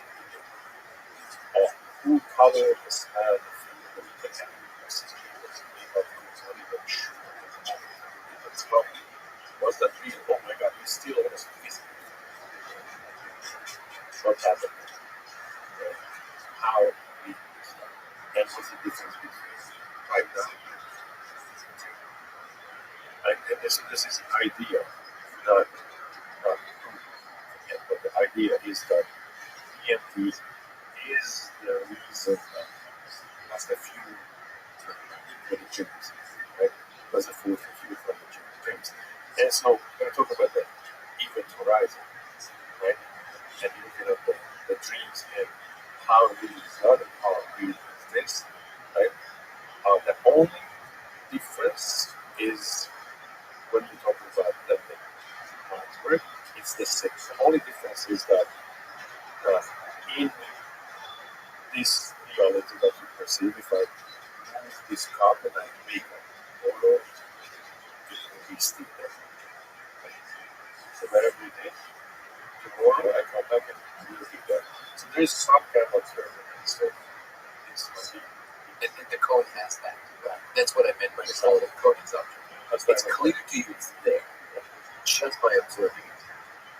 So now it's very difficult in linguistic terms to give you people now email me all the time, obviously, with a million theories, right? And there are as many theories as there are people, right? That's the easy part. You can come up with all kinds of theories. What I'm personally interested in is what is it that we can postulate about the world along the lines of what we're talking about here, with like the connection between consciousness and physicality, that is actionable, repeatable, testable. Most of it will not pan out, just like in everything else in science. But my point is it should squarely fall within the purview of what mainstream science is, and it should stop being this margin thing that we do, because it is the central substance of what, in fact, is going on. We have to be able to say something concretely about what it is, instead of keep relying on very vague general statements like, well, the brain is a very powerful machine. It's like, okay, well, you said nothing. Because, like, sure, you just said I have a magic wand that can do anything. That didn't explain nothing. So, like, what is it that magic wand is doing specifically to make A or B or C happen, and how it relates to what we can actually propose? What if, I'm in the habit of talking about some of my ideas, but only to illustrate that there are concrete ways along which we're thinking about this. They might not pan out, but here are propositions. What I'm trying to do is to encourage more smart people to think about this in these terms, in serious terms. I think the holographic principle is exactly correct. And there is a way to map. So the holographic principle is a principle of physics. I think we'll talk about it a little bit less then. But essentially, I want to see if we can map onto what is happening with the laser and us and the universe in terms of a hologram. What is each component in the set of a hologram that maps onto what our real world is? Because the holographic principle is one of the most promising frames of physics at the moment. So I think it's exactly correct, which is that we are a holographic projection from a two-dimensional filament. I think we're a three-dimensional projection from a four-dimensional projection from a three-dimensional filament. But that will take us far afield. But I think that in a hologram, you have the source light. I mean, it's being split by a beam splitter. Each beam goes its separate ways. This one goes to a set of two mirrors, with one mirror. This one goes to a set of two mirrors with one mirror. And then this one goes to an object. It's a screen. Okay? That screen records the information that the beam hit after it went past the object. So if the first beam comes from here, hits the mic. From the mic, it goes to a screen. The screen records the information. Just like in a photo. Yeah. Okay? Now, the difference between a photo and a hologram is that the second beam that was split from the original beam comes from the set of mirrors from the side, and it meets this first beam here, right before it hits the surface. So stereoscopic. Essentially, it measures not just the amplitude, but also the phase shift. And that gives you this ability to basically measure more information about from all directions of the whatever hit, mic in this case, instead of just hitting the two-dimensional imprint curve. Right?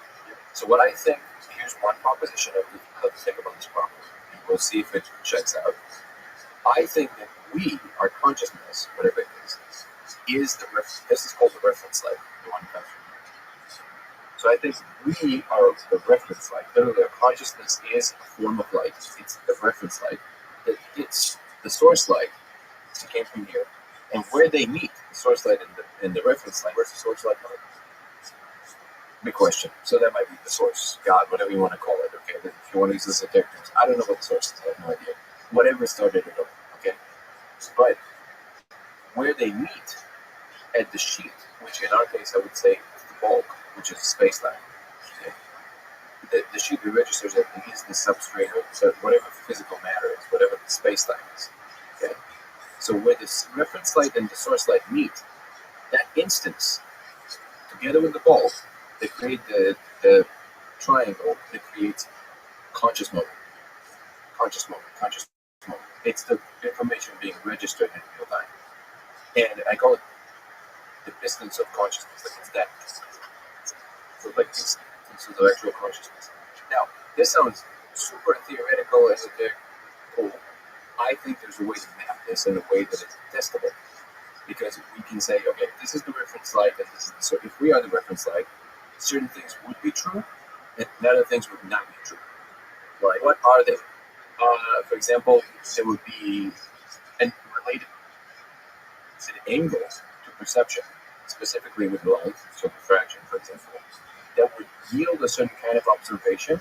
The second we get to the details of it, and wouldn't yield other kinds of observation. So if I make turns 30 degrees, it would create a certain coherence of the image, and if I go 50 degrees, it might not create the same amount of. Now we have to get to the details of that, and I need a lot smarter people than myself to actually think about that because there's a lot of math involved.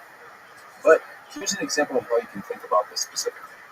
You have to come up with a theoretical framework that would lend itself perfectly for experimentation. Then you have to run the tests. We tried for 30 degrees, it didn't work. That must have been wrong. As Feynman famously said, if it disagrees with experiment, it's wrong. That's the part that I feel that's missing. You either have people that are so far deep into the experiential side that they simply don't care about experiment, they just want to keep everything being whatever they think it is. And you have the other side, the extreme of the other side, which you have this form of rigidity, where people just go like, no, it's only working we can verify with external tools. That's another component of it, I agree, but it is not the whole picture. There's certain things that we, as the collectors of data that we are, can experience that at the moment other instruments can't, and that should be taken into account. It complicates things, I agree, because people have aspirations, ideas, calculations. We're not a perfect, thing. But even though it complicates things, it's the only way to go. Because you have to include what we're experiencing if we see that we can, recruit the right kind of people that are interested in finding out what's true instead of, constantly just believing whatever it is. So you have to kind of bring it to a central point where you both take into account the hard experiments, but you also take into account our agreements of what we think is going on in that instance. And that's how we figure. But this is just an example. I'm not saying it will necessarily pan out, but there are ways to think about these things in concrete ways, and I want to encourage more of that. And I do think that actually explains quite a bit. So, for example, if you look at a hologram from the side, like a regular hologram, you can envision it. If you notice the reason that I'm saying we're a four-dimensional hologram, not a third-dimensional hologram, is because the hologram when you look at it, it's actually three-dimensional only it's implied, because it's a two-dimensional sheet. The third dimension is implied. The fact that it looks like it has depth, right? But there's no actual degree of freedom. If you would be that hologram, you can't actually move in the third direction. It's just implied. But you can move in two directions. Degrees of freedom. You can't walk around it and see. If you would be that hologram, you can't. Right? But we can move in three dimensions, which means that we can possibly. The third one is not implied. The third one is actual, which means so there has to be one more dimension that's implied, and I'm claiming that's not. The reason we cannot move in time on our whims, because time is implied. It seems to be there. The change from moment to moment of experience seems to be there, just like the third dimension is implied in a hologram. But we have 3 degrees of freedom, so we're a 4-dimensional hologram projected from on a 2-dimensional sheet, which is the bulk, which is space-time itself. Now you can say, well, the bulk is actually 4-dimensional. I'm saying that time is actually implied.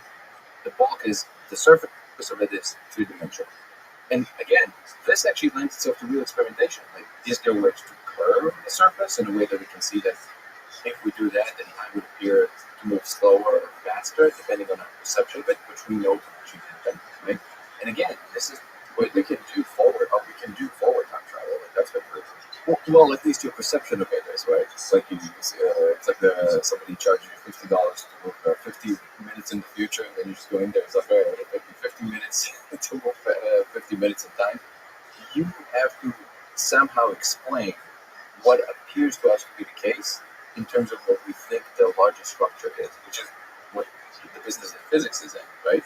It's just that it's constantly omitting the first person experience. And I'm saying you cannot omit it. You have to somehow explain, right, the fact that we're experiencing things a certain way. It's part of existence. And neuroscience will tell you, well, these perceptions, these apparent time changes in your perception, they're just in your perception. Fair enough. But is there a way to test for that? Is it possible that time for you is actually moving slower, just like physically it's moving slower, closer to a mass in physics? It's possible that it's actually your brain is taking less computational steps. It's possible that it's actually moving slower because of whatever happens in your mind. I don't know, but I'm claiming there's a way to discern these things, and it needs to be taken more seriously that way. Well, I'm going to pretend like I understood everything you said. And then you can answer the question of is that perception? Yeah. Just the perception of Yeah. Well, that's an interesting idea, right? The perception of time and time being a dimension. And like how does the dimension of time specifically relate to DMT? I don't know. One thing before you jump into that, I do want to say this is important. We just conducted the first official magnets experiment. Okay. That for all intents and purposes, I think most likely is actually bunk. Like I think it actually doesn't work. Okay. But here's an example of us actually trying something. Something happened there one time, actually with my fiance, weirdly enough. All the subjects, including myself, we couldn't see any difference. So the experiment was we put a magnet behind the surface, we projected the right side of the surface from the other side, we smoked DMT, we look at it, and I thought we're going to see some change because of if the magnet is powerful enough in the back behind the surface. So if I just have a sheet of paper, I put a magnet here, so you can't see it completely, right? And then you project the plate from this side, and then I'm smoking DMT and I'm seeing the code. I thought that if the magnet is powerful enough, I would be able to see some kind of change from this side that would tell me where the magnet is, but I can't see the magnet. Instant person. I couldn't. No change. So far for us, no. However, there was one instance where we had a camera from above that sees sees both sides at the same time. My fiance, she just kind of jumped in and she just like we probably Aaron got more than that, but we can't do. But for the experiments that might be viable, she saw, well, she didn't see, but she, I guess, guessed 5 times in a row the magnet was exactly. So that was strange because I have to admit I didn't see any difference. Okay. So either there's some other component here we don't understand, or she just got super lucky. I don't know. We have to look for the difference. But I just wanted to emphasize this because this is how it should be. This is how people should go about this. They should try whatever it is they think they might work. I don't know why we didn't think of actually putting, because we had not that powerful magnets, but they were pretty powerful, like 100-pound magnets. And we should have used more of them, like also on the laser itself to see if anything. And we had my friend Pablo, an engineer, help us create the rotating magnets experiment by persevering.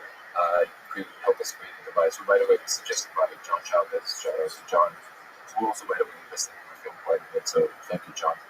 And basically, the rotating magnets is something we can maybe put the laser in between and rotate the magnets and see if that does a difference. We didn't do that. We're learning. The larger point is, there should be more of that. We should just test this in this way, and if it doesn't pan out, but we're going to keep trying. And I want to encourage more of that, this insistence that where I feel that I mostly depart with the the way that men choose to go about this. Again, I have tremendous respect for him, and we had since then really great conversations. But where I would openly disagree with him is that there's this insistence that he is so crazy that there's no way anytime soon we'll ever be able to make sense of it. I'm saying that attitude that you should shoot the foot. Because if you decided that, of course you're not going to make progress. You have to believe that it's possible to actually discern certain things. Yeah. And maybe even he does think that in other ways, maybe just that disagrees with the specific way which I'm doing it.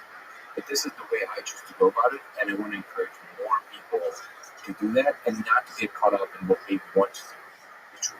If it doesn't work out, say it doesn't work. So we can proceed to the next thing, so we can try another thing, so we can all think about it together. Well, one of the things that he said, which struck me, was or one of the questions that he asked was, what makes this code any more real than anything else that you see in DMT? Right? Like, It's closer to what this is. and also, I'll just tell you what, so it's always the same thing. It's matter of light. No matter who it is. No, it's as real. I'm claiming it's as real as Jupiter is there. That's what makes it different. So, like, when you explained that console thing that you saw, you explained that as sitting in 3D space that was anchored.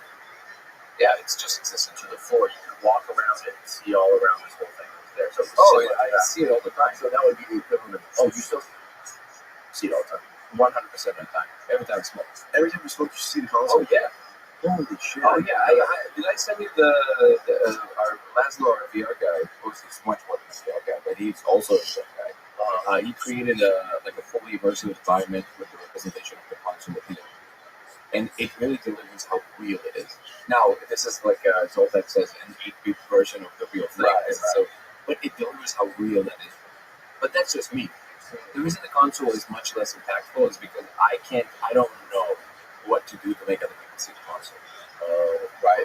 But I can show you the code. You don't use any sort of external devices like a laser to see the console. No, it's as real as the spectrum. By the way, the console is just a small anecdote and unrelated to not going to be that interesting problem, but the console was doing something when we were shooting that experiment that it never did before. Usually the console opens up and it has a lot of sections all over the room, and only the very small sliver of menus come and like follow me, but the rest of the console just kind of hovers in the room. It's almost like the body of the console, right? It has different sections. One of the sections, the more physical sections, the one that is just always there, came out and started scanning the people who were looking at the laser. I've never seen that before. Yeah, it was like a plate that came off it, and it was scanning them. Like, it was interested in what we were doing. I've never seen that before. Again, this is one of these, like, trip reports. I don't know what to do with that. It's not a... People say, hey, can you release the next video of the console because it's working on it? I'm like, dude, I need to have some information there that I didn't have the first time, and I don't have that yet. I want to say something new. I don't want to just keep repeating, what they said. And if I'm not sure, I'm not sure. So how many times have you seen this code? So maybe four times. But the idea is that eventually this will reach out to the next. There was a time when we had an idea of what geocentric is like, and who talked about was the geocentric scientist. Someone said that the word was in the field, because a scientist who observed, and so there's a scientific capacity to do something. It wasn't the case, and then came there were people who thought, well, I don't think that's the case, right? And at the time that was the case started, it almost was their lives. Definitely it was the freedom, right? And it had to reach a critical mass where it flips. People start to be interested in this deeper because there's a critical mass of people, right? And that's what. So that's kind of what's happened. That like when Benny was explaining that he's actually approaching a very scientific, right? Of scientific mind and really get into space and really try to analyze it and what's the point of these experiments? Like, is there a scientific way to prove beyond the anecdotes that there's a code, people saw it, right? That's an anecdote, and how do you physically prove that? But eventually, there are going to be enough people who see this code. That's what I mean by criticalness to happen. Or enough people venturing the space. That's why I said live charity, spiritual, that more and more people venturing the space, and the anecdotes start to, be prevalent. Right? When it's just simply not, I'm coming from a pragmatic or especially in the direction of medicine,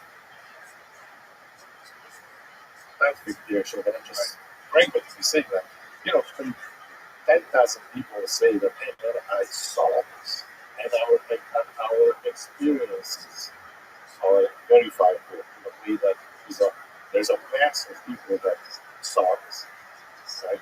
Then it's not possible to ignore it. It is asking for the um, it is asking for the scientific community that what we're going to do, right?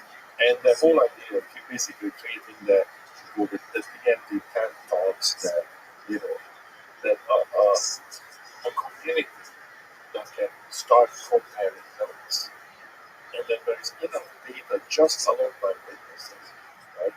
Then is it tangible evidence? Oh, you know, there are 100 people saw you rob the bank. It's just one of those things. So, By the way, did I tell you that we might have figured out a way to put that molecule?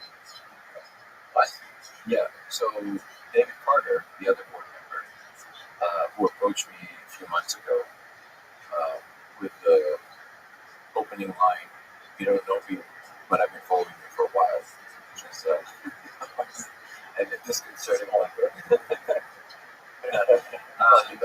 Yeah. No, he's incredible. Carter's incredible. So he basically, I guess the best way to describe is who he is a large. He would say he's a organizational expert, but I think he's a large scale problem solver. So basically, he worked from everything from government projects, software development, speaking to preparing AI now. He understands what makes big processes work. He even worked on some classified projects. And he said, look, about a year ago, back then when we reached out to me, I ordered the laser, I saw the code, I never reached out to you, but I started basically talking about it in my circles. Because I have a certain reputation, people listen to me. He said when I would go to these conferences, I would like, when we are at the end of whatever conference we are, I would like whip out the laser and start showing them. It's like, wait, what are you showing them? It's like, well, here's the thing. I have a certain kind of reputation. So this was a problem. I was removing one more step for them to venture into. So like instead of me telling them there's this laser, like, no, here's the laser. And I would just turn it on. It's just a simple defective laser. But I was telling them, like, I tried this. I've seen the code. I'm explaining where you would see. People got so interested because they are looking for this like next step of like understanding. So David recently told me that I haven't seen it myself yet, but he is, there's a certain, reputation that he has with like being accurate with what he said. He said he thinks he figured out a way to see some visibility of the code with these old sensors of Sony cameras that had this night camera together. And if we string a bunch of them together, then we'll be able to see it much more clearly. Now, if it's true, that will automatically change in the conversation entirely. And there's also a team from Japan that apparently from 2014 was collecting data from light comes from stars. And they discovered that they can actually discern statistically at this point pretty concretely that there's information in there. There's some kind of a code, there's some kind of lifts running in there that is not very easy. Like they can actually discern that now with machine. Well, that's not a lot. Period. Your tendency of your brain to just make shapes out of nothing because your brain is really good at creating patterns. Yeah. So they can discern that this is not it, that it's actually real information of some sort. So all of these things are kind of converging. But I just wanted to mention that because Zoltan keeps referring to the end of childhood of humanity. Yes. I really think that all of the stuff that I mentioned before, these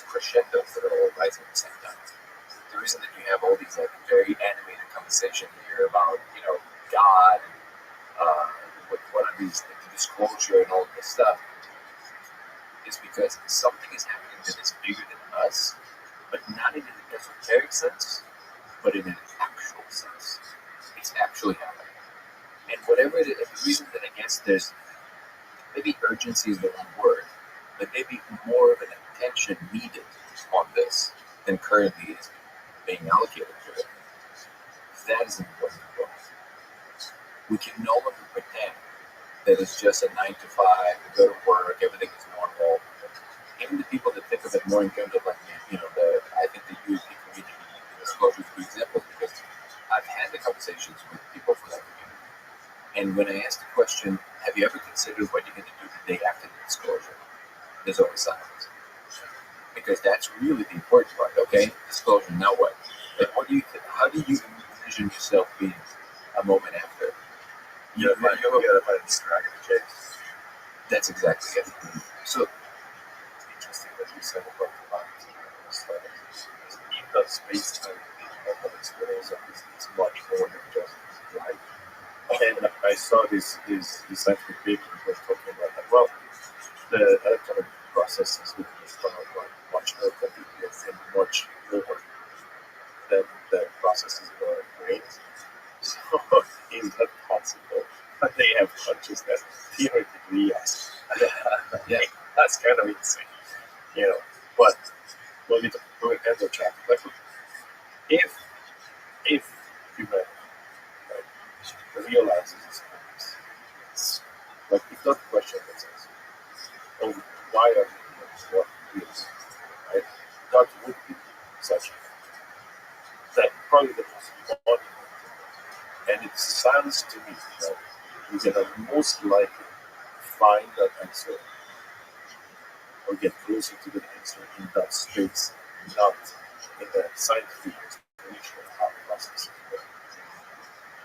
The process is just a result of too much deeper stuff. I was gonna ask you when you're studying this stuff and when you try to help more people become more aware. But the only way to study this is to have obviously lots of people look at it. If you have 1 million people that look at this thing and 900,000 see it, 100,000 Or to see a way to substantiate it on the screen. Or to send the information directly to some kind of a chat. But at the same time, when you're saying like you're seeing this code, like how do you eliminate this confirmation bias that they're expecting us to see something? Isn't that a way to that people attack this? Say, look, these people are expecting this, and they're already something. Like it's not double blind. So that's two separate things. One is the people attacking it, which they will. It's just natural. That's how you make stuff strong. That's fine, right? It's fine. So that's a non-point. People can attack it all day. If it's real, they always say, Stairs used to say, you can take the pressure. I don't mind. Exactly. The second part of the question is, even Gallimore, you haven't watched the full video yet, but at the end, he says, I finished it. Oh, you finished it. So you know how he says, which is actually a self-contradicting point, which I alluded to in my response video, which is, he says that priming doesn't have this longevity that people attribute to food with the code. And yet he himself somehow priming doesn't have this. It doesn't have this longevity. So priming is if I give you a cold drink to hold, if you don't know me, and I ask you general questions, most people would have more negative kind of things to say about the person. The same thing with the warm drink and the other way. Okay? That's priming. Okay. I'm priming a certain state that makes certain general occurrences more likely. Priming does not work with specific content, hyper-specific content that I'm going to convince you. If I say, this is easily testable. If people think it's priming, take a group of people that you know for sure didn't hear about this, right? Sure. And then tell them about elephants. Inject it subliminally, talk to them about it, do all of that. And then show them the label. Yes. Okay. If they still tell you they see Japanese letters, can we then agree that this is not it, right? So that's easily testable. Okay. The other point that people make, which is like, which by the way I've done, I've told people something else and they came back and said, I didn't say what you told me, but I saw these weird things that Chinese. Like me, I saw the gears. The gears you see in the beginning, yeah, but it's just the way that weird. So, but the other point of like, yeah, but if you do make it big enough, I was like, okay, hold on. So you're telling me that you believe that one guy can say something convincingly enough, you can then convince the entire Earth that something is there. Well, then I think that's a whole phenomenon all by itself. We should study that. Because what are you talking about? If people go to the DMT space all the time, right? How do you know what the machine knows? So somebody told you about it all the time. Exactly. So are we saying, oh, we shouldn't talk about machine notes because if you're going to keep talking about it, it's going to be confirmational bias, and then how do we know if they're real or not? Well, the only difference here is that I'm claiming that this is actually real, which was already in the zeitgeist, already in the conversation. I think it's the level of emphasis that I'm giving that people are uncomfortable with. They're uncomfortable with the amount of certainty I have about it, which I get, right? Which I get, but at a certain point you have to admit when you do know what you know. So the reason that I'm saying things with this amount of conviction, the things that I am saying with no conviction, again, to remind everyone, the only thing I'm saying that I know for sure is that whatever it is, people say, why are you calling it code of reality? I don't know, it's a placeholder. It kind of looks like a self-executing code. Do I know it codes for all the environment? Of course not. Here's what I know for sure. Whatever that is, exists on its own side even when you're not looking. It's a real thing.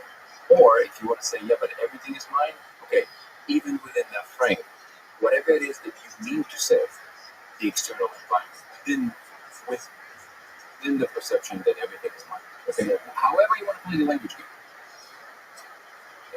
It is an external thing to you as you are perceiving yourself right now. That's a real thing. That's a whole thing.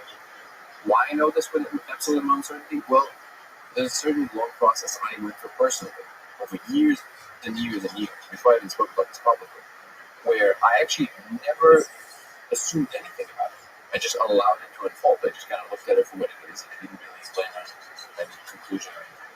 And eventually, with a lot of hammering it, with an insistence from the other space to say, yo, what else do we need to show you?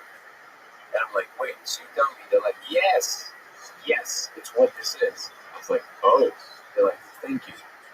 So then eventually you go, okay, I know this is real. I no longer feel the obligation to pretend, to think that maybe.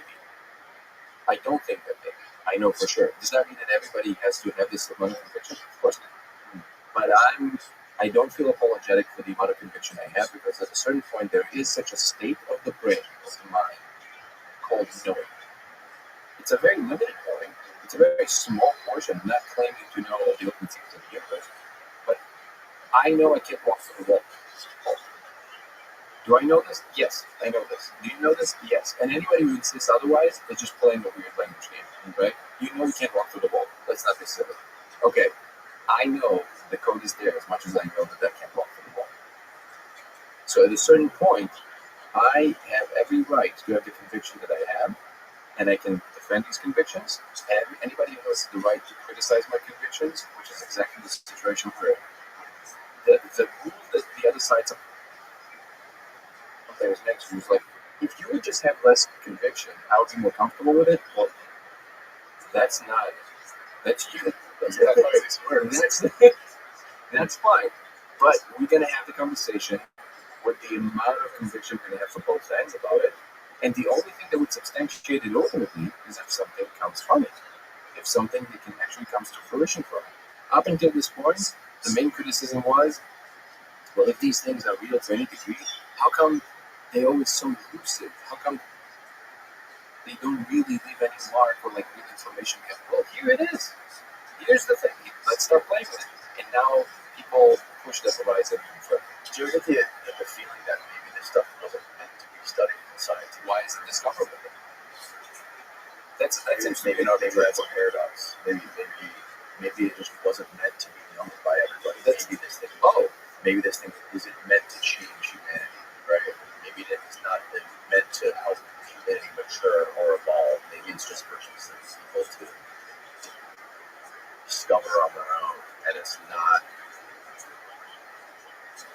Yeah, are you familiar with the study? It's this John Hopkins study that went on. I just had this journalist on Travis Kitchens, who was a part of the John Hopkins psychedelic study, research studies in like the 90s or early 2000s, with a couple. What were the gentlemen's names who started that study? The guys that were like the pioneers of the psychedelic renaissance were a part of this study. And it was this study where they brought in a bunch of people from different religions, a bunch of different religions. Like they brought in a Buddhist, a Jewish Jewish person, Christians, people like the heads of all the faiths, right? Who have different religious beliefs. Put them on psychedelics and tried to find out what the common theme was behind all of their experiences and how they projected their own religious framework onto it, right? And they had this hypothesis that of this idea called perennialism. And I've never heard of perennialism. Perennialism is this idea that all religions came from one common source. Like they're all drawing from one source, which goes back to like some of the stuff that Brian Marescu talks about, like the Eleusinian mysteries, and the Greeks were experiencing this psychedelic. If they were going into this DMT state, of the psychedelic state, where they were seeing God, right? Or they were experiencing these things that eventually got translated into different religions, right? For different reasons. Which, religions kind of like Christianity spiraled out of control and became, this thing that we know of today. And like, it's like the ultimate goal of this was trying to find one common core to all religions and to all human belief and the core of human consciousness almost, right? But it's like, to me, and what Travis pointed out great was like, I don't think it really matters that much, right? Like if you're a Christian or if you're a Buddhist or if you're a UFO person or if you're a psychonaut who thinks that, whatever you believe, as long as your belief makes you a better person, more power to you. I tell you why it doesn't map onto the way I see it. Because the answer to your question is possible that it's not meant to be taken by everybody and it's not supposed to help us. The answer is, of course, maybe yes, maybe sure, maybe you're right. Right. That's a lot of maybes, right? The more reasonable way to proceed, I would say, is to look at how any other big event standing in human history ever happened, which is always a correction of the map. The reason that in some domains it might be okay to hold opposing views about different things, but in other domains it isn't. I forget to give that example, but it's a perfect example. The example is, if you think you're in a ship and you go out and you just open the window, crack the window because you want some more air, but you happen to be on a submarine and you get confused, it really matters. No, forget about the fact that you can't really open the window on a submarine, but let's say you could. The point is, if you don't understand the situation you're in, you might make moves that can be detrimental. So making the map match the territory is a very important endeavor. And just notice that whenever people sail outside of the domain of the current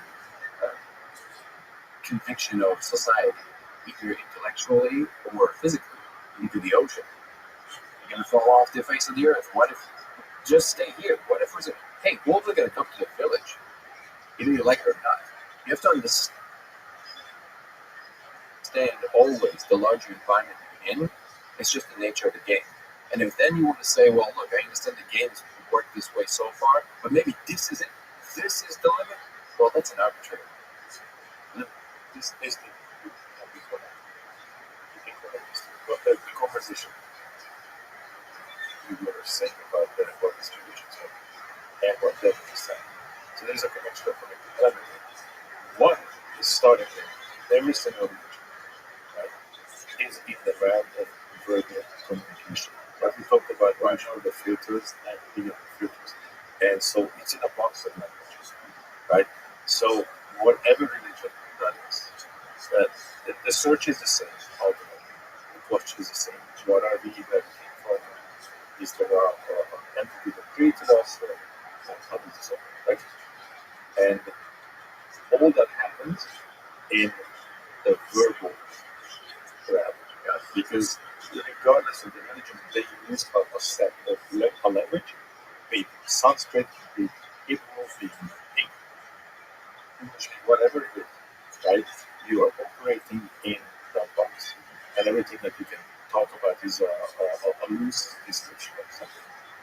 So you have to move outside of the box, outside of the language, and move beyond that point where it becomes an experience And it's an experience. I'm really sure the experience is exactly the same to every religion. The split comes from the different culture and languages that you explain or talk about things. But if you go to the experiment part, which is outside of language, which is before the filters, right? That exact information, then it's probably exactly the same. It's your description of your experiences, right? And then I was talking about the functionality of yes, it is our purpose maybe to go and experiment and figure out things out and have answers to these ultimate questions. What are we doing here? Why are we doing it? Now, you according to the summary that you might have turned into that you should be opening, right? Is to be true that we could be wrangling that and stuff. But our not exactly optimal or even detrimental, right? But if we just stay in a state of pragmatic, the absolute pragmatic basics, that the experience of it, right? One is non-verbal, is most likely the same, so the language and the description of the self. Buckets of information. And the question is going to be the same. Why? What is the purpose? Right. So that is a fundamental question of everything else is a subset of that.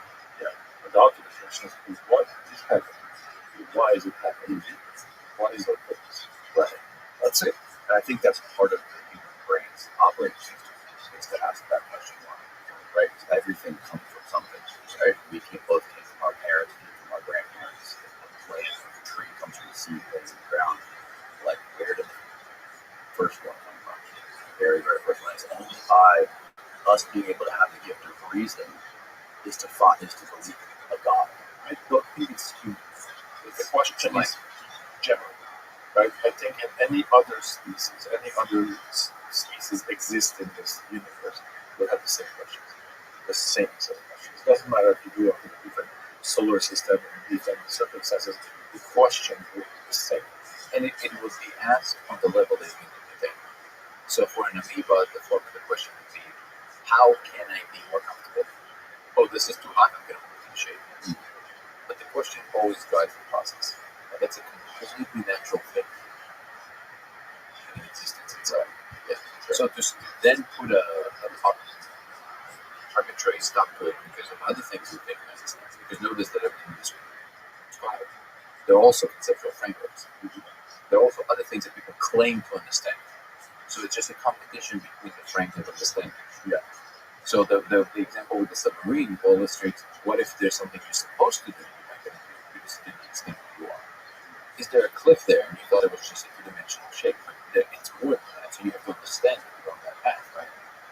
And so the answer to most times, like, should you know? Almost in every instance, it's yes. It's always better to know and then do something about it versus not. There are some limited cases that I would say, like, if a meteor is hurtling down towards us and we have 3 weeks to live, is it better to know? In this limited instance, maybe not, because in 3 weeks we're just going to panic and it's not going to be better. Right. But these cases are much more rare than all the other cases. Like, is it good for us to know how to synthesize polio or to build the atom bomb? Well, it's good for us to know that that's a possibility and then kind of work around it. Because to say we should have never discovered it, that's just postponing the moment in which it will be discovered someday. It's always better to know something and then to do something about it properly. And that's why I'm saying the attitude of the monkey is we keep pointing to these external things to blame.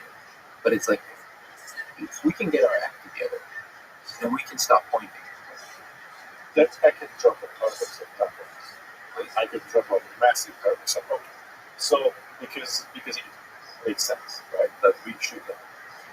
But knowing that we should know is also knowing. I'm gonna give it to Yes. you. I'm gonna give you into an actual experience that this person had in the space, deep in the space. I've been there hundreds and hundreds of times, and there are different levels. And I'll give you an actual example when it's non-verbal communication. How data comes to you, you just know, and it depends on time. So, meaning when you're in that space, you just have the sudden know something. And it's almost like it really takes time. So it's not like there's a book of knowledge and it takes time to absorb. Yeah, just, oh, I understand. And it's and so there was this moment where I realized we are in being in a space, and when you reach this idea that what is that the Buddhists talk about, it's very that's I talk about this oneness. When you took off my hands from the front, and then you realize like, oh, this is one consciousness, right? And there's the obvious question of why are we compartmentalized? Well, in that one consciousness, that is it's absolute. There is nothing else, just this one. And in that state, if you can absorb that for a second, it's the loneliest existing that it has no companion because there is nothing else. That's it. Right? Just one. But that one, this beautiful consciousness that is super everything, is one coherent consciousness. And it is, for a lack of better words, is the absolute nothingness. Because it has no companion. However, the second you're compartment, the cup, there are some process, right? Then you're not in that absolute consciousness, you're surrounded by others, correct? So out of a sudden there are processes, there is noise, there are experiences that can exist, right? And so I had this perception of the job, our purposes, is that every possibility can be experienced. And it's almost like your function. And this it will take over with some sort of anxiety of human existence. Because am I doing my purpose? Yes. The old out of this is to experience, live this life. There's no way out. You're born into this life and you absolutely have to live it up, live it up, live it, right? There's no way out. That's the process. The process is that you're living out one set of possibilities. It's your possibility. Your possibility and your experience is not going to be anywhere near to anyone else's. It's very unique to you, right? And so this set of data was fed to the observer's consciousness. This experience, yours, but was fed and yours was an followed ours. So this the phenomenon, God, whatever you want to call it, experiences all the possibilities, the infinite possibilities, and you are that subroutine that experience this one. So whatever it is you do, you're doing your job. You're living your life, you experience it and you feel it. Now, you do have free will. You can choose what you will have to experience. You actually do have the power. But the process is you are living your life and feeling the will. Right? And in that particular moment, I had this understanding of if I'm searching, if I'm out on a band searching for that consciousness, searching for God, searching for this thing, if I was meant to understand, meant to know who But it would also not be fungible. it is fun to find. If I meant to what it is not as a It wouldn't be fungible even in principle. well, but that's true. That you can experience that, but immediately the experience is don't look for it. Do your job, which is experience life, go live experience and have that feed that to the Akashic records or whatever you want to call it, right? That's if you understand that, then it takes away some kind of an anxiety. Now it works for me. This experience that you had, some people call it the void. I've had it. And Michael Pollan talks about it actually on the Joe Rogan experience, where he's so grateful when he came back to his content. He was like, "Oh my God!" Rick Strassman also talk about this. It happens to a lot of people. I don't know if he specifically, but I think he said he went 5 MBO DMT to like the light room. yeah, the white out or the void. Yeah. So the thing that to me, I'm hearing this, and I've had this, and Zoltan is absolutely right. It is the most gutting feeling you can possibly have. But I always say I think there's still something to be said about the fact that you're experiencing it from some unitary perspective. You're still an ego experiencing the ultimate just loneliness, right? So that's why it's so gutting. But because on the other hand, you have other people that talk about, like, when you experience that, it's just the fullest freedom. But I would say that specifically with the code, not necessarily with this, because with this I am open to interpretation and all of that. There might be a balanced place. I agree with that. With the code in particular, something else jumps at me, which is the fact that it is recognizable on the level of the human. Because if this is some kind of a thing that codes for the function of reality, it could have easily been just the wiggles, just the signals.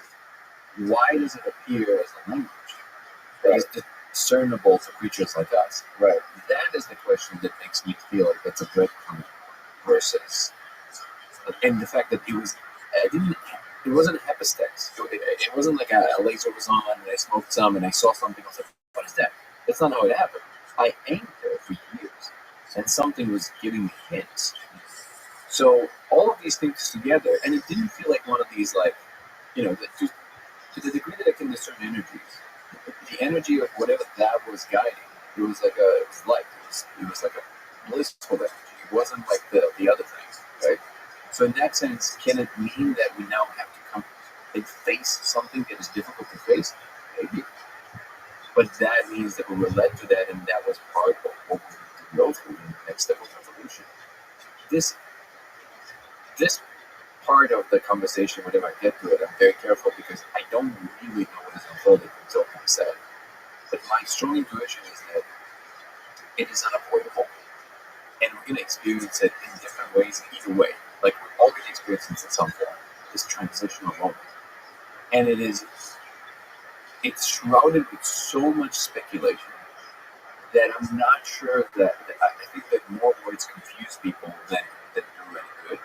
But the most general thing I can say about it is that everybody can feel that something is happening, and either you're a person, some kind of a Aboriginal person in somewhere that have zero technology, it's going to communicate to you with as much coherence that it needs to, in a way that you understand, as to anybody else who is living with this sort of advanced technology. This might be just our version of how it's trying to express itself. And I know it sounds super esoteric, but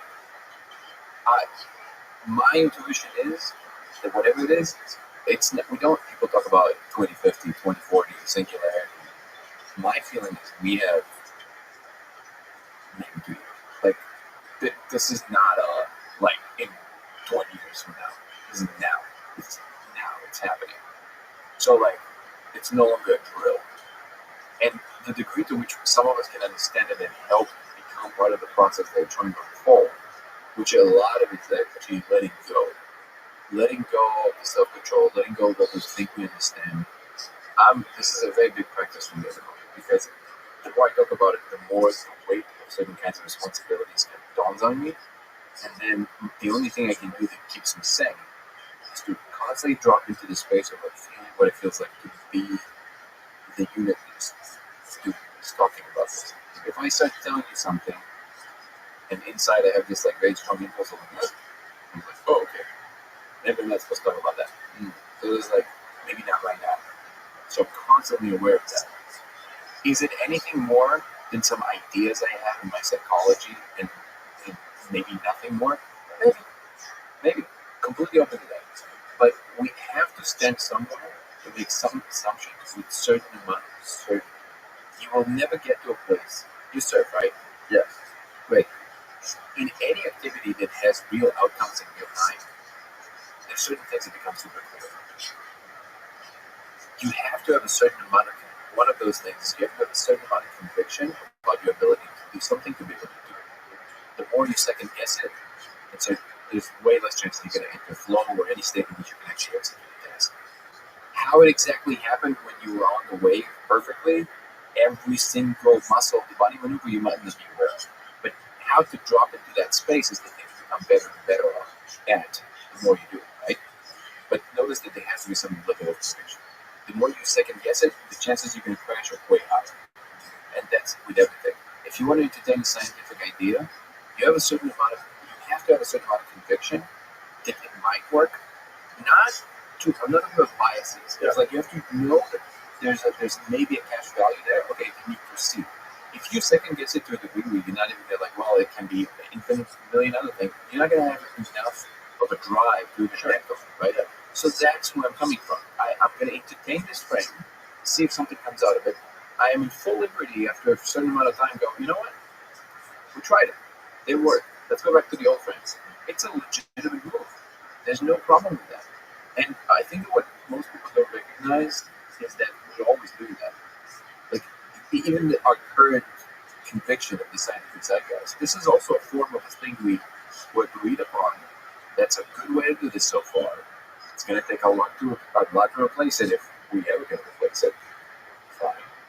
But you have to have a certain amount of conviction to kind of go in the face of it, but not even resist it. Just like, how do we, I always say, whatever it is that we're going to find has to also match up as we already understand. It's never going to replace it. It's not how it works. So I guess my bottom line is there's a certain fluidity and a certain amount of rigidity that we can constantly play with that can help us find our place in this unfolding. And I'm fully aware that this kind of talk immediately sounds more like a sage would be talking, right? Because I know it's equipment. But I don't think it has to be. I think we can talk about things that may be unfolding that are greater than our current ability to understand in a way that makes sense to us collectively and personally without constantly asking one another to pay penalty for describing it in that way or another way. If I'm understanding what you're trying to do, I'm not going to waste energy of trying to correct every single word you say. I feel you. Like, okay, I understand what you're trying to say. And if you're struggling with saying it, I might even help you say it, right? That should be more of the attitude. Right? And that also holds the seed in all human endeavors. In science, in politics, and everything. If we have a little bit more charity towards one another, what are you really trying to say? Oh, okay, I get it. And again, I'm aware that what I'm saying right now sounds like, well, what are you talking about? We were just talking about science. Now you're talking about some kind of a human interaction. It's part of it. If everything in science is done, we have the scientific method. Awesome. Let's go with it. We don't have to be dicks about it. Like, scientists don't have to be dicks to one another to achieve an accolade. That's part of it. If you're going to work together on something major, wouldn't it be better if we also feel comfortable and safe to do that in a way we can explore? It's like, oh, that didn't pan out, but we don't have to make you feel like shit about it. And I personally don't care because I'm not in that world, really, and I have all the love that I need in the world. But I am noticing that it's a big pain point for scientists. I have two physicists who are totally on board to help out, but I said, I have to be consulted. I can't put my name on it. I'm going to lose everything. Right. That's crazy. That's crazy. Back to the level. That was the scientific community that held the rigidity of that idea. And we can make a point about what about is a political. So the conviction of the experience. That's what you're talking about. That you have an experience and you have a conviction and experience this. I'm looking at a code where I experience this particular thing. Then I could jump in there and start questioning like, well, what is existence? That's what about it? How about that? You can, at one point you have to drop anchor. And the anchor is, I have seen that code. I have experienced this. I got to anchor myself. It was like, well, it happened to me. And I saw it and I perceived it. And if it happened to me, I can't care less about 8 billion people say otherwise. Because everything that was ever invented or discovered, at one point, the person who discovered it or invented it had a bit of a spine and their shoulder was strong enough to carry the weight of nobody has on this planet in this moment believes in what you say or what you invent, right? It falls on you because you invented it or you saw what you saw, right? And so the truth is not by consensus, right? And it's my truth. I saw it. That's not to me is unquestionable because we can weigh the water bottles, but are you really here? And is this really the exit? We can put it over. At one point, you have to put that bricks of like, okay, well, I am going through this life, I am experiencing this life. I feel like there are processes and logical processes and feelings and ideas that hovering inside my head, and I, regardless of I myself can pull this to apart, like perception of what is really happening and are we really here? Is this just a whole we can live about? The truth is not inconsistency, but Yeah, but at one point I gotta drop on a something, right? You know, I have to have a solid point. Right now my solid point is like this. I know nobody in this room and nobody outside this room has a fucking idea of what's going on. Not one. There's not a person on this planet knows what the hell is going on. Nobody knows. Everybody's guessing. Everybody's just got ideas. There's no absolute. Nobody knows. I know that. And that itself is awesome. And I at least know that nobody knows. That things are unknown and that things are unknowable. And then you can logically come to some conclusion that certain things are unknown or right? But I think the human mind can't really for those ideas. Like we already know that we can. But at one point you still have to jump on it. So if you have this experience, if you saw that, if that's your cognition, you gotta put that on brick and say, I'm defending this brick. This is my experience and there's nobody alive on this planet that can again not a question about attack dark in any shape and way. This is my experience. Your universe is your universe. My experience, I'm sticking to this. I have experienced this, and I'm going to do this. And if you don't do that, there's nothing. There's no starting point. There's nothing that you can possibly do. There has to be something. but the small thing to add to that is that in order for that to be total water, you first have to acquire the ability to have a certain level of discernment, which is important. You did a certain amount of work on yourself that you trust your own experience in a way that's not for everybody. It's that solidified. I have that to some degree, you have that to a larger degree, but it's also because you have more of, I guess what you would call external accolades to rest on, to say, I tried things my way, they worked out. So now, whenever I walk in a room and somebody starts yapping business advice at me, I'll let them yap, but I'm like, you do you, I did it my way, look around you, that's what I've achieved, what did you achieve? So that gives you a certain amount of confidence in your convictions. And I have some of that in other domains. Some people, I realize, don't always have that because they are never really dropping an anchor ever, or for whatever other reason, and they never really land on something that pans out. So from that perspective, it's very difficult to trust yourself and to trust your convictions. And I do appreciate that because it was pointed out to me on my daily life. It was pointed out to me, and I never thought about that. And it has to do with a certain ability to track what is going on to a degree. And if it pans out enough times, well, it's almost like check marks. So like, okay, yeah. So, but the second you achieve that, and this is the thing that it's funny when people think that I kind of like went with the first idea I had and just kind of ran with it. Couldn't be literally the opposite of that. I've experienced the space thousands of times, and so much that I'm like, okay, I think I have a say in what I think each thing in there is because I simply visit it so often. So I have some discernment that I trust. Would it be just that thing and also nothing else, like even just the console, let's say? Would I be speaking about this with that amount of conviction now? I don't know.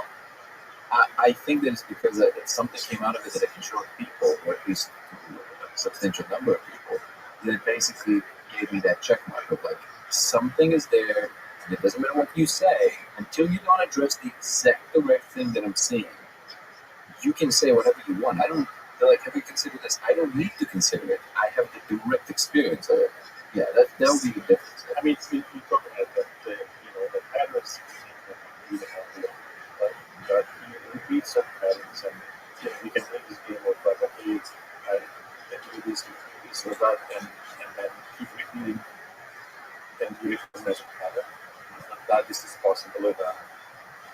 So you can also establish, okay, so this is the truth of in this agreed upon reality, because in this agreed upon reality, you repeat the pattern, and you can all verify that what happened. Let's say in business, or it doesn't matter if I'm just play guitar or the business or paint or stuff, that there's a pattern in there, in all those activities that are essentially there's a pattern. So it doesn't matter what I'm going to put my mind to, as an excel in the beginners, the pattern of underneath. And then once you really have that, you can say, okay, I have a bit of probability I can demonstrate that I can repeat this pattern and whatever I achieve, and it will succeed. But in the not agreed upon reality, I reserve the right to be absolutely insane. I can be a schizophrenic person will be convinced that someone is sitting over there, right? That doesn't mean that we just call this person schizophrenic, right? It doesn't mean he's wrong. It just we don't see what this person sees. Yeah. It does what I mean. Like the truth is not by consensus, right? So because we have much less people who see ghosts and spirits, and people that we perceive that they're not there, we consider them insane. That's not necessarily the case. Right. It's just because we are the major thing. You're going to say, oh, yeah, he's insane. It doesn't mean he's wrong. You just don't see what this person sees. So, so there's a reason for the right to be insane. Yeah, but this is what I'm saying, that to me, the bottom question, at least at the moment, is what is the relationship between the mind and man? Because man seems to have this universal democratic thing where it doesn't matter how crazy you are, you try to walk through the wall, you ain't doing this. That is an important point. What is that? Why is that way? So ultimately, to me, the encouragement again is to just broaden the spectrum of things, of how many things we contain, what we want to include in the ontology, without getting lost. It's a fine line. I'm trying to push the ontology just slightly out, saying, hey, the thing that we want to consider seriously is a little bit right outside of what we currently do. Can we just push it out? I think it will solve a lot of problems. That's really all I'm saying. What I want to talk about, we talked about it last night. What do you think happened when you said you got kicked out of the EMT space? Was that the same experience when you experienced this oneness, this one conscious loneliness? No, it's different. It's not zero gum, by the way. No, I have something. Sure, yeah, that was a gum. I feel like I don't want more coffee. I feel like it's gonna fly me to the moon. Have you tried your gum before? Is it good? Yeah. It's whatever. It's a gum that supposedly does something. I don't know. It's like No. So here's the thing. I'm Here's the thing. I'm only do 200 miles an hour. So when I go 201 miles an hour next to the Eurogum, it would not make a difference. Okay? So it would only matter if I was mentally To the a turtle, and So I don't know. It's a percentage. So yeah, the getting kicked out experience. If you Google this, it happens to a lot of people actually, right? And so, which also underlines that there is something that happened. This physically happened to me. So I can verify it in my physical, concrete existence or agreed upon existence. This is our agreed upon existence. The second I go into that space, we no longer in the agreed upon reality because we can't verify those rule sets that person that we can't walk through the ground, right? It's now applying to us, right? So we have an agreed upon reality, and the agreement is that I can't walk through the wall. But in the second I'm in that space, right? The rule set is not yet established. There is a rule set, but we just don't know that rule set yet, so we have a hard time to agree upon the reality of that space. It has a reality. It has a rule set, and there are sometimes something happens that I can verify, like getting kicked out, right? So that happened to me that I got kicked out. I can tell you the whole story why and how it happened, but the physical proof of that is number one, is research it, getting kicked out of DMT. And You find it distinctive. hundreds of people will talk about that they got kicked out for various reasons and for various period of time. And what happens once I got kicked out, I couldn't get back in. My friend got forcibly kicked out of hyperspace. So that's, I'm pretty sure that you're going to find hundreds and hundreds of these attempts. Yeah, but probably a bunch. So, but It's like, yeah, I would search to be like banned from DMT space. So what's the importance? The importance of it that you're going to find that some, hundreds of people will verify the same experience that this happened to them, right? And when it happens to you, you can compare it to the agreed upon reality. And agreed upon reality, and there you go. The DMT itself is banned. That's But it's banned from outer space. So what's the implication? What's the importance of it? So when you get kicked out of the space and hundreds of people will verify that it happened to them, then you can be discussing that event in our agreed upon it, right here. And the agreement is that they got kicked out, trying to get back, and they cannot. They can smoke as much DMT as they want, and they cannot get back in. Almost like some kind of receptor that is open to access that space is not shut. The door is shut, and no matter how many times you hit that button, you cannot get back in. And so, if you're going to read that, you're going to probably find hundreds and hundreds of people talking about this. So, whatever happens in the reality space where we don't have an agreement of the rules yet, like now, right here, you do have an agreement of the rules, right?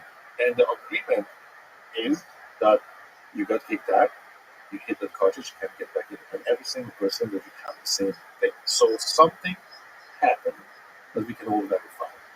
That alone is very interesting because it affects the agreed upon reality that we can talk about. It's with its rules of can't go to the football, can't do this, can't do that, can't fly, can't get back into the that's not part of can't get back into the it is not part of it happens right here.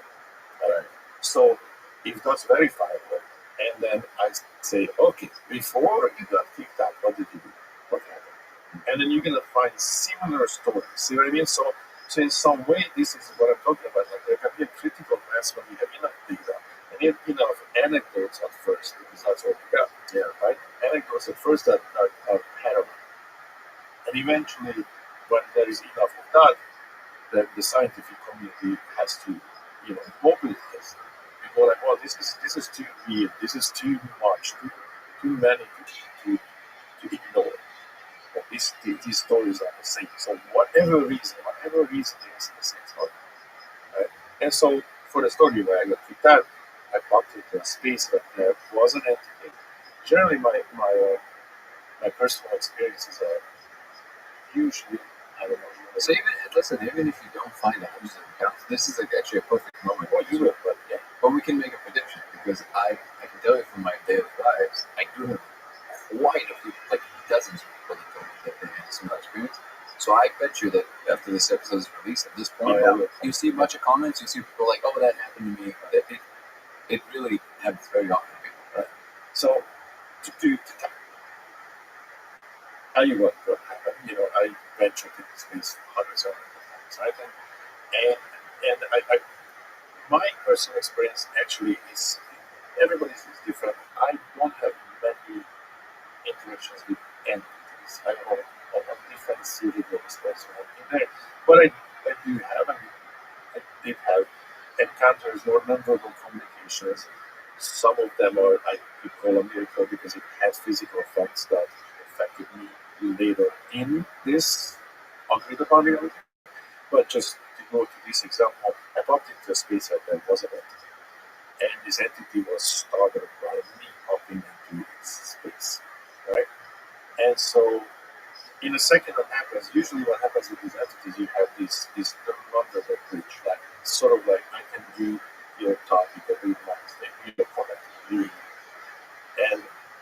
in, and I know I struggle with this creature because it got unbelievable. So the description that I can give is the feeling on my it's like what are you doing? What? And in the second that happened, because I knew that this creature was annoyed, the creature also realized that. And it almost felt like it corrected itself. Oh, okay. So we have a bridge. So I hear your thoughts. So you have to be. There was that kind of exchange, right? Now, so the first one was startling, and the second was like, oh, okay. So we are connected. I can hear your thoughts. So you get your mind. So there's a bridge. And this creature was nonverbal. So he doesn't know this was a question. If I paraphrase it, like, okay, well. You hit what do you want to do? And I had this very quick process. It's interesting that's easier in my structure. You would equate this to almost like the drawings that we see. This creature was tall and tall with a long face, sits up, wearing some kind of a robe. Now, when you jump in this space, the reason I'm saying that I'm hesitant of explaining because I thought of this that might be the process of my interpretation of something, right? So when I say like how something looks like, there is a possibility that is an entity and I am. It's my mind that draws the creature. If that makes sense, right? Because we are bound by a visual data set that we have really difficult time to, what you never seen before can't imagine. It's almost like you can't, see. So when I describe this as a tall creature, it looked like some kind of I was in a white space, similar arches as the Colosseum would have. A very, very white, foggy place. And again, when we talk about visuals, I am keenly aware that there's a possibility that it's my own mind is creating the visual, interprets something the way I can interpret. What is absolutely obvious now that you encounter this energy and there's an exchange. Right? So the exchange is that I am aware that oh, there's a me and we have an interaction. That is what that's my brain, that's my that I know that this is happening. This is a question. The visual question will be hand up. But for me, the appearance was like a tall creature. You know, I don't know. I hesitate to say it, the grayish skin because it's we have an idea of ETs. Right. Like a typical gray. Yeah, but it was kind of like but tall, very tall and a long sort of head. Like was it a long? The shape with some kind of heavy. Kind of, yeah, that's something like so. So that's something like I accept that there's a possibility that that's my mind's, um, translation of the energy or whatever it is. But I saw it as that. And the question was, what do you want to do? And in my mind, I played that in any medium. And it was really great. That I played that. And I can ask all these questions and the answer actually was. That was the strangest thing. I came to the conclusion like, ask one. And what difference it makes if I know where I don't know. Right? So I kind of like processed this super quick. And I didn't have a question. I was like, I don't have a question. I was like, I'm just passing through. Right? But when I said passing through, it wasn't like an unconscious response. Like I know that I processed this, that I knew that I like fast went through the possibilities, what do I want to know, and I just came to this conclusion like, well, things are just not things what it is. And I was like, oh, I'm just passing through that into the question. And this thing, I'm going to the point like, boom, I was out. I just, the experience stopped completely.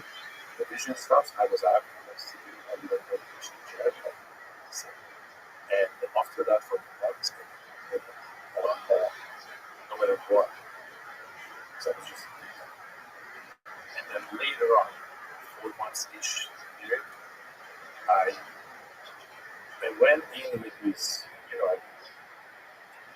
meditation cycle, and in that cycle, I was literally focusing like, I need to get back, I need to find out why is it on that permanently, like I have all these questions, right? So now I had questions out of the sudden, and I wanted to solve this. How do I get it? Right? So I was super focused on task of getting back in, find out if I can and how. And somehow that unlocked something because of my intention. But there was a really short moment, and there's again the communication comes out of it. You can't come here anymore without a purpose. You can, as a tourist, you can't just pass through. I thought, and it's interesting that God was the answer because this creature got annoyed with me because I didn't have a purpose. I was kind of like, well, I'm just passing through. I don't have a question. And that was immediately I was asked, what was the reason? And so the answer was, it wasn't coming from the same reason. Like, get in, and there were non-verbal points, but it's not verbal, it's just a note. Oh, and I got, and that was basically the idea or the message that you cannot come in here anymore as a tourist. You've been here hundreds of times. This is, if you come, that's the function. You can just come. I wonder why did that stand out in that particular instance, the being locked up? I don't know. I just think it's interesting because it's similar to, it's interesting that you say a lot of people experience the same thing. Because it is this has a feature that we can verify in order to read on the web. You can verify this, line up a few people who have this experience, right now, right here, without any substance. And they're going to say the same thing. That, hey, this happened. Or something similar happened. And so, again, this space where we are talking right now is agreed upon reality with rules and it's rigid. Right? That we will verify. This table is here, the microphone is here, we do the podcast right now. We can't go to the walls. I mean, that we definitely can't go to the walls.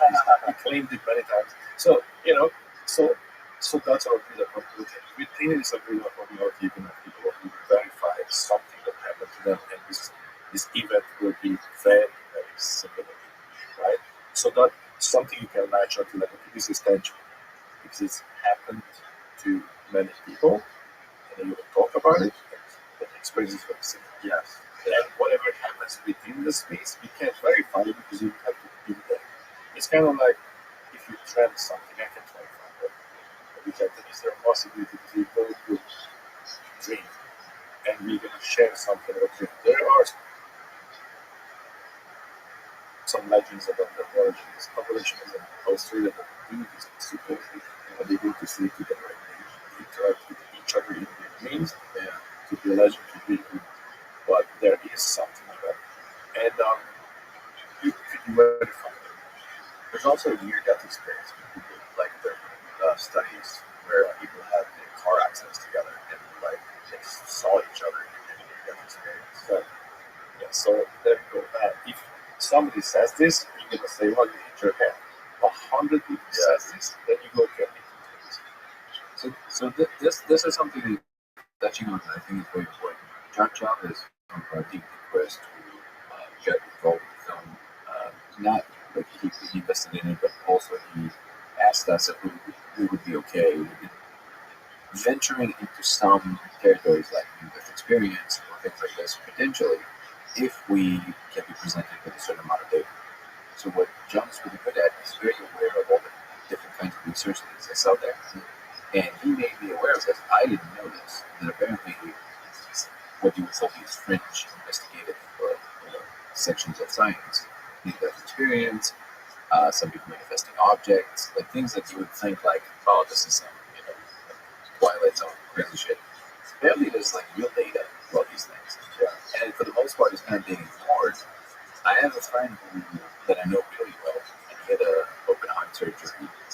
And he was very, well, kind of like us, like he's very open-minded, straightforward, not like necessarily married to believe anything in particular, but pretty, I would say secular in his dispensation. He came back completely changed, and he said, "Danny,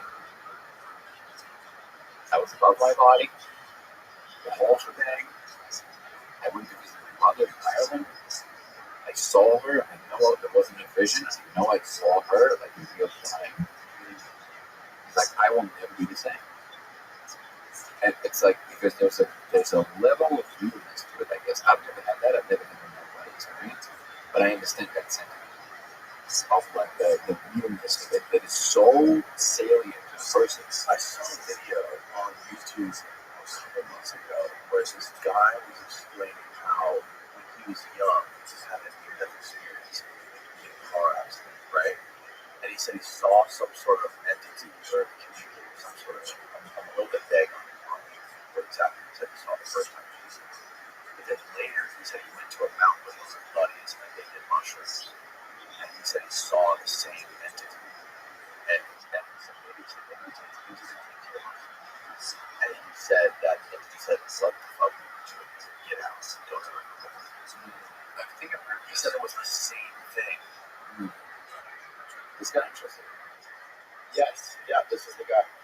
That's a 12-minute video. I watched the whole thing, but it's because the reason I bring that up is because I had this guy on here who did this. He basically won this. It was a part of the grant of this dude, John Bigelow. Related to their family goal. I smoked DMT while a friend observed. Okay, so what's DMT? While a friend observed along the lake, I went from total fear, out my head, blast off to total calm and empty quiet space. Okay, so Did you have the MD? never had ND, But I definitely felt the same thing. so I had this guy in here. So there's this guy named John Bigelow who's been like a part of the whole. He's an aerospace billionaire. Yes. Yeah, I think it was he's a really stellar singer, like Robert Bigelow. Where this is John Bigelow. Right under that. The space Bigelow, space program. I remember this. Yes. That's what I thought exactly was going to be space program. Yeah. He's very into the whole alien disclosure movement and all this stuff. He's got a lot of money, and he basically he put up basically a bounty, like a bunch of money for people who could come up with a theory on these near-death experiences and what they were, whatever. And this guy won the prize for it because he was. What's the gentleman's name we had over here again? Jeffrey Mitchell. No, not Jeffrey Mitchell. It's the guy before that. The guy who was talking about the experiences with people together. That was Jeffrey Long. Yeah, Jeffrey Long. Yeah. So he won a bunch of money for his study on these different experiences, and he put I think he's had thousands of people together, and he's been studying this for his whole life. And I asked him about this guy who had a DMT experience, and he told him don't come back. And he thinks that there's absolutely zero connection between those spaces.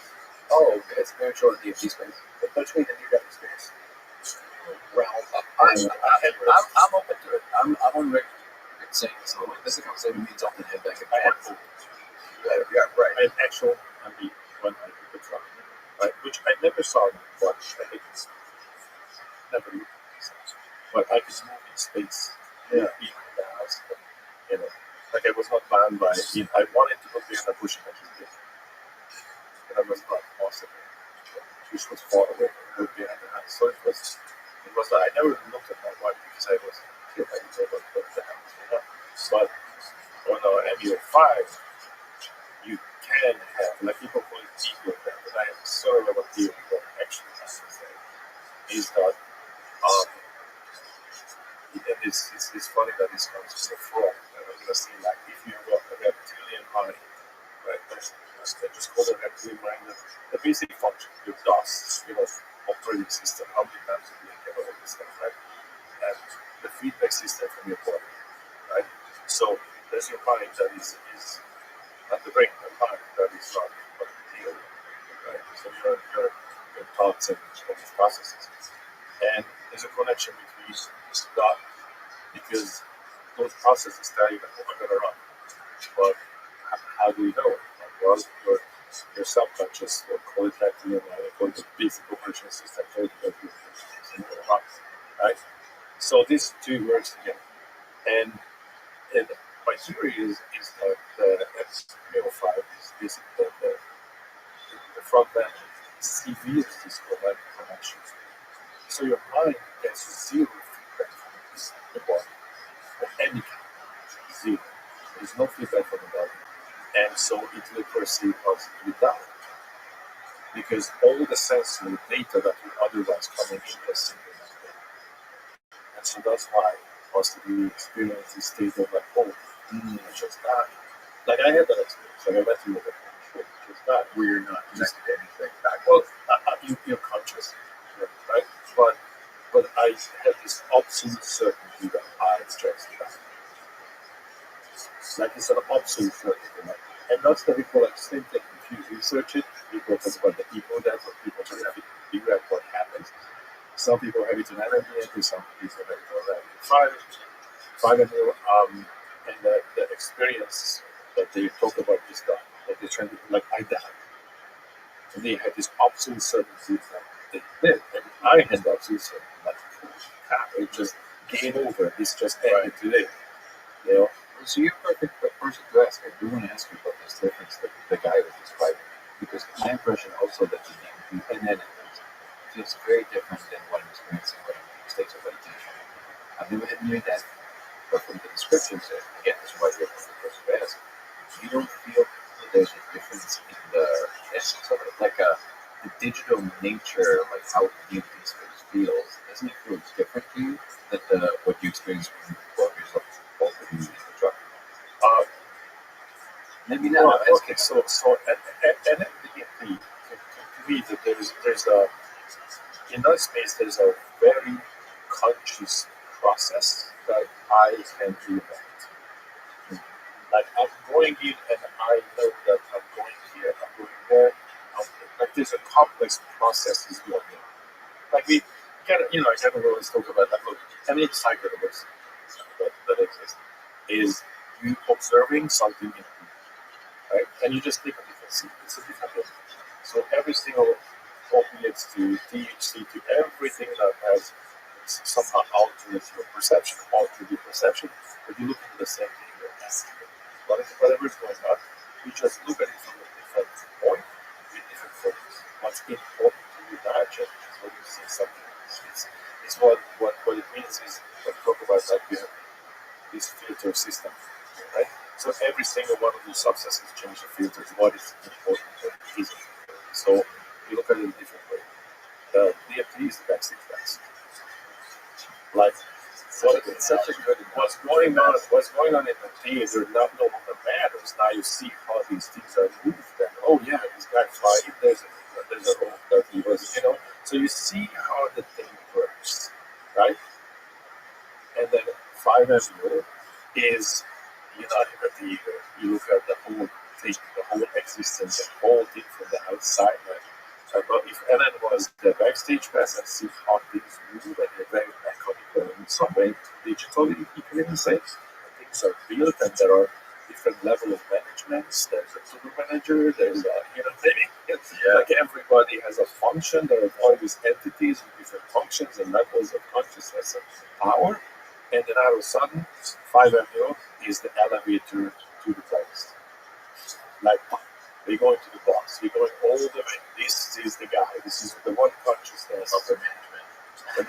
But this is the boss. This is the ownership guy. This is the boss. I love how you said it might be the satellite. You're looking at everything from the satellite. Right. So you go to the boss. It's everything that is there is here. Right. So that's kind of how you differentiate this. Right. And so on the end, right. The experience is very conscious, and I know that I have complex processes, and I think about things and then move things, and I purposely, do certain things, and I have, and I have encounters with creatures. Now, everybody's experience is different. There was a time when I asked for help, and I got help from creatures. These were also really ghoulish creatures, really tall. This was the only time I can. Wait, that's the thing we can check. Yeah. Oh, that's a lot. I can walk around operate the vehicles that fly jet, But so completely conscious. This was the only. Not just all, but it takes experience and hundreds of times of being there. But this was the only time when I was pushed back.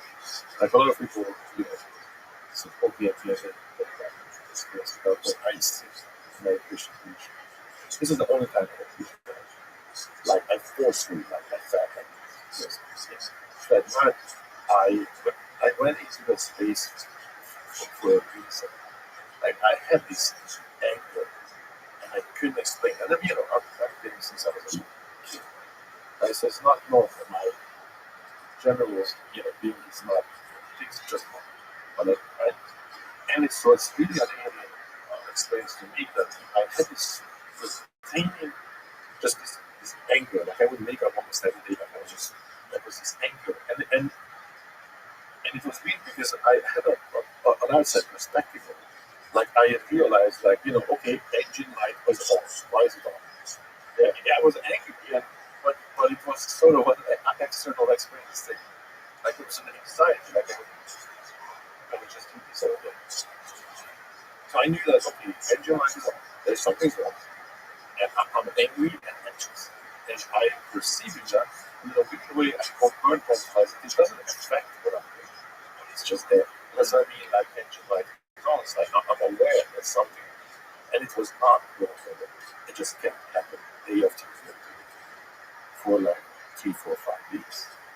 And so, and I tried to do everyone. So, let's clear it as I clear as much as possible, but it's just treat that. What the hell? I started this smart idea. Let's go into the space and let's find out. Let's let's see the doctor, right?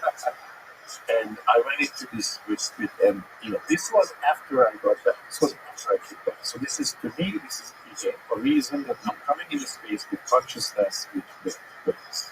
Came into this with a purpose. And this was again, this is why I lay my brick when I say this happened. Right? And I'm gonna enter that this happened. I was sitting there and I felt like a force me I was pushed back, which is not and there was these giant tall creatures around. I looked up and said, if I would age 20 foot plus, just huge creatures, right? Kind of hovering over me, and I literally saw that they grabbed something. There was an ugly potato was right here with a long stinger. I mean, it's almost like a mosquito's head. It was like this weird thing that I saw. And then they grabbed this thing and they started moving, and I could see this stinger coming out of my chest. It was going through my body, moving this out. Right? And it was scary. And when it's verified to me that I felt it, I felt how I kind of relaxed. And I'm like, wow. And the anxiety leaving me. So and I can cut or have the story that after this is the anxiety and just let it go. So verifiably this happened because also the agreed upon reality thing that was happening to this guy. So I know that there is a physical proof that no longer this anxiety anger was no longer there. Wow.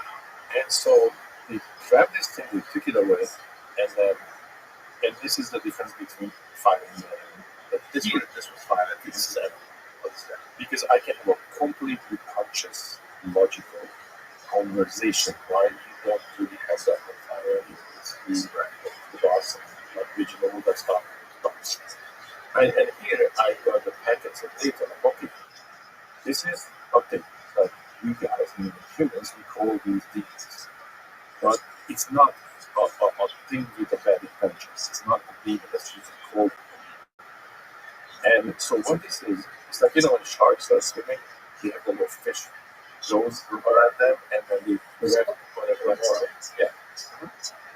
And so that's what it is. You have a certain frequency, you put out a certain energy, and there are entities that will be attracted to them. So technically it's a parasite. Right? It's a parasite that something pisses you off, let's say, and then you are on that frequency. You're angry and you're doing that frequency. And they're going to be parasites or cute creatures that are attracted to God, unique in God. And then you can realize that they feed on that as long as you once you're angry with God, there's no more food when you feed on. But if you're angry today and tomorrow, and after tomorrow, that it keeps happening, something bothers you, and you keep yourself in this state, these entities, these parasites, start to become familiar with you. And they don't have much, and this was all told, but they don't have much, a lot of complex processes, but enough for them to know that, okay, this is my food source now, and I'm here for a while, and I'm starting to be familiar with this creature that gives me this food. And so all we have to do is getting him in a position that is placed, and then he will eat his food. And so bad stuff starts happening too, because they don't really have complex creatures, but they can to some degree affect what happens in reality. Right? So because they can affect your mental processes, because they now your little demons are attached to you. Right? And you live your life, and but your mental process is not completely unaffected. So that's basically what we said. These creatures are affecting your mental processes enough to steer you just a little bit into the direction that you will be angry or dissatisfied. So therefore, they will generate the frequency of energy that you feel. So these creatures is telling you like, okay, you need to do this, but be careful. Just do not chill. Don't get back to this particular frequency. Be very conscious of it because it is. So that was the evil thing. And then after that, which is gone, that's a month worth of anger and uncapped anger. I don't know what I was at. Or this anxiety. I don't know what it is. I have no problems. I don't know what it is coming from. So that's why this is strange. And so I use that for this process and this is what and I don't care 8 billion people can argue about this. This happened. Right? I experienced this. Right? I don't care what you got to say about this. This happened to me, right? And it's verifiable, and I can verify it in the agreed upon entity right here. I'm not anxious, not angry, and I was about unexplained. Right? So those are those experiences. When you got it from that, you're like, hey, nobody can do this. Yeah, this, yeah, right. And so, you know, so this was just an example of entities and how the process works. And in the end, for me, it's rare that I come across entities. To me, it's a more of a, it's a very specific, and there are places, like there is a space I would go to there. I call it the ecstasy of existence. Like it's almost like a giant structure, and I'm aware that there are a lot of beings are in there, non-formal. Like these are not like the entity that took me out. I had a full vision, like of figure, right? These are almost like non-figurative or non. What would be the word for it? They don't have form. They don't have forms. I just feel the energy, and there are thousands of them in there just working, and they're like in this state of ecstasy, of almost like you realize that we exist and all this. And so generally, that's my process. I do with the energy space, with the intention. First, a body check. The first is literally, am I clear? Meaning, it's like, Houston, all systems are good. Are we angry? Are we distracted? Are we cool? Am I sharp? Am I focused? This has to be the first. So I'm not distracted. If I'm distracted with something, then I stay in this space. I will not do something. I will stay. And then I simply can find this place and I do there and I just exist and there is this ecstasy sort of thing. So I go this place. I do if my system check is not coming back clear, there's an engine light on, washer could be missing, whatever it freaking is, right? Then I'm staying here and I'm gonna go to this place and I just have this really happy sort of face that I just if everything is cool, then we do first. And then those processes are very cerebral. It's rare for me that I see entities and encounters all these mental obstacles and processes. Now, 5 and it's not a just this is elevator right up. There is nothing in between. It just goes to dissolution and entering this space where everything is just dissolved. Dude, I mean, it's really cool to listen to you describe the stuff. Like, you know, you're using it as a tool to enhance every part of your life. It's also, and I mean,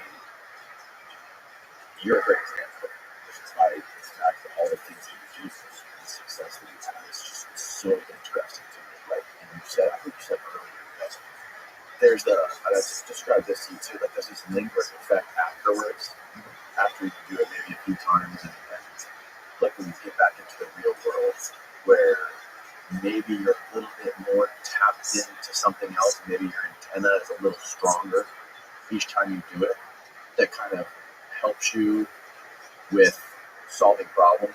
Do you experience that? Yes. The form of that is so once this is a very similar space to where meditation takes you. I just feel like this is a fast track, to be honest, right? It's very similar. And you realize that what all this is about are reinforcing and optimizing your being, not just your physical being, but your mental process and the witness. The witness is that thing that you have where I can especially follow neurons. That's one space that's really hard. It's like you have your body, your mind, which is all the lexical details you go back to what you were taught, all those things, all your experiences on this planet, taught you up to everything that you know about things is one. But there's another thing, the witness, that sort of drives the thing. So I would, people can call it the soul, the spirit, or whatever you want to call it, but there's this other thing that is just there, right? And then you can be very aware of these differentiations. My very first 5 years in Hollywood was, I definitely had this experience of like, okay, my body and then my mind was freaking out. All the like they knew that the road is ending for them. Yeah, the body is like, I'm dying. The mind is like, am I dissolving? What's going to happen? Like, what happens to me? There goes that, freak out. And then what I noticed, but I am also witnessing this. And the witness was fed from this topic. And later in for many other 500 experiences, I got to get a hold of it. I can't do that. But the witness is permanent, right? And so that the witness, that spirit, whatever you call it, that attention that is inherently it's just no matter what happens, this exists. And then the more you do this, the more obvious that this exists. So what you're going to get out of it? One is that you stop being afraid of that. Because it's not just you think, I don't have to be that I can handle it. Because what's the thing? The body can. Yes, but that thing can. Right? And so you get soul. That's how it gets put. Yes. And then you just, you know. And then you experience it, it's out. It's like you kind of laugh about the chuckle about it, which I had. I'm just laughing out loud while I'm in the space. Because it's fun. Like how we didn't know that stuff. Right? So there's that you reinforce that on the stuff. When you stop being afraid of things, so that's fun. And then you have these processes, right? And then these processes we can optimize. Like it's very obvious, like how everything happens, even human emotions and how they structure, right? Like you have this moment of realizing that I exist, that flash of I exist. The very next feeling will be feeling of losing that awareness of being. And then you you understand that every single thing that exists in human emotion is rooted in what is existence and the feeling of not existence.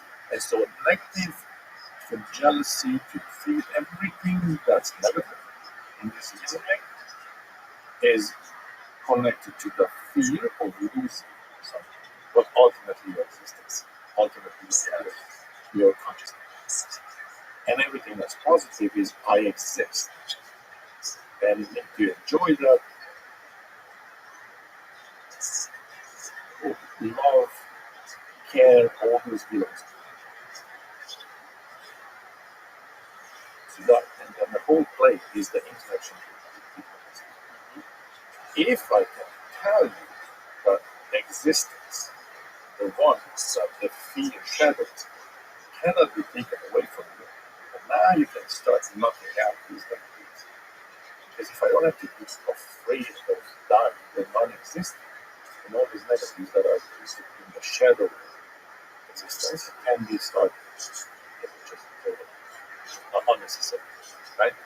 And then beyond that, also there are processes that have so people make it real miracles. Right? That's what I meant by it doesn't matter what you know, or champion or little bit that the principles are the same, right? And so you start to see the patterns of like, that's how this works.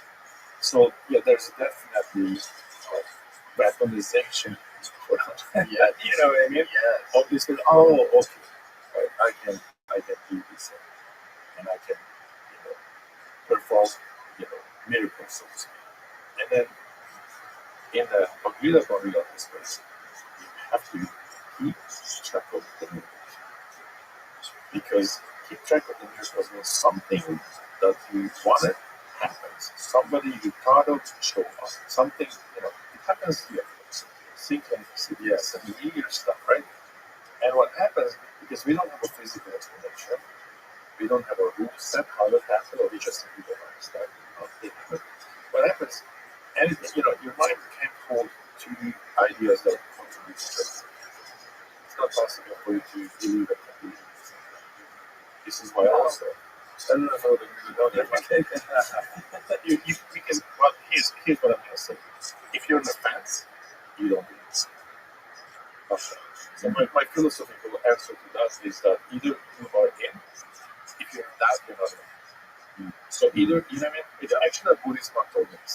He walked up to me in the street. This is what he had. A Buddhist monk walks up to me in the street. He said, I just got initiated by these monks month before. It's a weird time in my life. Monks in New York City, like, the yellow tradition, just walk up to me. Like, this just, it was the strangest thing. Anyway, so one monk was telling me, do you believe? I'm like, well, I do what he was asking. They're like, yeah, sometimes yes, sometimes no. He was like, oh, it's a yes, and everything else around that is a no. Sitting in a fence is a no. Right? It's either yes, and everything else is absolute, or everything else is okay. So anyway, so that's my opinion on it. So yeah, sure. In an instance of I just feel like you can, you can move between pretty rapidly. Back up there. That's yes, but yeah, because new information changes what you know. So yes, I 100% agree with new information changes what you can instantly if you're not a rigid, petrified person that is holding on to the right? But but beyond that, what I meant by holding on to miracles is that when that happens, like I had a close encounter, right? Which if I told to everybody, would think this guy's crazy, right? But it happened with witnesses, so it's crazy. Your mind will try to find an explanation, and if it can't, it will try to erase this because it's contradictory as with the reality, right? So what happens with all your miracles when you start thinking about them like 5 years from now, something crazy happened to you, you start to question yourself: did that really happen? Did I color this story? Maybe I advanced it a little bit, right? You start questioning miracles. And I think it's important that we write them down and hold on to them. All the synchronicities, all the weird stuff and you know, because what that teaches you, what more and more happens, more and more open to accept them. More and more open to accept them, more and more happens. Right? Because you are open to the possibility. You need to receive that chance. Yes. Yeah. Yeah. So what I get out of, I mean, I started with psychedelics in midnight. Right? So obviously that was suicide. And I was experimenting. And, you know, I never touched anything until I had a friend who was a professor and I respected him. He started to talk to me about if this person, and I respected a massive intellectual giant, is talking about this, I need to understand what's happening. That's kind of what happened with psychedelics. And then, so from the get-go, I never went into the space. Like, okay, let's just get fucked up. It was never, I was always intentional. It always, there was a, I always speaking of I'm an explorer. And I'm going to see the best. But let's see if I can continue. You know what I mean? Like, that was always my thing. Mm-hmm. So that was always my approach with this. And because of that, I came into this with a scientific mind. I thought that the explorer is mind. So that means you observe, you stay pragmatic, take notes, find patterns. Mm-hmm. That's how I approach it. And so that's what I've been doing for decades and decades. And so my relation is dark to the space. And so, because my relationship was dark, it's not like, ooh, party, eventually I could create these structures that, okay, I see process. Okay, this works. Oh, I can use this. And you know, and what that happens, but what it does, it modifies, 100% modifies who I am. In fact, I think I'm the same person. Like, I would go as far like, if you can modify yourself genetically, turn off certain genes and turn off certain genes, I'm pretty sure that I have. Right? And, you know, and then, of course, I went down to get some of the meditation there, that's stuff as well. Parallel to this stuff, you know, that you go into that space and with a flashlight, let's see who I am. Everything, all the corners, leave nothing unturned. Because I have to look at everything that ever happened, everything that ever taught me in something was embedded when I was a kid. Is the data real? Did I understand it correctly, first and foremost? And was that real? Is that real? Is it verified? You were taught that don't cross your eyes because it's not believe that truth. So I mean, that the dumbest little thing, everything that was taught me, that you go through the process and discover that is it real or should I discuss? That's the point of that. So I transcend into differences. Everything that, you know, and it's a little bit about in between transcendental meditation and the recapitulation of how discussed the sort of the band of knowledge over there. And there's a very tracks how they even handle. There is a process of how to train us. So this is that we have. So I went through that. And so the combination of exploring new territories through psychedelics and going through traditional actually processes of meditation and breathing as a recapitulation process. So let's change that. Let's optimize. Let's build, you know, Warhammer 40K, right? Let's build a machine. Let's build a war machine that's conscious and can do these things. And how I can give you examples like how just one of them, right? So how crazy is this process? Since I was a kid, once I started playing guitar, every time I took my guitar, I kind of lean away from the guitar. I had this feeling of the guitar strings break and hit me in the face. I had this feeling of fire. I always had this feeling of it. I did that myself until I find my music. So when I was a kid, somewhere around 6, 7 years old, we used to have a commercial on TV when a little girl was playing guitar, right? And then playing something, and all of a sudden that became ping, like the string breaks, right? And then the violin was a little bit just she broke us down. And it was a live feature for us. Right? The metaphor was that anything can happen in life, and we have this in my language. It makes any sense that the string of life can break, and you need life insurance. But 6 years old, I didn't understand the concept. All I saw, string breaks, and a little girl playing the violin, now I need life insurance. What happened to it? So ever since, I'm tuning my guitar, leaning away from the guitar because that thing was in there. I was not aware of this until I'm doing my recapitulation, my transcendental validation, and as I said, it's a big flashlight. If I do all the Dutch that we ever modeled or did or we taught. And so I found this, like, oh, that's why you do that. You know what to do that. That's a metaphor. So that, right? Yeah. So that's an actual example of what kind of stuff you find. That's the craziest stuff is in there. Like imagine you and your personality was formed in the first 6-7 years of your life. By who? People were saying they didn't want to tell you the truth because you were a kid. Right? So teachers were all lying to you about stuff because they didn't tell you the truth. You know, like babies come from the birth and stuff in the chicken, whatever the hell they were telling you, right? Wait, what are you trying to say? Yeah, right. You have a bird on the way. So that there's dumb stuff that was taught to you, and there were irrational fears that were, so all that stuff, you become a person, and the personality of yours was constructed in a time when you were not really conscious of it, right? So it's kind of unbeknown to you who you are. Yeah. That's the point. Let's go back. Yeah. And I feel like psychedelics are supercharging that. Like I can really look at things like what's going on? Who am I? How do I modify this person into the most optimal form? The reason that what you're saying right now stands out to me is super important is because this is actually something that people can verify for themselves easily. Even in the crazy of it, and because everything you just said can still be folded into kind of like the psychoanalytical frame.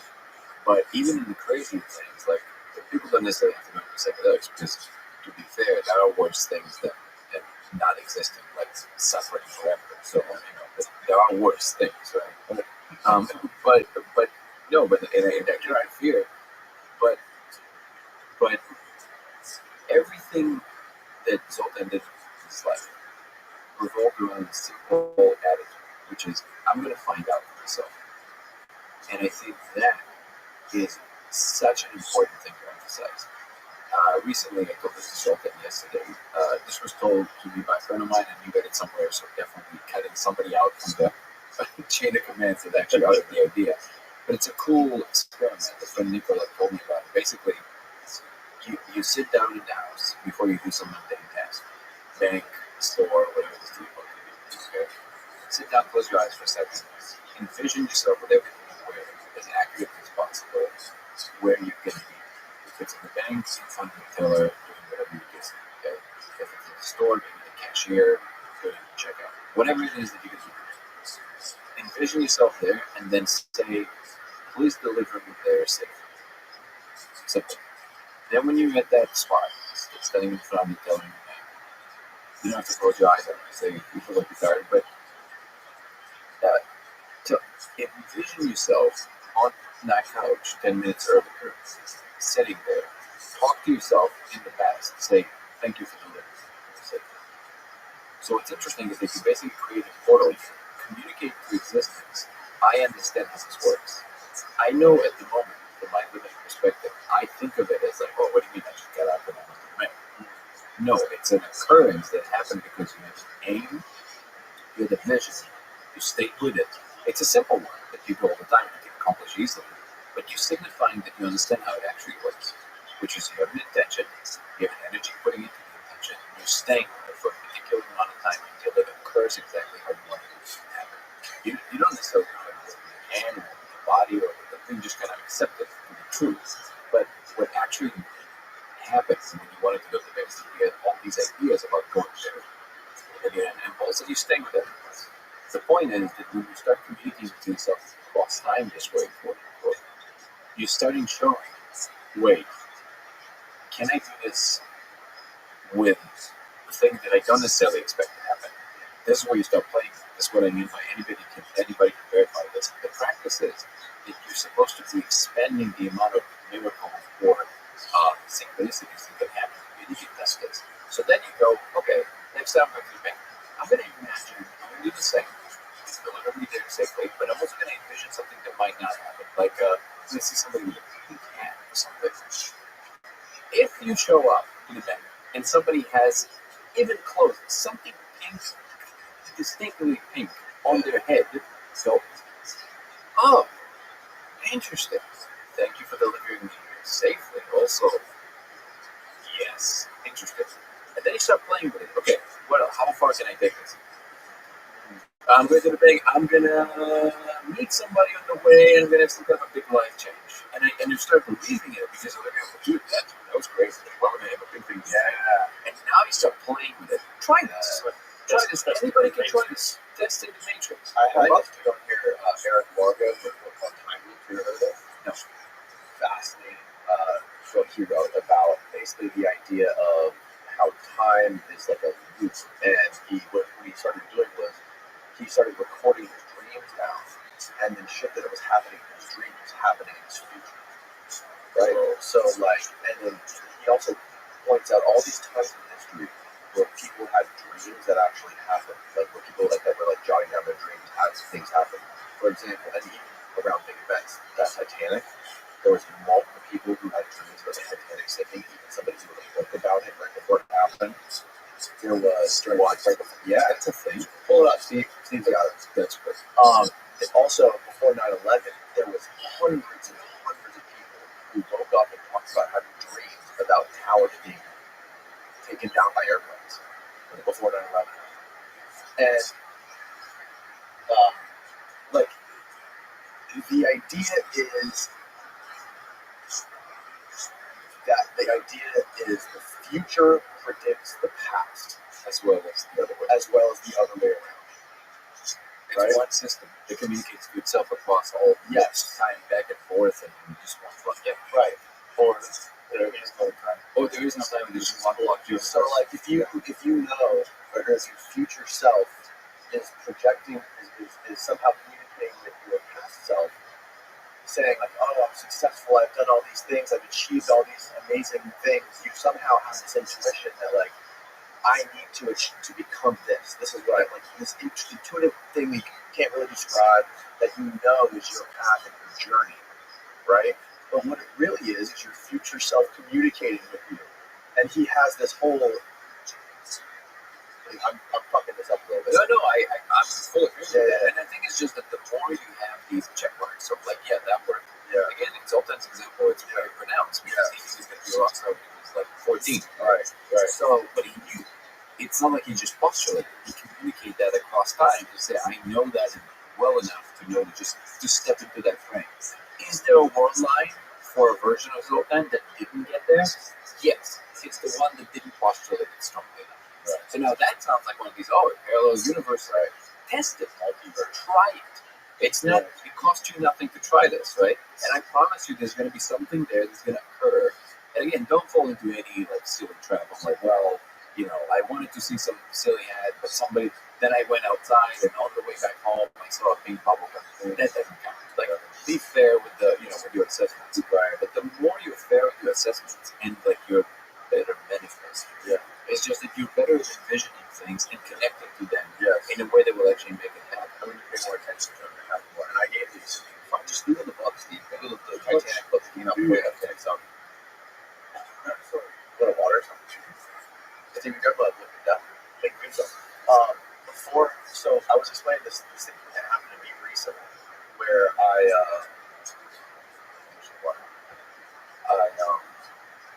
there's this dude who his friends. You got any left?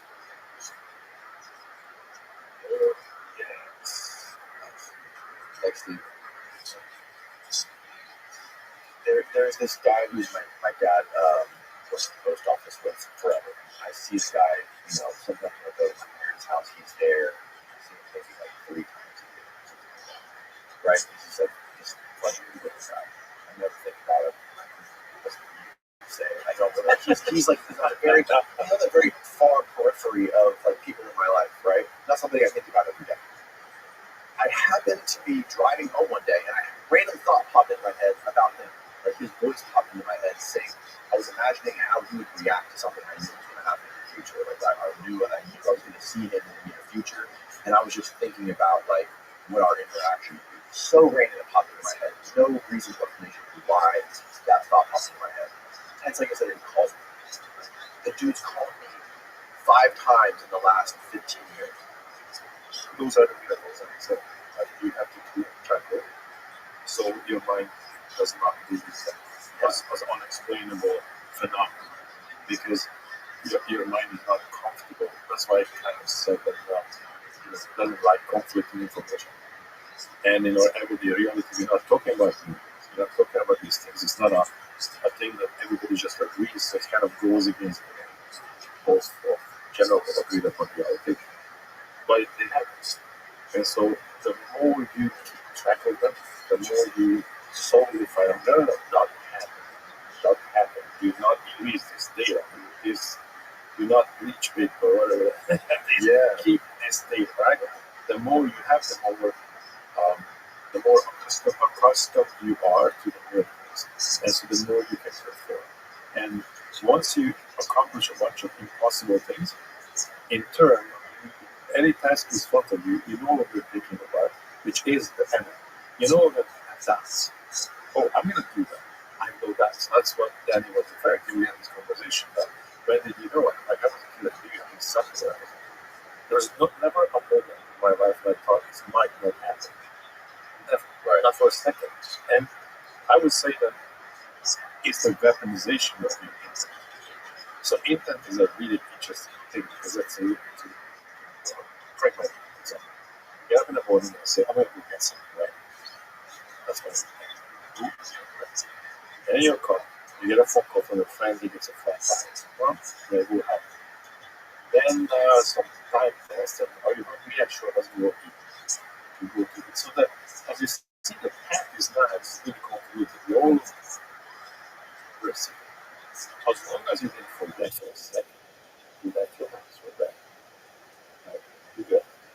Because the path to success is not a straight line. The path to achieve is not a straight line. Life is not your path. But the important part is that vision. The intent has to stay there. One phase, but life is there forever until you achieve it. And then once you achieve that, check that. You got it. You fulfill the cycle.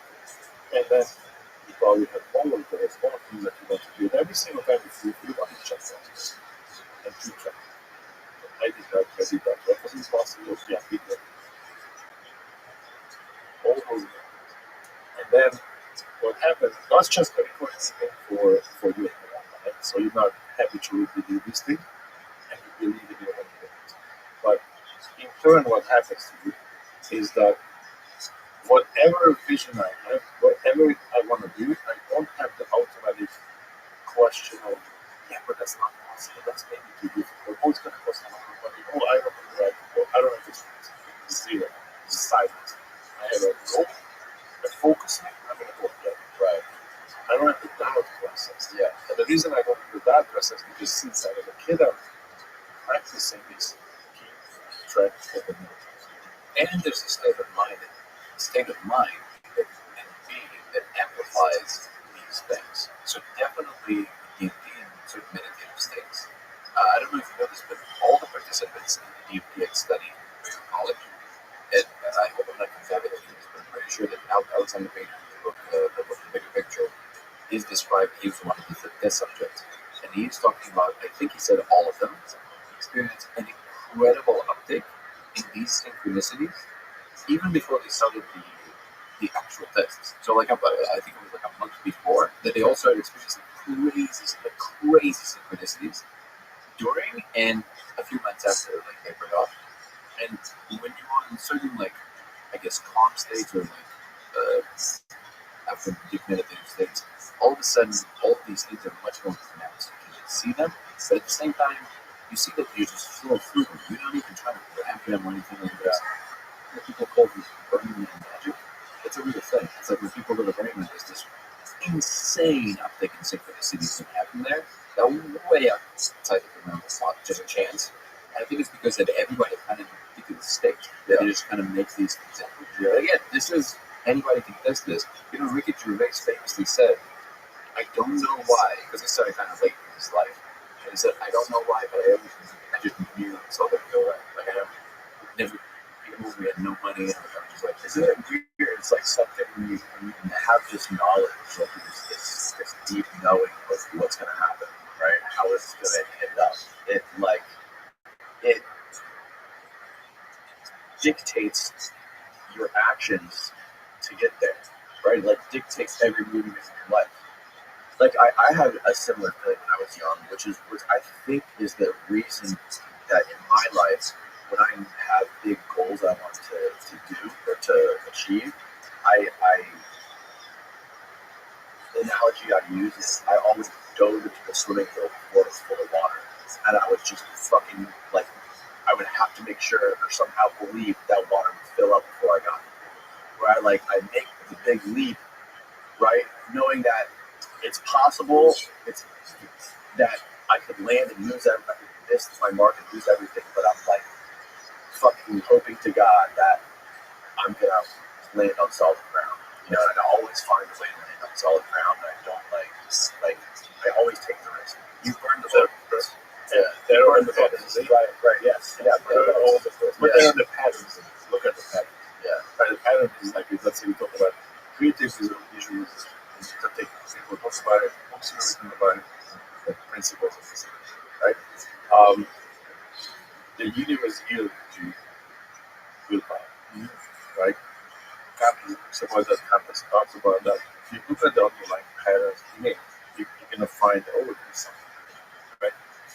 And so again, to weaponize it and make it practical practice. There is something about following one side of this fence. Either you are happening to this world, or this world is happening to you. And it's a mind state, and you have to make a choice. And if typically, when people, if I come from a pragmatic perspective, which that's the side I live on, and that's the choice I made, I was born into this world. Allegedly, it was here before I came, right? We don't know, actually. But allegedly, there's a history. Allegedly, it's not a software that was downloaded to me. Like, it's not like it's just started to play Call of Duty, and all the buildings were there for whatever reason because a program that put it there, right? So you could argue about, like, was it really here? But let's say, I was born into this world. The world was already here. That means I am impacting this world. Whatever I'm going to say, do, whatever activities that I have in this world, I am changing. Now, it's course because I'm here, right? Someone impacted, right? If I take that side and I accept that, like, okay, that means I need also got to be responsible. Whatever I'm going to do will affect what I'm going to do, this physical reality, and it will have one lasting impact, right? So I'm responsible for the things I will say and do in this world. That's one side. Or, while this victim mentality of, like, I'm here and why did this happen to me? Why me? If you look at people, they follow one side of the story. The victim mentality is, I'm here, all these things are happening to me. I see why it's easy to take that side, because data is flying around you 24/7. So if you're a perceiver, it's easy to take that stance, like, I'm here, and I'm perceiving all these things, and all these things are happening, and all these things happen to me, and stop my when it was your friend, not the country, right? But and the people do this to me, and when you pick that side, and so you're a traveler, you're not a traveler, a passenger. You're a passenger, and generally, most people don't really good fun. You're a passenger, you're a victim, or you say, I'm here. You guys have to live with me then. Yeah, I'm here. You're right. Mm-hmm. And it sounds like, well, that's a negotiation point of view. Yeah. I am here. What's the ego? I'm here, and I am going to impact this world, and I'm going to live by my rules as much as possible, and then do the things I want to do, right? And if you are solid in that side, you will succeed. You have to, because you also take responsibility. Like anything that happened to you, right, is my fault or my achievement. If I was at the wrong place at the wrong time, you're not. Some sign I missed, something I didn't do, some I was there. I got myself there. I didn't accidentally pop in somewhere out of nowhere without my real opinion off. So I take full responsibility for everything that is in my life, right? That mentality, that sort of, that path will make you successful. There's no other way. And now couple that with this idea of unbending, whatever I focus on now, I'm not going to take my eyes off it. Even though I'm understanding that I will have to be unbending on the thing. Not for a second, it's okay. Go for the ground. But I bend it anymore. So that how that and all these things you can find it through the meditation or the spiritual processes. Or you can shortcut it because you can find it in the spiritual dance through psychedelics as well. And the two together actually is pretty powerful because one enforces that, one verifies it. And then you always have this world, this unreadable reality when I can check it in this way, right? It wasn't my voluntary will call me. Right? And this is verifiably, I wanted to do that, it happened. I wanted to experience that experience. And then the more and more you have, the more and more you have. You just open the doors. That's an actual mental process. Well, guys, we did a 4-hour podcast. No way. Really? Oh my God. I think it's a perfect spot to end this. Yeah. I didn't realize It's a funny, mind melt of conversation, man. I appreciate you. I didn't think I would do this. Thank you, brother. Yeah, man. I'm still on it. Fucking awesome meeting you, brother. Yeah. Thank you, brother. Thank you for having me. Yeah, yes, of course.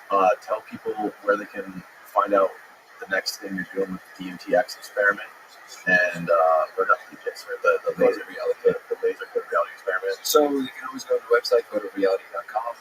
The website coming up right now, and Dango Thoughts, DANGO Thoughts, and Code of Reality Inc. is basically going to be an official thing, and we're working to actually, bring the right kind of minds together. We have incredible minds coming into space from literally, well, I don't know how many I can talk about yet, but from scientists to people who are with just higher level thinkers and software engineers. We really have incredible people that are coming online, and we're very excited about bringing everybody together and encouraging more entities around us to also do more of the same, more of investigative processes that are more open-minded and more also, I guess, open-hearted. So not so much rigid with what people do is true, including more things. And Zoltan, I mean, nothing.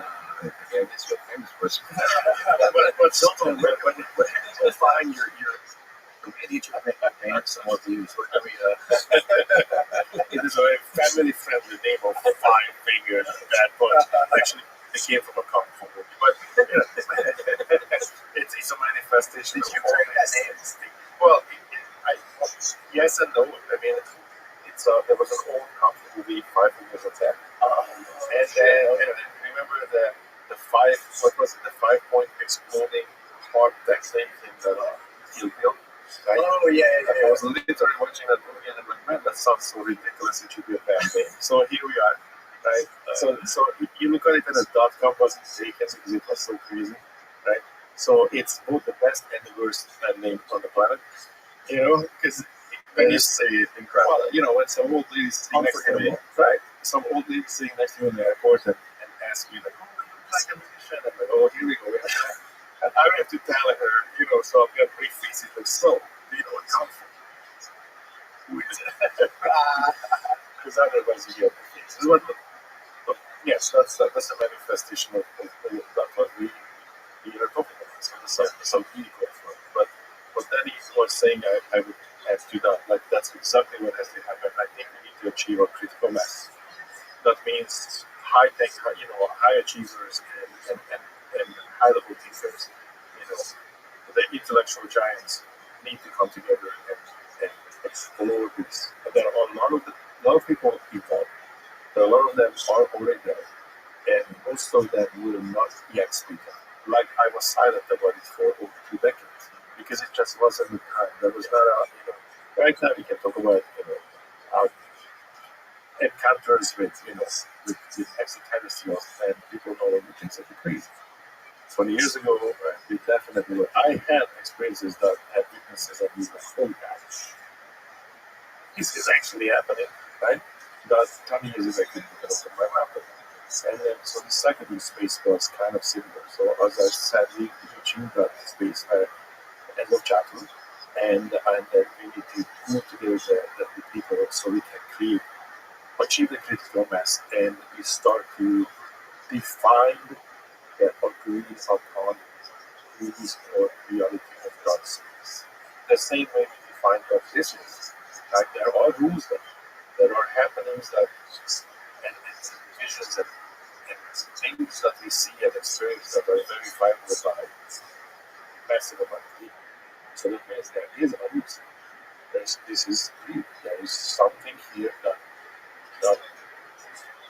is important and much more important than try to find these answers. Why are we here? What is happening? What is perception? What is going on?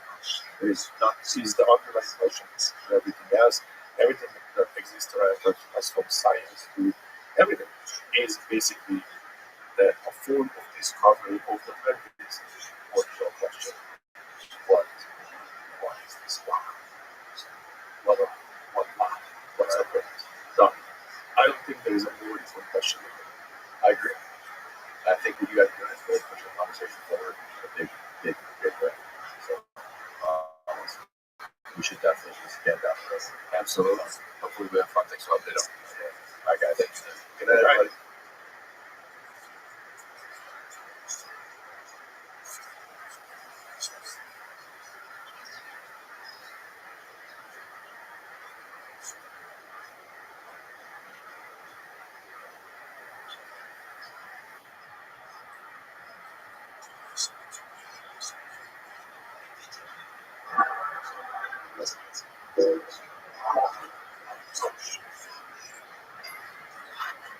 I've been waiting to have you on for a long time, man.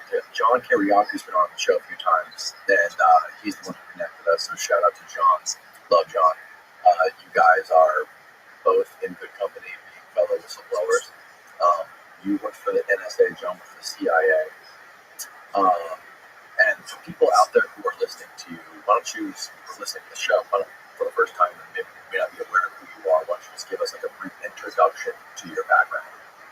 Well, no one knew who I was until I became what I call an African American. At the point that the government made me a very public figure, especially in the United States, when I blew the whistle. A number of different things going on at NSA. So if you want to start there in terms of just, I'm at NSA as a senior executive. Day one, when I reported to my duty station, reporting to number 3 person, was 9/11. That day was my first day of the job. We'll talk about the whole story on how you blew the whistle on the NSA and how all that came to be. But going back before that, like what made you decide you wanted to be in the NSA in the first place? Long story. So, in my early 20s, I made a choice. It's a volunteer military, so I volunteered. It's no draft, so technically there's still you have to register. So I joined the Air Force in late 1979, right before Christmas.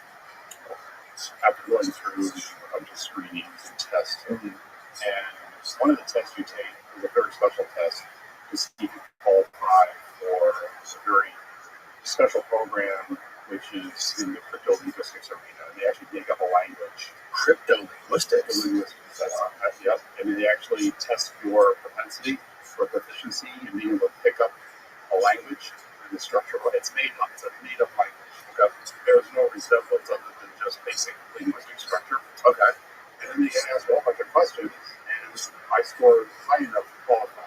So that was the first thing. I can still choose to not enter into that program.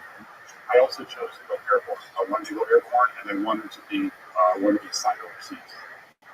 So I went through basic training at Laxon Air Force Base, and then went on to Monterey. It's the Foreign Language Center, Presidio Monterey Defense Language Institute, and that's where I learned basic German to a level where you could have a basic understanding. Focus with oral comprehension. You're spending your time listening. You're not spending your time talking. So it's primarily with military flavor. I went to advanced classified training, highly classified training at Goodfellow Air Force Base in San Angelo. So now we're in the spring of 1980. Then a very interesting training. This is even before I go overseas, which involved survival skills. So I was at Fairchild Air Force Base. I went through in the field surviving. I mean, this is the SEER program. So, it's the whole surviving scheme. It's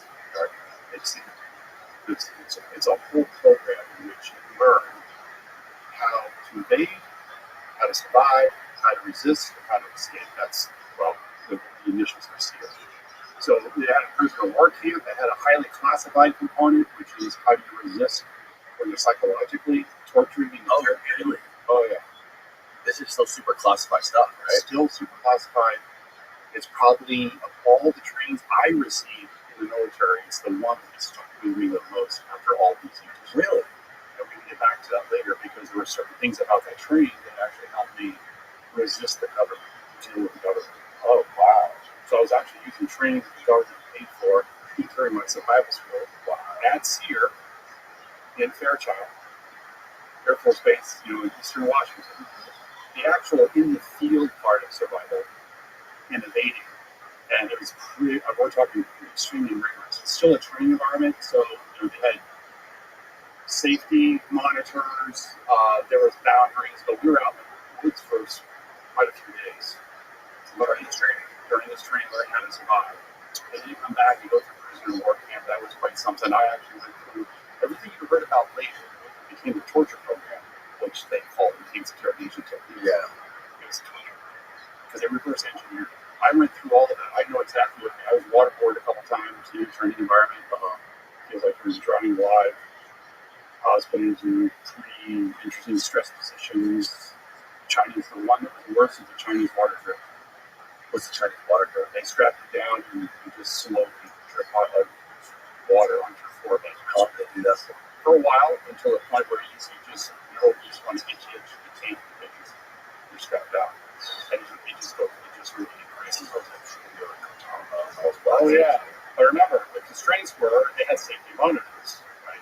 It's in the tree parts. They just extraordinarily realistic. The other one, which a lot of people freaked out in, was the box. Something